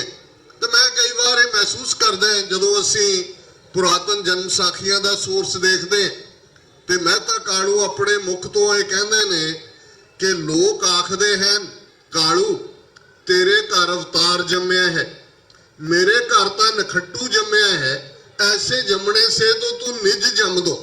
ਹੁਣ ਜ਼ਾਹਰ ਹੈ ਅਸੀਂ ਦੁਨੀਆਦਾਰੀ ਐਂਗਲ ਤੋਂ ਦੇਖੀਏ, ਇੱਕ ਪਟਵਾਰੀ ਇਹ ਡ੍ਰੀਮ ਕਰੇਗਾ ਕਿ ਉਹਦਾ ਮੁੰਡਾ ਤਹਿਸੀਲਦਾਰ ਲੱਗ ਜਾਏ, ਜਿਵੇਂ ਅਸੀਂ ਸਾਰੇ ਪ੍ਰੋਫੈਸ਼ਨਲ ਲੋਕ ਕਰਦੇ, ਤੇ ਇੱਧਰ ਉਹ ਬਾਬਾ ਨਾਨਕ ਜਿਹੜੇ ਸੱਚਾ ਸੌਦੇ ਦਾ ਸਬਕ ਵੀ ਸਿਖਾਉਂਦੇ ਨੇ, ਜਿਨ੍ਹਾਂ ਦੇ ਨਾਲ ਉਹ ਫਕੀਰਾਂ ਦੀ ਸੰਗਤ ਹੈ, ਉਹ ਦੁਨਿਆਵੀ ਅੱਖ ਕਦੇ ਪਛਾਣ ਨਹੀਂ ਸਕਦੀ।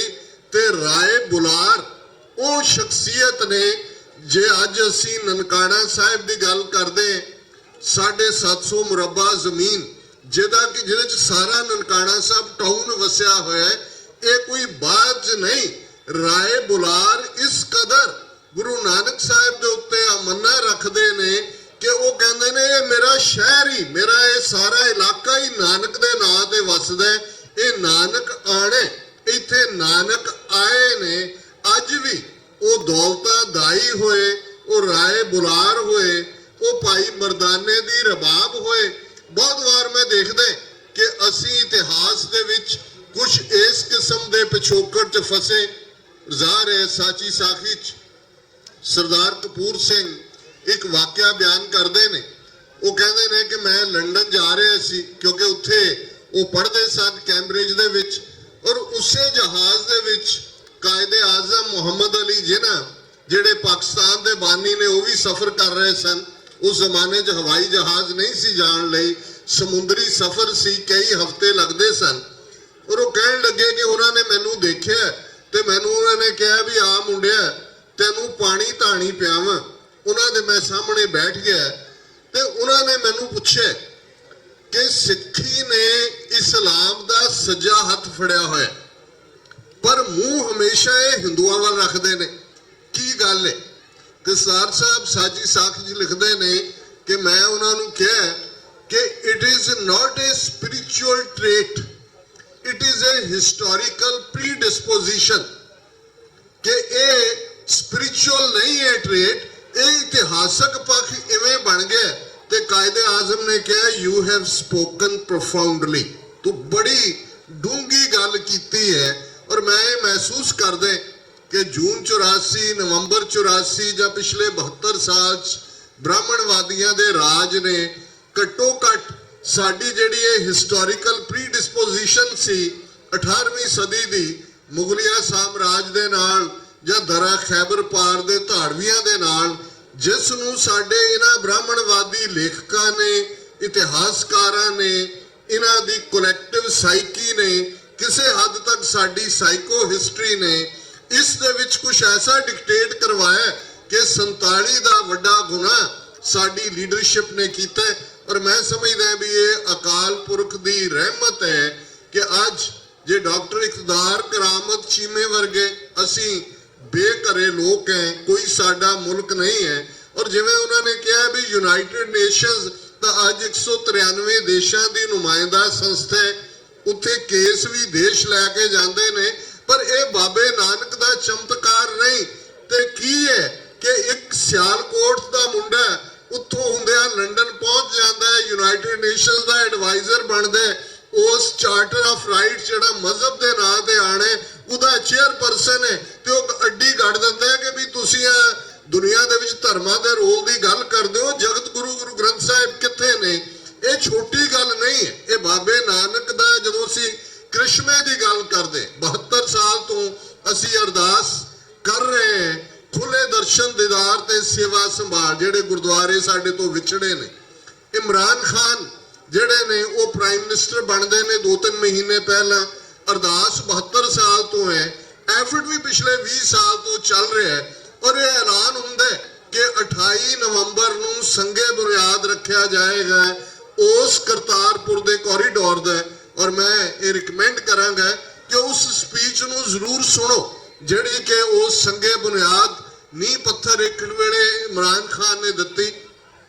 ਉਹਨਾਂ ਨੇ ਕਿਹਾ ਇੱਕ ਮੁਸਲਮਾਨ ਮਦੀਨੇ ਤੋਂ 4 ਮੀਲ ਦੂਰ ਖੜੇ, ਉਸ ਨੂੰ ਇਹ ਕਿਹਾ ਜਾਂਦਾ ਹੈ ਕਿ ਤੂੰ ਦੂਰੋਂ ਦੇਖ ਸਕਦੇ, ਤੂੰ ਆਪਣੇ ਮਦੀਨੇ ਨਹੀਂ ਆ ਸਕਦਾ, ਕਿ ਸਿੱਖਾਂ ਨਾਲ ਇਵੇਂ ਹੀ ਹੋ ਰਿਹਾ ਸੀ। ਔਰ ਜ਼ਾਹਿਰ ਹੈ ਕਿ ਜਦੋਂ ਅਸੀਂ ਮੱਕੇ ਤੇ ਮਦੀਨੇ ਦੀ ਉਦਾਹਰਣ ਦਿੰਦੇ ਹਾਂ, ਹਿਸਟੋਰੀਕਲੀ ਇਹ ਇਸਲਾਮਿਕ ਪਾਰਲੇ ਹੈ। ਮੱਕਾ ਸ਼ਰੀਫ ਉਹ ਥਾਂ ਹੈ ਜਿੱਥੇ ਹਜ਼ਰਤ ਮੁਹੰਮਦ ਸਾਹਿਬ ਇਸ ਦੁਨੀਆ ਦੇ ਵਿੱਚ ਆਉਂਦੇ ਨੇ, ਉਹਨਾਂ ਦਾ ਜਨਮ ਹੁੰਦਾ ਹੈ।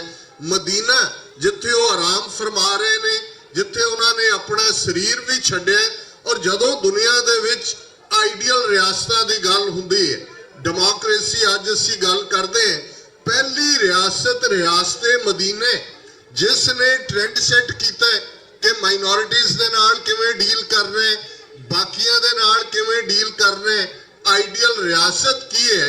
ਤੇ ਜਦੋਂ ਅਸੀਂ ਆਪਣਾ ਮੱਕਾ ਮਦੀਨਾ ਕਹਿੰਦੇ ਹਾਂ, ਨਨਕਾਣਾ ਸਾਹਿਬ ਗੁਰੂ ਨਾਨਕ ਸਾਹਿਬ ਪ੍ਰਗਟ ਹੁੰਦੇ ਨੇ, ਪ੍ਰਕਾਸ਼ਮਾਨ ਹੁੰਦੇ ਨੇ, ਕਰਤਾਰਪੁਰ ਦੀ ਸਰਜ਼ਮੀਨ ਰਾਵੀ ਦਾ ਕੰਢਾ, ਉਸ ਧਰਤੀ ਦੀ ਹਿੱਕ ਦੇ ਉੱਤੇ ਹਲ ਗੁਰੂ ਨਾਨਕ ਸਾਹਿਬ ਆਪਣੇ ਕਰ ਕਮਲਾਂ ਦੇ ਨਾਲ ਚਲਾਉਂਦੇ ਨੇ।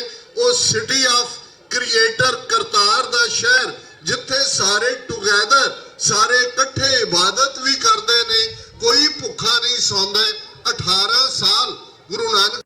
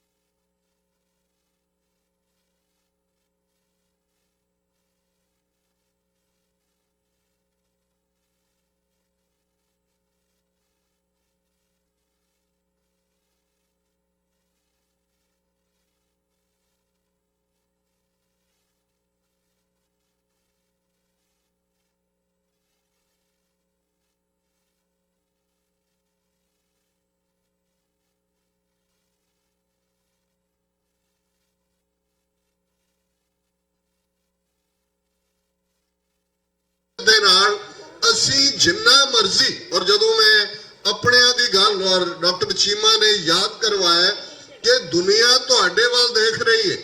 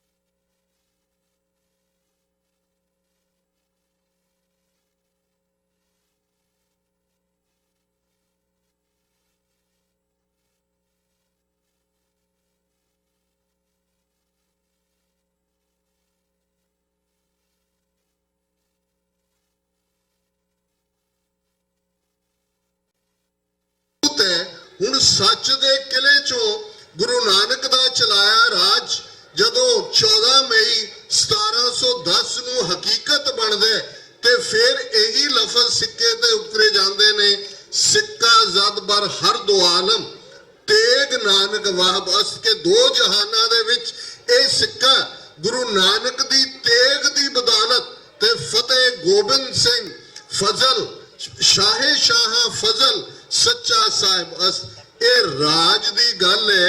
ਗੁਰੂ ਨਾਨਕ ਗੁਰੂ ਗੋਬਿੰਦ ਸਿੰਘ ਸਾਹਿਬ ਦੀ ਵਿਚਾਰਧਾਰਾ ਤਾਂ ਹੀ ਉਸ ਧਰਤੀ ਦੇ ਉੱਤੇ ਐਮਬੋਡੀਮੈਂਟ ਹੋ ਕੇ ਬਣਦੀ ਹੈ ਤੇ ਪਹਿਲਾ ਸ਼ਾਹੀ ਫਰਮਾਨ ਔਰ ਲੈਂਡ ਰਿਫਾਰਮ ਦੀ ਗੱਲ ਦੁਨੀਆ 'ਚ ਅੱਜ ਵੀ ਹੁੰਦੀ ਹੈ, ਫ੍ਰੈਂਚ ਰੈਵੋਲੂਸ਼ਨ ਦੀ ਗੱਲ ਹੁੰਦੀ ਹੈ, ਪਰ ਜੇ ਅਸੀਂ ਹਿਊਮਨ ਹਿਸਟਰੀ 8000 ਸਾਲ 'ਚ ਕੋਈ ਲੈਂਡ ਰਿਫਾਰਮ ਦਾ ਪ੍ਰੀਕਰਸਰ ਦੇਖਣਾ ਹੈ ਤੇ ਪਹਿਲਾ ਆਰਡੀਨੈਂਸ ਖਾਲਸਾ ਰਾਜ ਦਾ ਕਿ ਜ਼ਮੀਨ ਵਾਹੁਣ ਵਾਲਾ ਜ਼ਮੀਨ ਦਾ ਮਾਲਕ ਹੈ।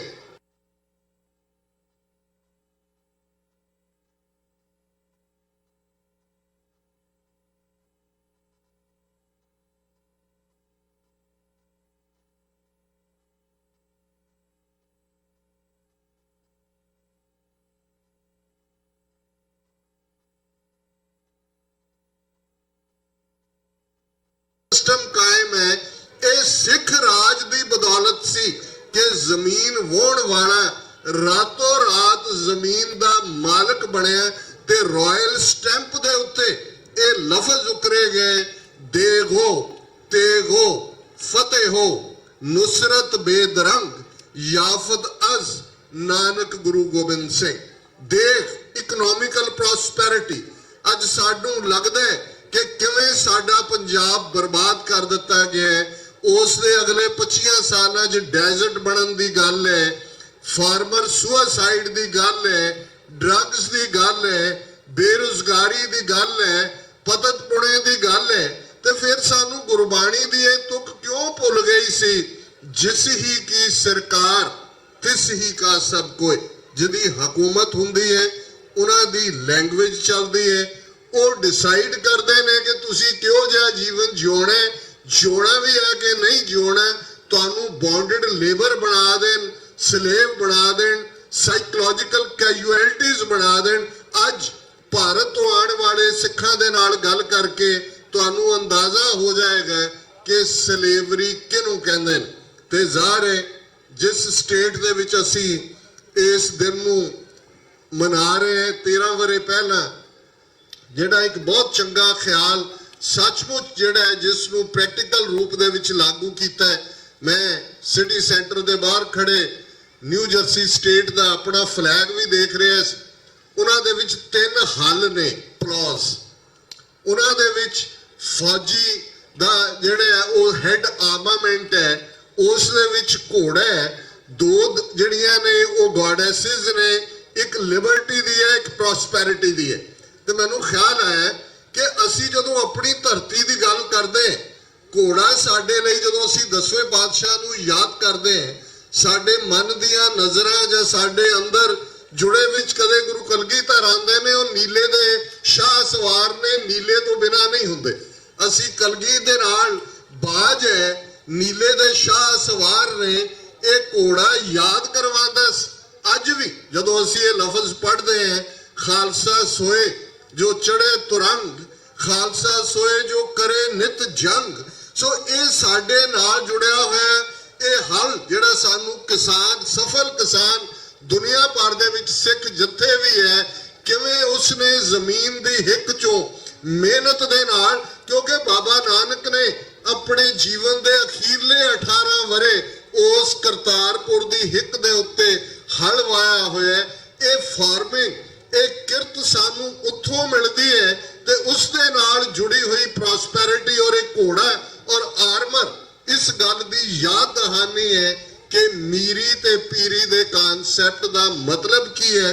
ਗੁਰੂ ਨਾਨਕ ਸਾਹਿਬ ਨੇ ਇਹ ਯਾਦ ਕਰਵਾਇਆ ਸੀ, ਜੇ ਜੀਵੇ ਪਤ ਲਗਤੀ ਜਾਏ ਸਭ ਹਰਾਮ ਜੇਤਾ ਕਿਛ ਖਾਏ। ਸਤਿਗੁਰੂ ਰਹਿਮਤ ਕਰਨ। ਖਾਲਿਸਤਾਨ ਦਾ ਕੇਸ ਤਾਂ ਇੰਨਾ ਪਰਫੈਕਟਲੀ ਚੀਮਾ ਸਾਹਿਬ ਨੇ ਫੂਲ ਪ੍ਰੂਫ ਕੇਸ ਬਣਾ ਦਿੱਤਾ ਕਿ ਉਹਦੇ 'ਚ ਮੈਂ ਕੋਈ ਲਾਈਨ ਵੀ ਐਡ ਨਹੀਂ ਕਰ ਸਕਦਾ। ਹਾਂ, ਇੱਕ ਸ਼ਲੋਕ ਜ਼ਰੂਰ ਗੁਰੂ ਅਰਜਨ ਸਾਹਿਬ ਦਾ ਮੈਨੂੰ ਯਾਦ ਆ ਰਿਹਾ ਹੈ 12 ਤੇ ਵਧੀਕ ਦੇ ਵਿੱਚ, ਜਿਸ 'ਚ ਉਹਨਾਂ ਨੇ ਫਰਮਾਇਆ ਕਿ ਘੋੜੜੇ ਚੜ ਕੇ ਕੁੰਦੇ ਪਕੜੇ, ਖੁੰਡੀ ਦੀ ਖਿਡਾਰੀ, ਹੰਸਾ ਸੇਤੀ ਚਿਤ ਉਲਾਸੇ, ਕੁੱਕੜ ਦੀ ਉਡਾਰੀ। ਜ਼ਾਹਰ ਹੈ ਉਸ ਵੇਲੇ ਜੇ ਪੋਲੋ ਗੇਮ ਜਿਹੜੀ ਘੋੜੇ ਤੇ ਚੜ ਕੇ ਖੇਡੀ ਜਾਂਦੀ ਹੈ, ਇਹ ਪੂਰੀ ਡਿਵੈਲਪ ਨਹੀਂ ਸੀ ਹੋਈ, ਲੇਕਿਨ ਘੋੜੇ ਤੇ ਚੜ ਕੇ ਹੀ ਪੋਲੋ ਖੁੰਡੀ ਵਾਂਗ ਖੇਡਿਆ ਜਾਂਦਾ ਸੀ। ਤੇ ਗੁਰੂ ਸਾਹਿਬ ਨੇ ਫਰਮਾਇਆ, ਗੁਰੂ ਅਰਜਨ ਸਾਹਿਬ ਦਾ ਇਹ ਸ਼ਲੋਕ ਹੈ ਕਿ ਜੇ ਤੁਸੀਂ ਪੋਲੋ ਖੇਡਣੀ ਹੈ, ਖੁੰਡੀ ਦਾ ਖਿਡਾਰੀ ਬਣਨਾ, ਘੋੜੇ ਤੇ ਤੁਸੀਂ ਚੜ ਗਏ ਹੋ ਤੇ ਉਹਦੀ ਤੁਸੀਂ ਕਾਠੀ ਨੂੰ ਘੁੱਟ ਕੇ ਫੜਿਆ ਹੋਇਆ ਕਿ ਮੈਂ ਕਿਤੇ ਡਿੱਗ ਨਾ ਪਵਾਂ, ਤੇ ਫਿਰ ਤੁਸੀਂ ਇਹ ਪੋਲੋ ਨਹੀਂ ਖੇਡ ਸਕਦੇ ਕਿ ਜੇ ਘੋੜੇ ਤੇ ਤੁਸੀਂ ਨਿਡਰ ਹੋ ਕੇ ਨਹੀਂ ਬਹਿੰਦੇ। ਤੇ ਦੂਜੀ ਤੁਕ 'ਚ ਯਾਦ ਕਰਵਾਇਆ, ਹੰਸਾ ਸੇਤੀ ਚਿਤ ਉਲਾਸੇ, ਕੁੱਕੜ ਦੀ ਉਡਾਰੀ, ਕਿ ਤੁਸੀਂ ਇਮੇਜਿਨ ਤਾਂ ਕਰਦੇ ਹੋ ਕਿ ਤੁਸੀਂ ਹੰਸਾਂ ਵਾਂਗ ਮਾਨਸਰੋਵਰ ਦੇ ਉੱਤੇ, ਹਿਮਾਲਿਆ 'ਚ, ਚੀਨ ਦੇ ਸਕਾਈ ਦੇ ਵਿੱਚ ਉੱਡਣਾ, ਪਰ ਤੁਹਾਡੀ ਜ਼ਿਹਨੀਅਤ ਦੇ ਵਿੱਚ ਕੁੱਕੜ ਦੀ ਉਡਾਰੀ ਬਣੀ ਹੋਈ ਹੈ। ਤੁਸੀਂ ਕੁੱਕੜ ਤੋਂ ਬਿਯੋਂਡ ਜਾਣਾ ਨਹੀਂ ਚਾਹੁੰਦੇ, ਬੜੇ ਤੁਸੀਂ ਜਿਹੜਾ ਇਮੇਜਿਨ ਹੰਸ ਨੂੰ ਕਰਦੇ ਹੋ। 30 ਮਿਲੀਅਨ ਸਿੱਖ ਕੌਮ ਦੁਨੀਆ ਭਰ ਦੇ ਅੰਦਰ, 5 ਮਿਲੀਅਨ ਸਿੱਖ ਡਾਇਸਪੋਰਾ, 50,320 ਸਕੁਅਰ ਕਿਲੋਮੀਟਰ ਸਾਡੇ ਕੋਲੋਂ ਜ਼ਮੀਨ ਹੈ। ਮਾਝਾ, ਮਾਲਵਾ, ਦੁਆਬਾ ਕਦੇ ਹਿਸਟਰੀ 'ਚ ਇਕੱਠੇ ਨਹੀਂ ਹੋਏ। ਅੱਜ ਸਾਡਾ ਨਿਊਕਲੀਅਸ ਹੈ। ਗੰਗਾ ਨਗਰ, ਹਨੂਮਾਨਗੜ੍ਹ ਇੱਧਰ ਲੱਗਦੇ ਨੇ, ਸਿਰਸਾ ਅੰਬਾਲਾ ਇੱਧਰ ਹੈ। ਨੇਪਾਲ ਦਾ ਇੱਕ ਡੀ ਟੈਲੀਗ੍ਰਾਫ ਪੇਪਰ ਹੈ, ਉਹਨਾਂ 'ਚ ਇੱਕ ਆਰਟੀਕਲ 4 ਦਿਨ ਪਹਿਲਾਂ ਆਇਆ। ਉਹਨਾਂ ਨੇ ਕਿਹਾ ਮੋਦੀ ਦਾ ਗ੍ਰੇਟ ਡਿਵਾਈਡਰ ਇਨ ਚੀਫ, ਜਿਵੇਂ ਟਾਈਮ ਮੈਗਜ਼ੀਨ ਨੇ ਕਿਹਾ, ਉਹਨੇ ਕਿਹਾ we will love to have sovereign Punjab as our neighbour. ਇੱਕਦਮ ਮੇਰਾ ਦਿਮਾਗ, ਔਰ ਉਹਨਾਂ ਨੇ ਕਿਹਾ ਕਿ we had the honour of having Maharani Jindan as the state guest. ਇਹ 1846 ਤੋਂ ਬਾਅਦ ਦੀ ਗੱਲ ਹੈ। ਇਸ ਗੱਲ ਦਾ ਧਿਆਨ ਰਹੇ ਕਿ ਸਾਡੀਆਂ ਹੱਦਾਂ, ਨੇਪਾਲ ਦੀ ਅਖਬਾਰ ਸਾਨੂੰ ਯਾਦ ਕਰਵਾ ਰਹੀ ਹੈ, ਲੇਕਿਨ ਸਾਡਾ ਇੱਕ ਵੱਡਾ ਹਿੱਸਾ ਮੁਰਦੇ ਹਾਣ ਦੇ ਵਿੱਚ ਆਪਣਿਆਂ ਨੂੰ ਹੀ ਜਿਹੜਾ ਉਹਨਾਂ ਦੇ ਸਿਰ 'ਚ ਸਵਾਹ ਪਾਉਣ ਤੇ ਲੱਗਾ ਹੋਇਆ ਹੈ। ਇਸ ਜਿਹੜੀ ਅਹਿਸਾਸੇ ਕਮਤਰੀ ਹੈ, ਇਹ ਘਟੀਆਪਨ ਦਾ ਅਹਿਸਾਸ ਹੈ, ਇਨਫੀਰੀਅਰਿਟੀ ਕੰਪਲੈਕਸ ਹੈ, ਇਸ ਚੋਂ ਨਿਕਲੀਏ। ਦੁਨੀਆ ਸੁਣ ਰਹੀ है। अलामा इकबाल ने कहा सी, बड़े शौक से सुन रहा था जमाना, हम ही सौ गए दास्तां कहते कहते। दुनिया देख रही है। खालिस्तान की गल, करतारपुर लांघे की गल हुंदी है, चीन की फॉरेन मिनिस्ट्री वेलकम करती है, चीन का एंबेसडर अपनी घरवाली दे नाल दरबार साहब के दर्शनां नूं आउंदा है, वाघे आउंदा है। चाइना पाकिस्तान इकोनॉमिकल कॉरीडोर की एक्सटेंशन की गल करते हैं, रशियन एंबेसडर वेलकम करते, स्टेट डिपार्टमेंट वेलकम करते। करतारपुर लांघे चों सानू दा खालिस्तान नजर आंदे।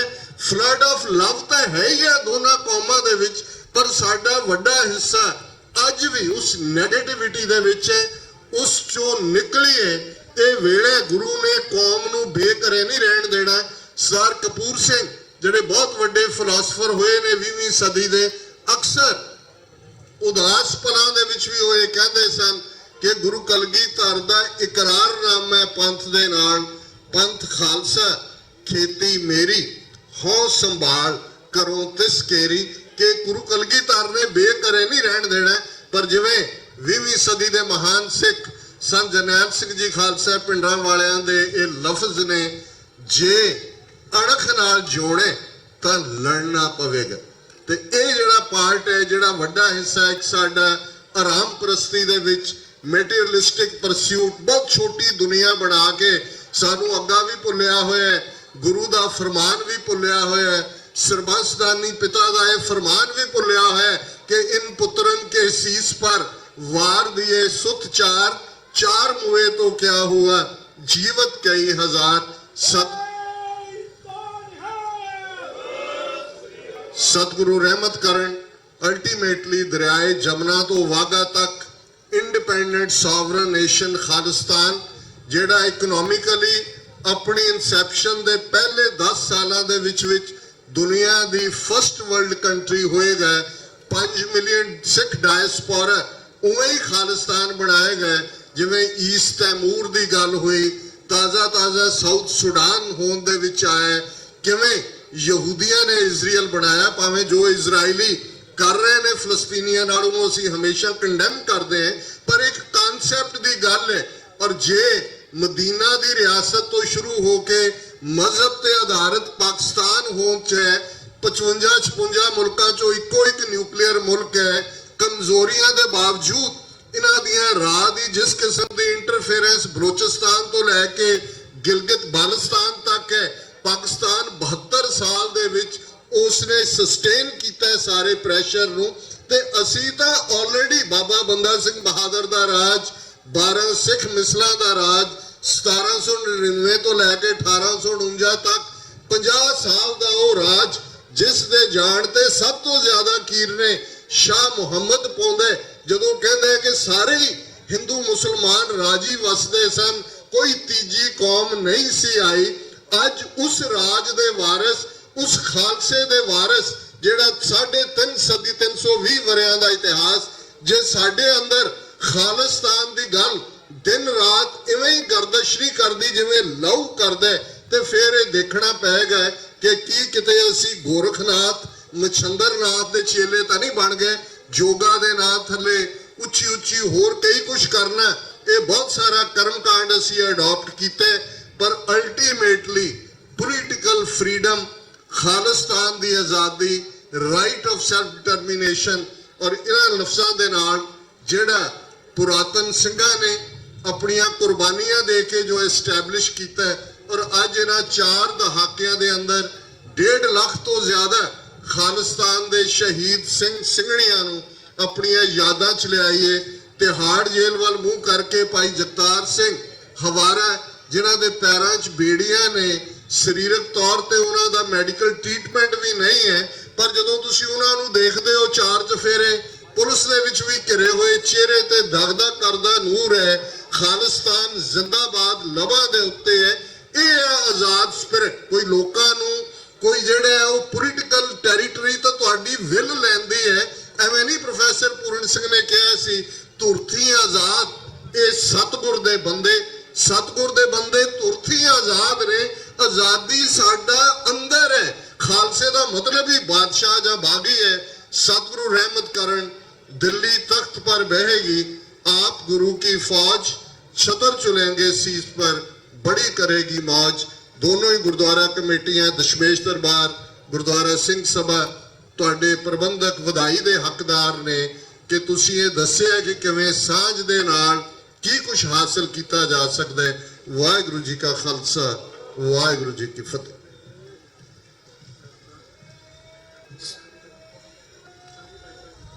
ਸਤਿ ਸ੍ਰੀ ਅਕਾਲ।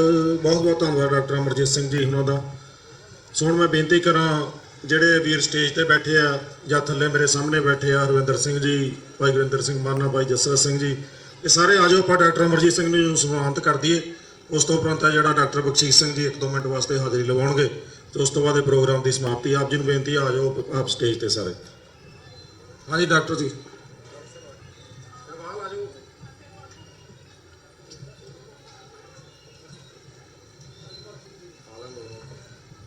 ਆਜੋ ਯਾਰ, ਭੱਜ ਕੇ ਜਵਾਨ ਬੰਦੇ ਆ।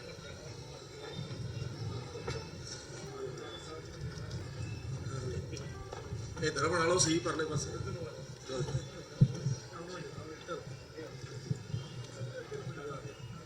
चलो कोई ठीक नहीं ठीक कोई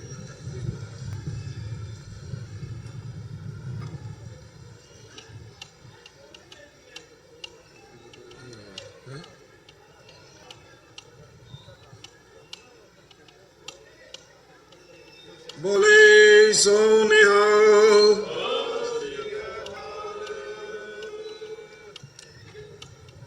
ਥੈਂਕ ਯੂ ਜੀ। ਸੋ ਹੁਣ ਮੈਂ ਬੇਨਤੀ ਕਰਾਂ ਡਾਕਟਰ ਬਖਸ਼ੀਸ਼ ਸਿੰਘ ਜੀ ਸੱਧੂ 1-2 ਮਿੰਟ ਵਾਸਤੇ। ਓਕੇ, ਮੈਂ 1-2 ਮਿੰਟ ਡਾਕਟਰ ਸਾਹਿਬ 1 ਮਿੰਟ ਲੈਣਾ ਸਿਰਫ। ਮੈਨੂੰ ਪੰਕਤੀਆਂ ਪੜ੍ਹ ਕੇ ਸੁਣਾਉਣੀਆਂ ਨੇ। ਮੈਂ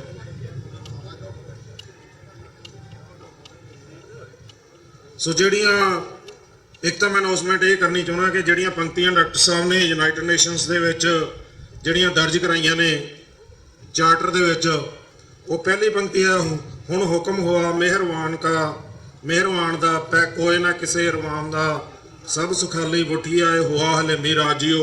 ਇਹ ਪਹਿਲੀ ਪੰਕਤੀ ਆ। ਦੂਸਰੀ ਪੰਕਤੀ ਹੈਗੀ ਭੰਡ ਜੰਮੀਏ ਭੰਡ ਜੰਮੀਏ ਭੰਡ ਮੰਗਣ ਵਿਆਹੋ ਭੰਡੋ ਹੋਵੇ ਦੋਸਤੀ ਭੰਡੋ ਚੱਲੇ ਰਾਹੋ ਭੰਡ ਮੁਆ ਭੰਡ ਪਾਲੀਏ ਭੰਡ ਹੋਵੇ ਬੰਧਾਨ ਸੋ ਕਿਉ ਮੰਦਾ ਆਖੀਏ ਜਿਤ ਜੰਮੇ ਰਾਜਾਨ ਭੰਡੋ ਹੀ ਭੰਡ ਉਪਜੇ ਭੰਡੇ ਬਾਝ ਨਾ ਕੋਏ ਨਾਨਕ ਭੰਡੇ ਬਾਹਰ ਇੱਕੋ ਸੱਚਾ ਸੋਏ। ਸੋ ਜਿਹੜੀ ਤੀਸਰੀ ਪੰਕਤੀ ਆ ਉਹ ਹੈਗੀ ਆ ਬ੍ਰਹਮ ਗਿਆਨੀ ਸਦਾ ਨਿਰਦੋਖ ਜੈਸੇ ਸੂਰ ਸਰਬ ਕੋ ਸੋਖ ਬ੍ਰਹਮ ਗਿਆਨੀ ਕੇ ਦ੍ਰਿਸ਼ਟ ਸਮਾਨ ਜੈਸੇ ਰਾਜ ਰੰਕ ਕੋ ਲਾਗੇ ਤੁਲ ਪਵਾਨ। ਸੋ ਇਹ 3 ਪੰਕਤੀਆਂ ਨੇ ਸਾਹਿਬ ਸ੍ਰੀ ਗੁਰੂ ਗ੍ਰੰਥ ਸਾਹਿਬ ਮਹਾਰਾਜ ਸਾਹਿਬ ਜੀ ਦੇ ਵਿੱਚੋਂ ਜਿਹੜੀਆਂ ਡਾਕਟਰ ਇਕਤਦਾਰ ਚੀਮਾ ਜਿਨ੍ਹਾਂ ਨੇ ਕਿ ਸ੍ਰੀ ਗੁਰੂ ਗ੍ਰੰਥ ਸਾਹਿਬ ਦੇ ਵਿੱਚ ਜਿਹੜੀਆਂ ਦਰਜ ਕਰਾਈਆਂ ਨੇ। ਸੋ ਇੱਕ ਬੇਨਤੀ ਹੋਰ ਕਰਾਂ ਕਿ ਜਿਹੜਾ 61 ਦਾ ਜਿਹੜਾ ਸੋਕਰ ਟੂਰਨਾਮੈਂਟ ਹੈ, ਜਿਹੜਾ ਇੱਥੇ ਸੋਕਰ ਦਾ ਵਾਲੀਬਾਲ ਦਾ ਤੇ ਬਾਸਕਟਬਾਲ ਦਾ ਟੂਰਨਾਮੈਂਟ ਹੁੰਦਾ 61 ਸਪੋਰਟਸ ਕਲੱਬ ਦੇ ਵੱਲੋਂ, ਉਹ ਜਿਹੜਾ ਟੂਰਨਾਮੈਂਟ ਹੈ ਉਹ 22 ਤੇ 23 ਜੂਨ ਨੂੰ ਹੋ ਰਿਹਾ। ਸੋ ਆਪ ਨੂੰ ਬੇਨਤੀ ਹੈ ਕਿ ਉਸ ਦੇ ਵਿੱਚ ਸਾਰਿਆਂ ਨੇ ਪਹੁੰਚਣ ਦੀ ਕਿਰਪਾਲਤਾ ਕਰਨੀ। ਆਓ ਹੁਣ ਡਾਕਟਰ ਬਖਸ਼ੀਸ਼ ਸਿੰਘ ਜੀ 1 ਮਿੰਟ ਵਾਸਤੇ, ਉਸ ਤੋਂ ਉਪਰੰਤ ਜਿਹੜੀ ਹੈ ਇਹ ਸਟੇਜ ਦੀ ਕਾਰਵਾਈ ਸਮਾਪਤ ਹੋਵੇਗੀ ਜੀ। ਵਾਹਿਗੁਰੂ ਜੀ ਕਾ ਖਾਲਸਾ, ਵਾਹਿਗੁਰੂ ਜੀ ਕੀ ਫਤਿਹ।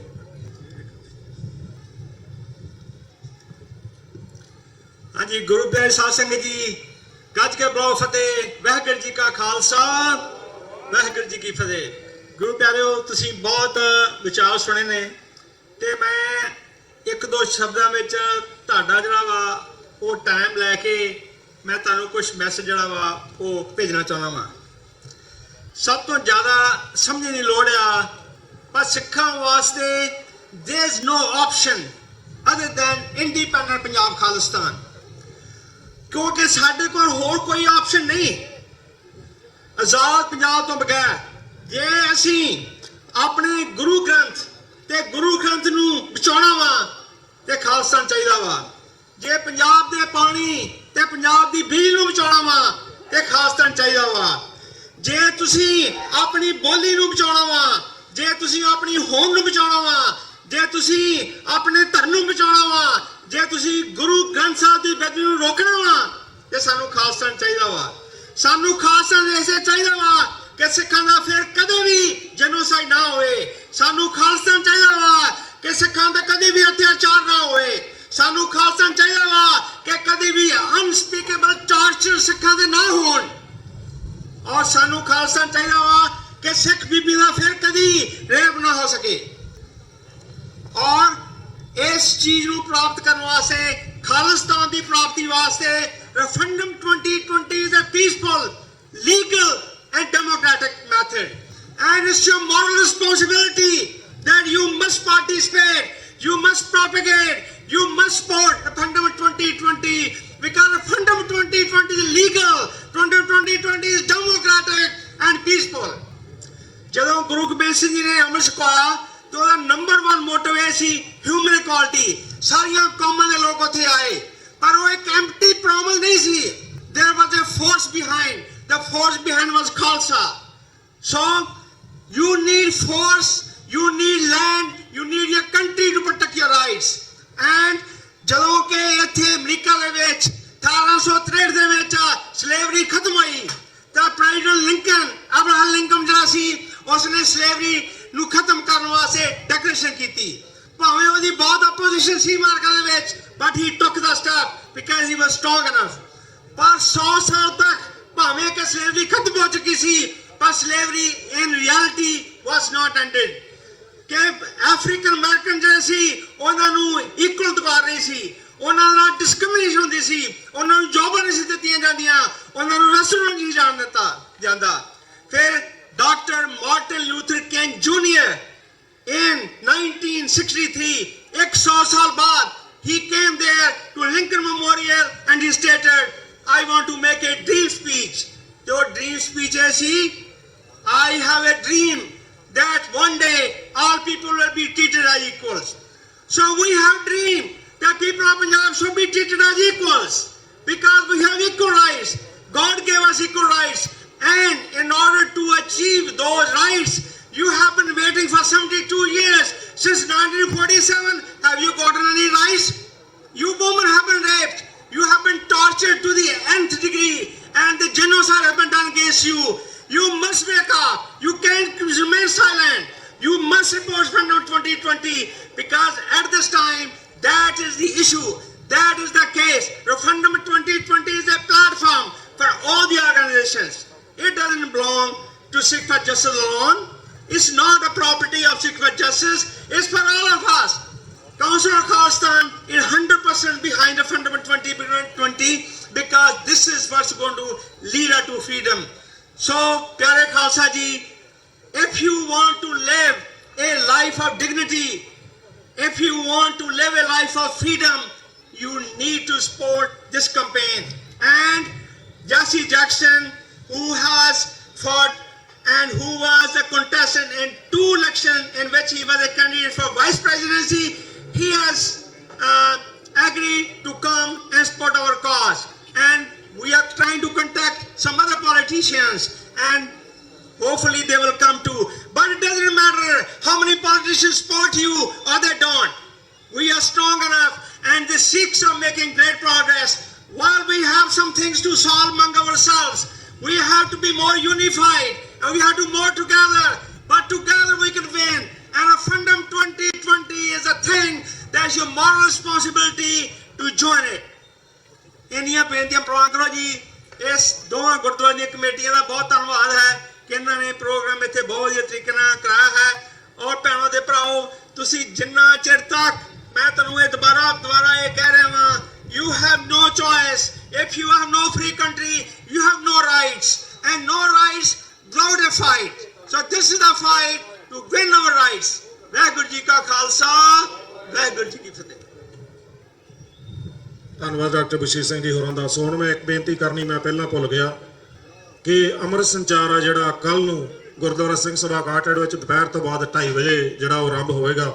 ਸੋ ਅੰਮ੍ਰਿਤ ਸੰਚਾਰ ਕੱਲ ਨੂੰ ਐਤਵਾਰ ਨੂੰ 19 ਮਈ ਨੂੰ ਦੁਪਹਿਰ ਤੋਂ ਬਾਅਦ 2:30 ਵਜੇ ਗੁਰਦੁਆਰਾ ਸਿੰਘ ਸਭਾ ਕਾਟੜ ਦੇ ਵਿੱਚ ਹੋਵੇਗਾ। ਸੋ ਜਿਨ੍ਹਾਂ ਨੇ ਵੀ ਖਾਲਸੇ ਪੰਥ ਦੇ ਵਿੱਚ ਸ਼ਾਮਲ ਹੋਣਾ, ਖੰਡੇ ਬਾਟੇ ਦੀ ਪੋਹ ਲੈਣੀ, ਉਹ ਕੱਲ 2:30 ਵਜੇ ਸਮੇਤ ਕੇ ਸ਼ੀਸ਼ ਇਸ਼ਨਾਨ ਕਰਕੇ ਗੁਰਦੁਆਰਾ ਸਾਹਿਬ ਪਹੁੰਚਣ ਦੀ ਕਿਰਪਾਲਤਾ ਕਰਨੀ ਜੀ। ਸੋ ਇਸ ਦੇ ਨਾਲ ਹੀ ਸਾਰੀਆਂ ਜਥੇਬੰਦੀਆਂ ਦਾ, ਗੁਰਦੁਆਰਾ ਸਾਹਿਬਾਨਾਂ ਦਾ, ਨਾਲ ਜਿਹੜੇ ਮੇਰੇ ਵੀਰਾਂ ਨੇ ਰਾਤ ਤੋਂ ਲੰਗਰ ਦੇ ਵਿੱਚ ਸੇਵਾ ਕਰ ਰਿਹਾ, ਜਿਹੜੇ ਵੋਲੰਟੀਅਰ, ਸਭਨਾਂ ਦਾ ਬਹੁਤ ਬਹੁਤ ਧੰਨਵਾਦ। ਫਿਰ ਦੁਬਾਰਾ ਆਪਾਂ ਨੈਕਸਟ ਸਾਲ ਮਿਲਾਂਗੇ ਜੀ। ਇੰਨੀਆਂ ਬੇਨਤੀਆਂ ਕਰਦਾ ਕਿ ਉਹਨਾਂ ਦਾ ਜਾਚਕਾਂ ਜੀ।